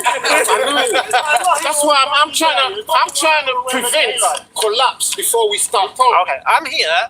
I'm not into this going lefts and rights and smoking the wind and smoking mirrors. Yeah. All I'm interested in is you, for a third party, I didn't hear it from your lips, I'll accept, that you've made a challenge that you can defeat any Muslim in the park or debate any Muslim in the park, whatever way you said it, all right? When I asked you that earlier on, you said, yes, I said that. Okay. So now, I want to know what you think you know or what you think you can prove to me today. I'm a Muslim in the park, yeah? Now, so if you want to debate black history, forget me, right? I'm the wrong person. So this is why I asked initially, what's your point? All right. If anyone would be honest, and if Allah is the true creator, in front of him, he heard what I said, okay? And I'm going to repeat it. Maybe not verbatim, but you can hear the same thing again. A lot of teachers have sprung up over the last 2 decades about religion, okay? Because that's the most important thing that we're dealing with at the moment. Like one brother said, he said before in Hyde Park, it used to be a good intellectual ground for people to come and learn and share ideas and so on. Besides the history, of course. But now it's just become a big outside mosque. That's his words I've used. A big outside mosque. A big outside religious arena. That's all it is now. But people ain't even searching for truth. They just want their religion to win. Football, politics. I just want my football team to win. It don't matter if we're rubbish. Who's recording the speakometer? Am I speaking now? You're repeating what you just said initially, and you still not made your point. I'm introducing myself. You did that once. So here we go now. Get to your point. What's your point? I'm not going to waste my time debating something that I've got no knowledge of, yeah? Or I'm not as deep a knowledge as you as, yeah? I don't know everything. I don't claim to. Look, brother. So just make your point. If you want to run right now, this is the time to do it. You know what? If I never made your point, he don't know. He don't. I beg you. Can you be a bit more boring, please? Tell us what your point is, man, so you can educate us. Well, if my point is actually more than 1 minute to state, will you not let me state it? You've had 20 minutes. Come on, friend. See the first lie? Who's going to walk away? The first lie. I've had 20 minutes. You've got the speakometer. That's the first lie now, and that's. How long have we been rolling for? That's a lie. How long have we been rolling for? I've been speaking for 5. Yeah, but he's saying that. But look, that's line now. When you were speaking, did I stop you? This is the problem. 10 minutes. All right. Sorry, I take that back. 10 minutes. We're gonna make a point. The point we're trying to make is people are talking about. They don't use this word. I'm the one injecting this word into their consciousness. The creator. They're talking about gods. My God, my God, my God. Is Jesus God? Is this God? Is that God? Which God do you believe in? So who is God? Blah, blah, blah. And they don't define anything. They don't start from any way of any scientific, i.e., check the thing first. Can I ask a question? You said you see my videos. Well, I have to. Well, I'll tell you why I'm interrupting you. No, I'm going to tell you. No, I'm going to tell you. No, subject's on point, all right? I have never spoke about my God. I always speak about creator and science. So, and you said you know me. Now you're showing you don't know me. It's not you I'm talking about. So you understand it. The problem here. Are you even dialogue with me? Well, I'm introducing myself. How much introduction do you want? Ask me what am I about, right? So, no, I didn't ask you what you about. I didn't ask that at all. What's my point? I asked why have you said you can challenge Muslims in the park. Any Muslim in the park was your word. Right? Anyway, right? So I need to know what the challenge is. Look, Sarah challenged me in the park. Well, we're going to show you how it works. I'll show you how it works. Sarah challenged me. We debated. I said to him, what's you going to prove? He told me he's going to prove to me that when I speak to people about Allah, it makes no sense. At least he had honest enough to tell me his point. All right? Now I'm asking you the same question. What is your point? If somebody asks a question, will they wait for the answer? Or now must they stop the person answering and ask another question? And you say, where I come from in Africa, Muslims. Oh my God! What's your point? Yes, that's my point. In Africa, Muslims listen a lot. Don't matter what you say, they listen to you first. If they don't, sometimes they don't even answer on the same day. Anyone got a ladder for this guy? I'll get back to you. That's patience. That's virtues. What we got today is all these YouTuber children coming out here with a beard, behaving like a woman. You say, well, you're saying comical things. You make me laugh. Are you going to make your point? This is part of my point. Kalam, what's this about, mate? You don't need to explain that. Look, we're going to see. If you're a man, all right, let a man speak. Anyone got a chair? What's your point? If you wait for it,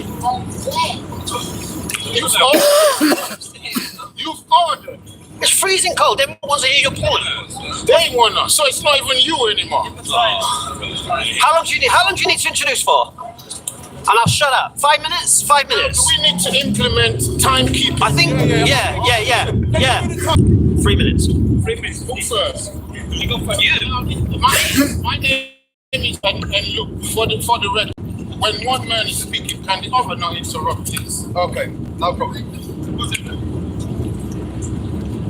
Shh. Everyone calm down, yeah? The crowd can say anything, but the man in the ring, can he just respect that? I know I'm still talking. You don't need to stop me, I'm still talking anyway. Okay, it's part of my talk. Yeah, but the time's ticking, brother. Time's ticking, bro. See, what the Muslims want to reduce this to is what you call that, what's that word again? It's just everyone just speaking what they can because it's free to speak. Those who lead us, they've said, give the people confusion. That's enough for them. Confusion is enough. It will keep them busy from the time they're born to the time they die. I'm not here for that. I'm here for truth. I've said, bring a Christian here, bring a Muslim here, and truth is here to speak to both of them. But they won't come. When one comes, it's a rambler who don't want to hear nothing unless he can speak over it. Okay, well, you've been teaching for a long time. I draw a line under that. My point here basically is this. Religion today, Islam, because I'm going to be chatting to a Muslim today, it's not a debate. Because before we start a debate, I want to make sure it's educated enough. I don't debate with people who are not educated. We talk first. We just talk. If you can teach me, I'll soon find out. If I can teach you, you'll soon find out. Religion is satanic. Islam is satanic. Christianity is satanic. Judaism is satanic. I say, show me it's not. I'll show you it is. That's my line first. Done? Okay, fantastic. 2 minutes or 3 minutes? No, 2 minutes. 2 minutes. Okay. I'm not going to ramble. I'm going to be straight to the point. I was told here, this man here is to challenge any Muslim today. He just elaborated. He says it's any Muslim, any Christian. It doesn't matter. He's established truth. So he's making claims here, which are fantastic. I'm happy for him to make his claims as long as he can support his claims. He made a claim that religion is satanic. So he's going to have to explain, first of all, what does he mean by religion? Then he's going to have to explain what he means by satanic. And then he has to show how Islam fits into his criteria of both religion and satanic. So for me now, he's established his point. He wasn't clear about it, but I'm going to draw the point out. I'm not going to wait for him to tell me his point. He's established his point in his claims he's just made. So here's what we're here to do today. My man here is going to educate us in what the word religion means, what he means by satanic, and how Islam fits into this criteria that he gives particular words. That's enough for me. That's a minute. Brother, you have 5 minutes. Well, just give me 1 second. I just want to load this up. This is what I do sometimes. I don't put all the things together. But since I got 5 minutes, breathe in, breathe out, because you're going to need every breath you can get for this thing to hit. All right? So just give me a second. Just give me a second, I beg, just to get this going. Looks like we got another fire. As it is, in the past, when I was a Christian. Looks like we got another fire somewhere. I don't know if you guys can tell, but you can see it there a little bit further up. Hopefully everyone's okay. No one got injured. No one's hurt.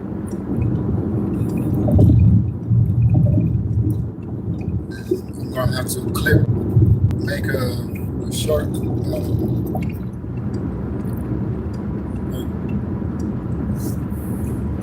highlight this part because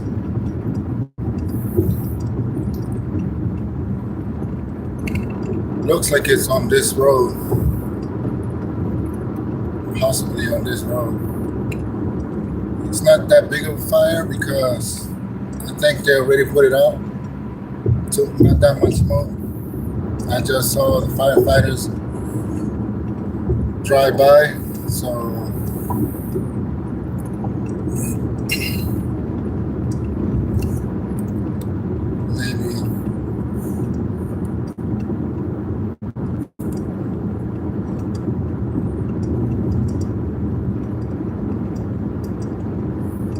maybe it's over.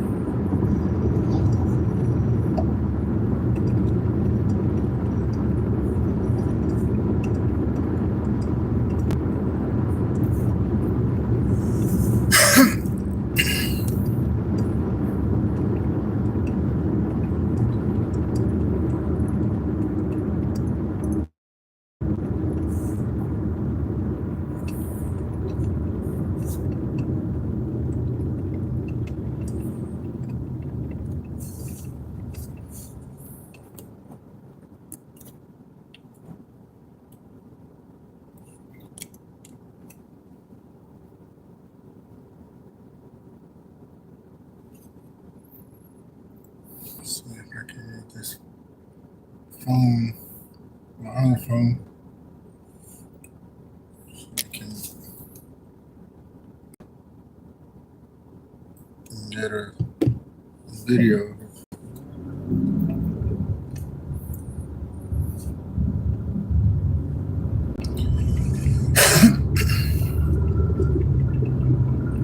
So it looks like there's another fire. Maybe it's already been put out. I saw the firefighters going by the other direction, so maybe it's already done.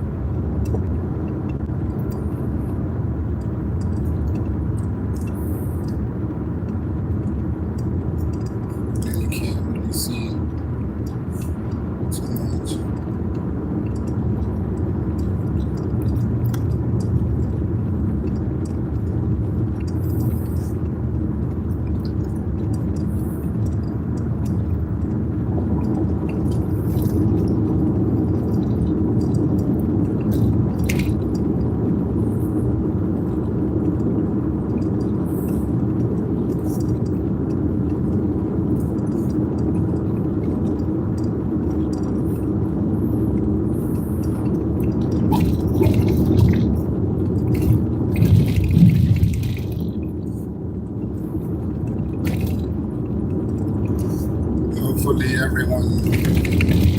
fine.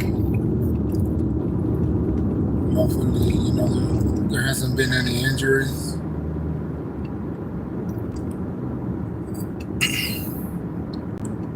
Because that's not a good thing.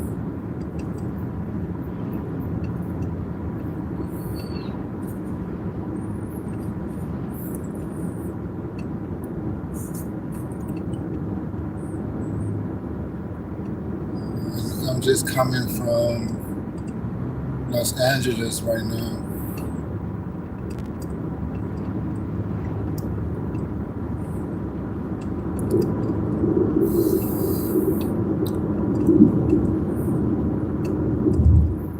And I'm on my way to get to eat some food for tomorrow. I'm not working tomorrow. And maybe some drinks or something. And so, it's just a coincidence that and more hours till sundown.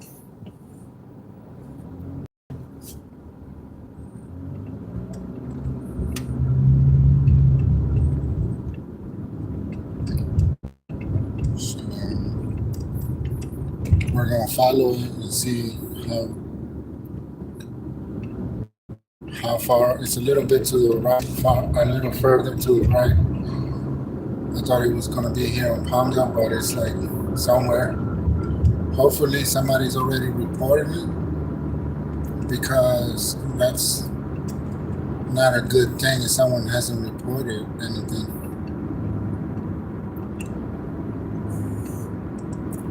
And right now I'm live on my dash cam. That's why I had to, because of a fire is why my dash cam is live, because I wanted to make sure I got everything live in case of a fire. So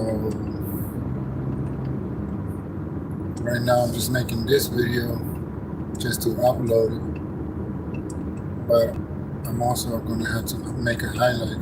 Yeah, that's a big one. Hopefully everyone's okay.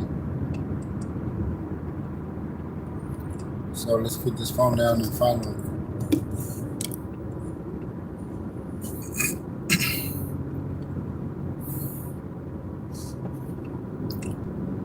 Yeah, that's a lot of smoke. So let's see what we have here. Yeah, there comes the ambulance. Oh wow, look at that, the firefighters. This is big, guys. We're right in front of the whole thing. This is major.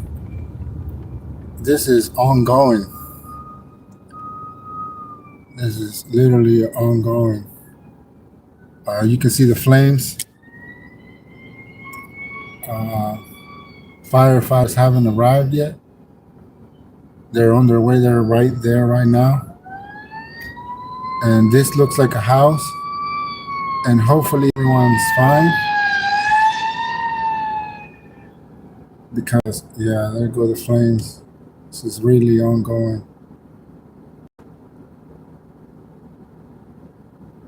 And they're the people coming out. I know you guys can't tell, but some of the people were coming out signaling the firefighters. And yeah, we do have firefighters on the roof there, or someone with a hose at least. But he's watering his roof. Make sure there's nothing, that nothing spreads over to that side. And it does definitely look like a house. And hopefully everyone's fine. You can see the flames there. Zoom in on this camera a little bit.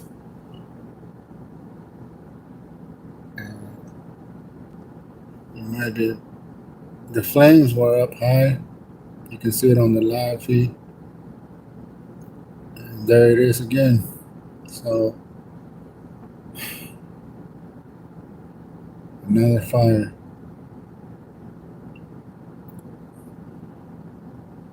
So you guys have to figure something out to make sure you don't have anything that can catch on fire during these very hot summer days.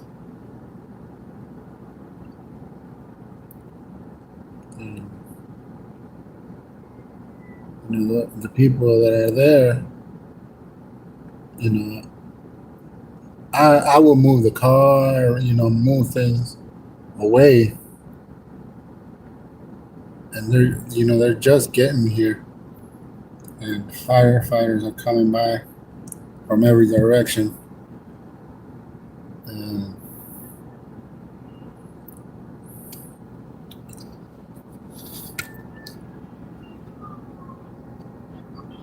I would hope that people will arrive, you know, sooner. But as I suspected, there were no firefighters yet. And this guy on the roof, he's gonna need a mask or something, because he's like right on top of the roof, where all the smoke wants to go to. So hopefully it's not reaching him too much. But that's literally a whole house. Looks like it's a whole house. Hopefully it's not, but and we were here so early, you know, we were like luckily on the way.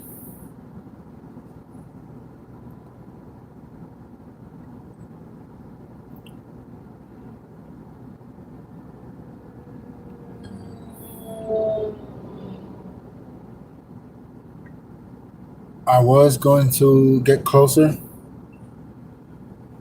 but I do have to go. So I don't know how long. Looks like they broke through the window, or maybe it's just it was a reflection.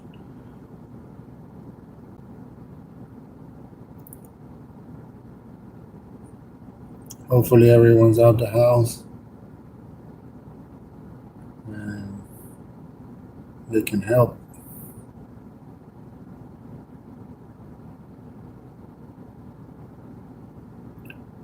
You know, and that guy that was on the roof, I don't know if they told him to get down, but he should have stayed, and he should have pointed the water onto the house that was burning, even though he's a little far from there.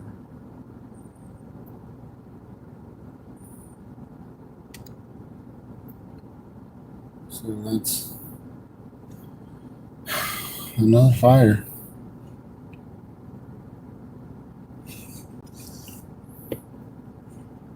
Hopefully they get it fixed. You can still see the flames a little. So I'm not sure if they were able to get the hoses in there, but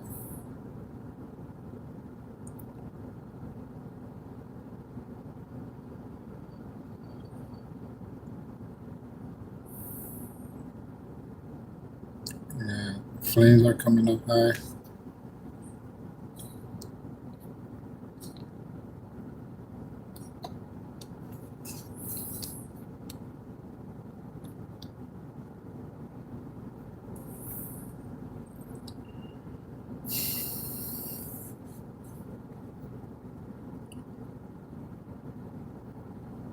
So,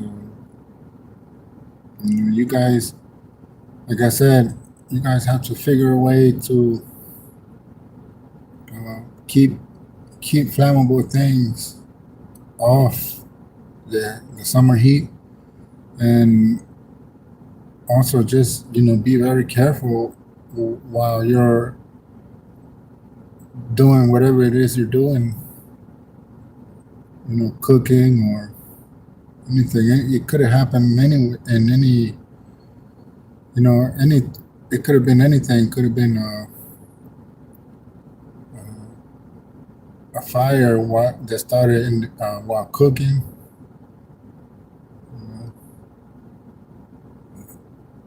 So, it could be a grease fire. And right now, they're firefighters coming in from on this side, going to this side, but they don't have like water hoses on this side. So I don't know what they plan on doing from this side without water hoses. It does look like they might be combating a little bit, so that's good.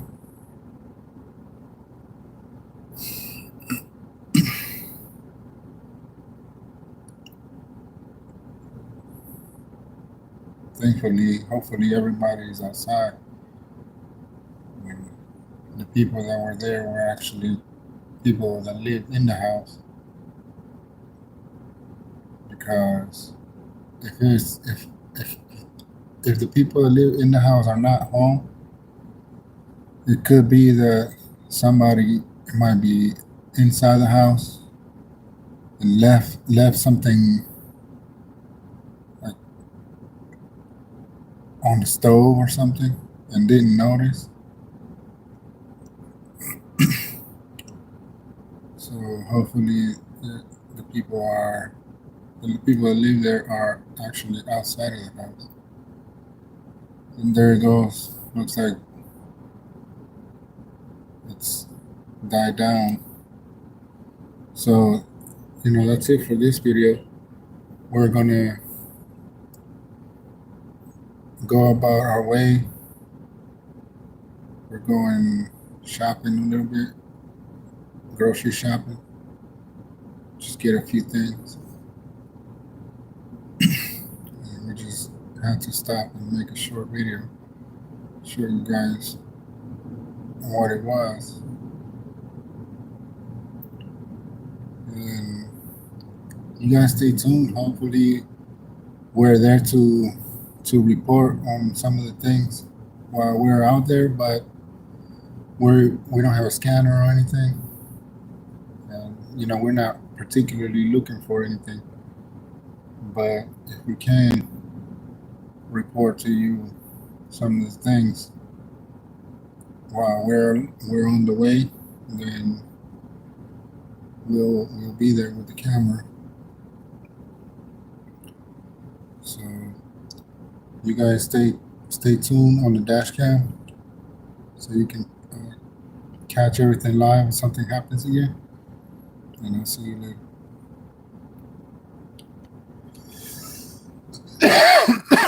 So that's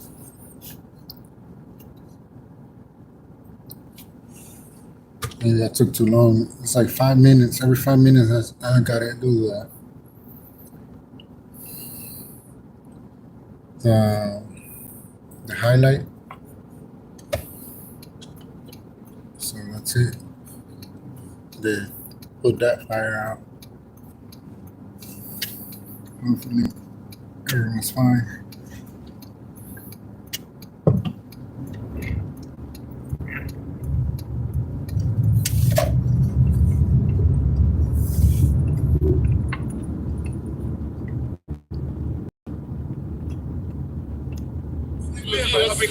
But you ain't never took anything here. All right. Yeah. Show me your work. In fact, that's why I don't call this a debate. I debate with people who have a body of work. And you can see all the smoke. You got no body of work. You're just talking. So now you're trying to escape the debate again? What debate? We ain't debating with. So what are we doing then? All right, alhamdulillah. Can you answer the question? Let me speak. You say you're an Englishman. That's how they do down in Parliament. You have to question. Have you ever seen Prime Minister's question times? And they stop changing subject. Well, you mentioned Parliament, so stop saying I'm changing subjects. What is truth? Is your question the first question? Yes. Finally. See, now here we go again. Truth is the establishment of the word of the Creator. an instruction given command. Clear? Good point. Is that clear? You heard it? Who defines that? We just said it right there. No. Right there, the definition. No, who defined that? The creator. Defines it? Yeah. Okay. I agree with that. Okay. Second question, I've answered just now. Who defines it, right? Yeah, with you. So that was easy, wasn't it? Alhamdulillah. He wants a fight over it. No. Because he loves confusion. I'm not arguing with you. See how he shut down? He shut down now because the answer was simple.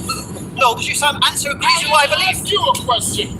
Or do you have any more questions? No, where'd you get the definition from? The definition is from the word of the Creator. Well, what's that word? It's in Torah.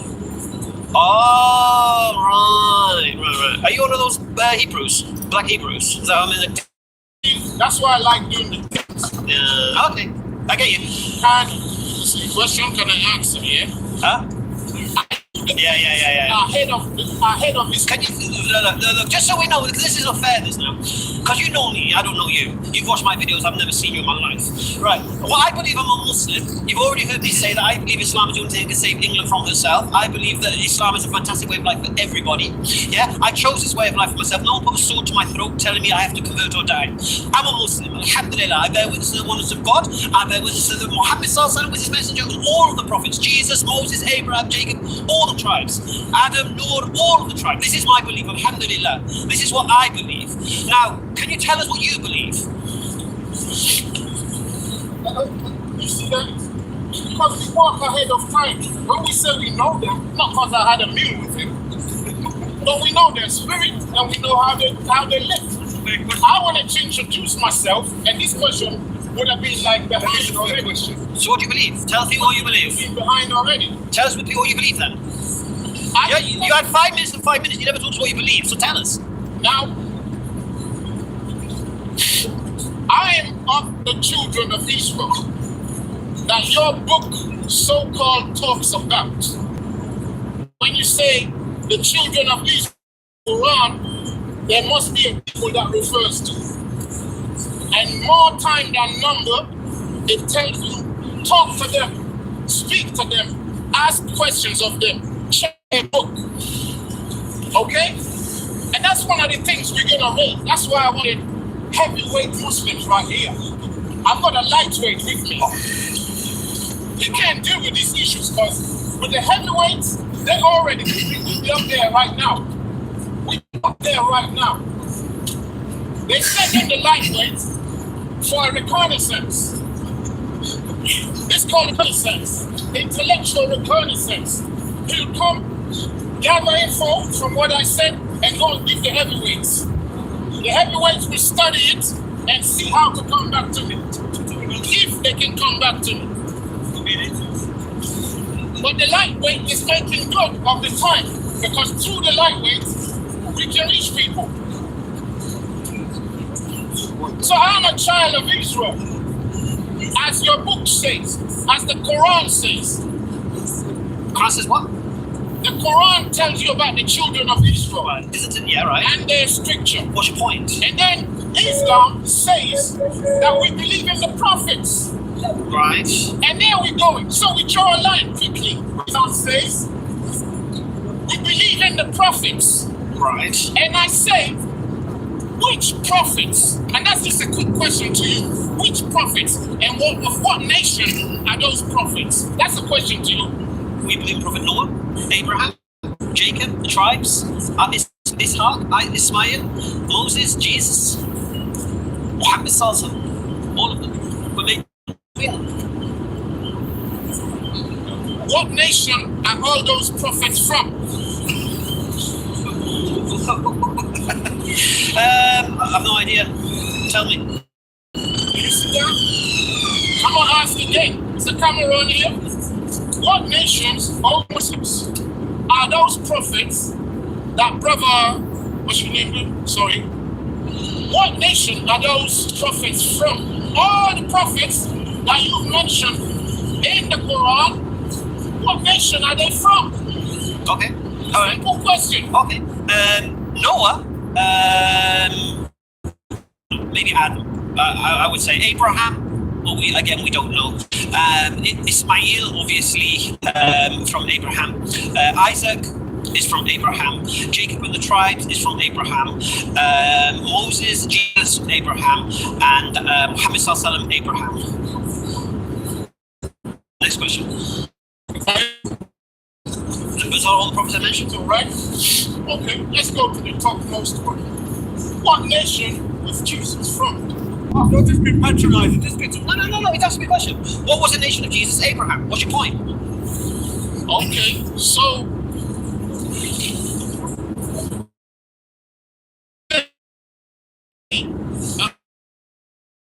where did you see, in which records were able to gather the information that Jesus is from the nation of Abraham? From what records were you able to gather that information? The Quran. Quran? Yeah.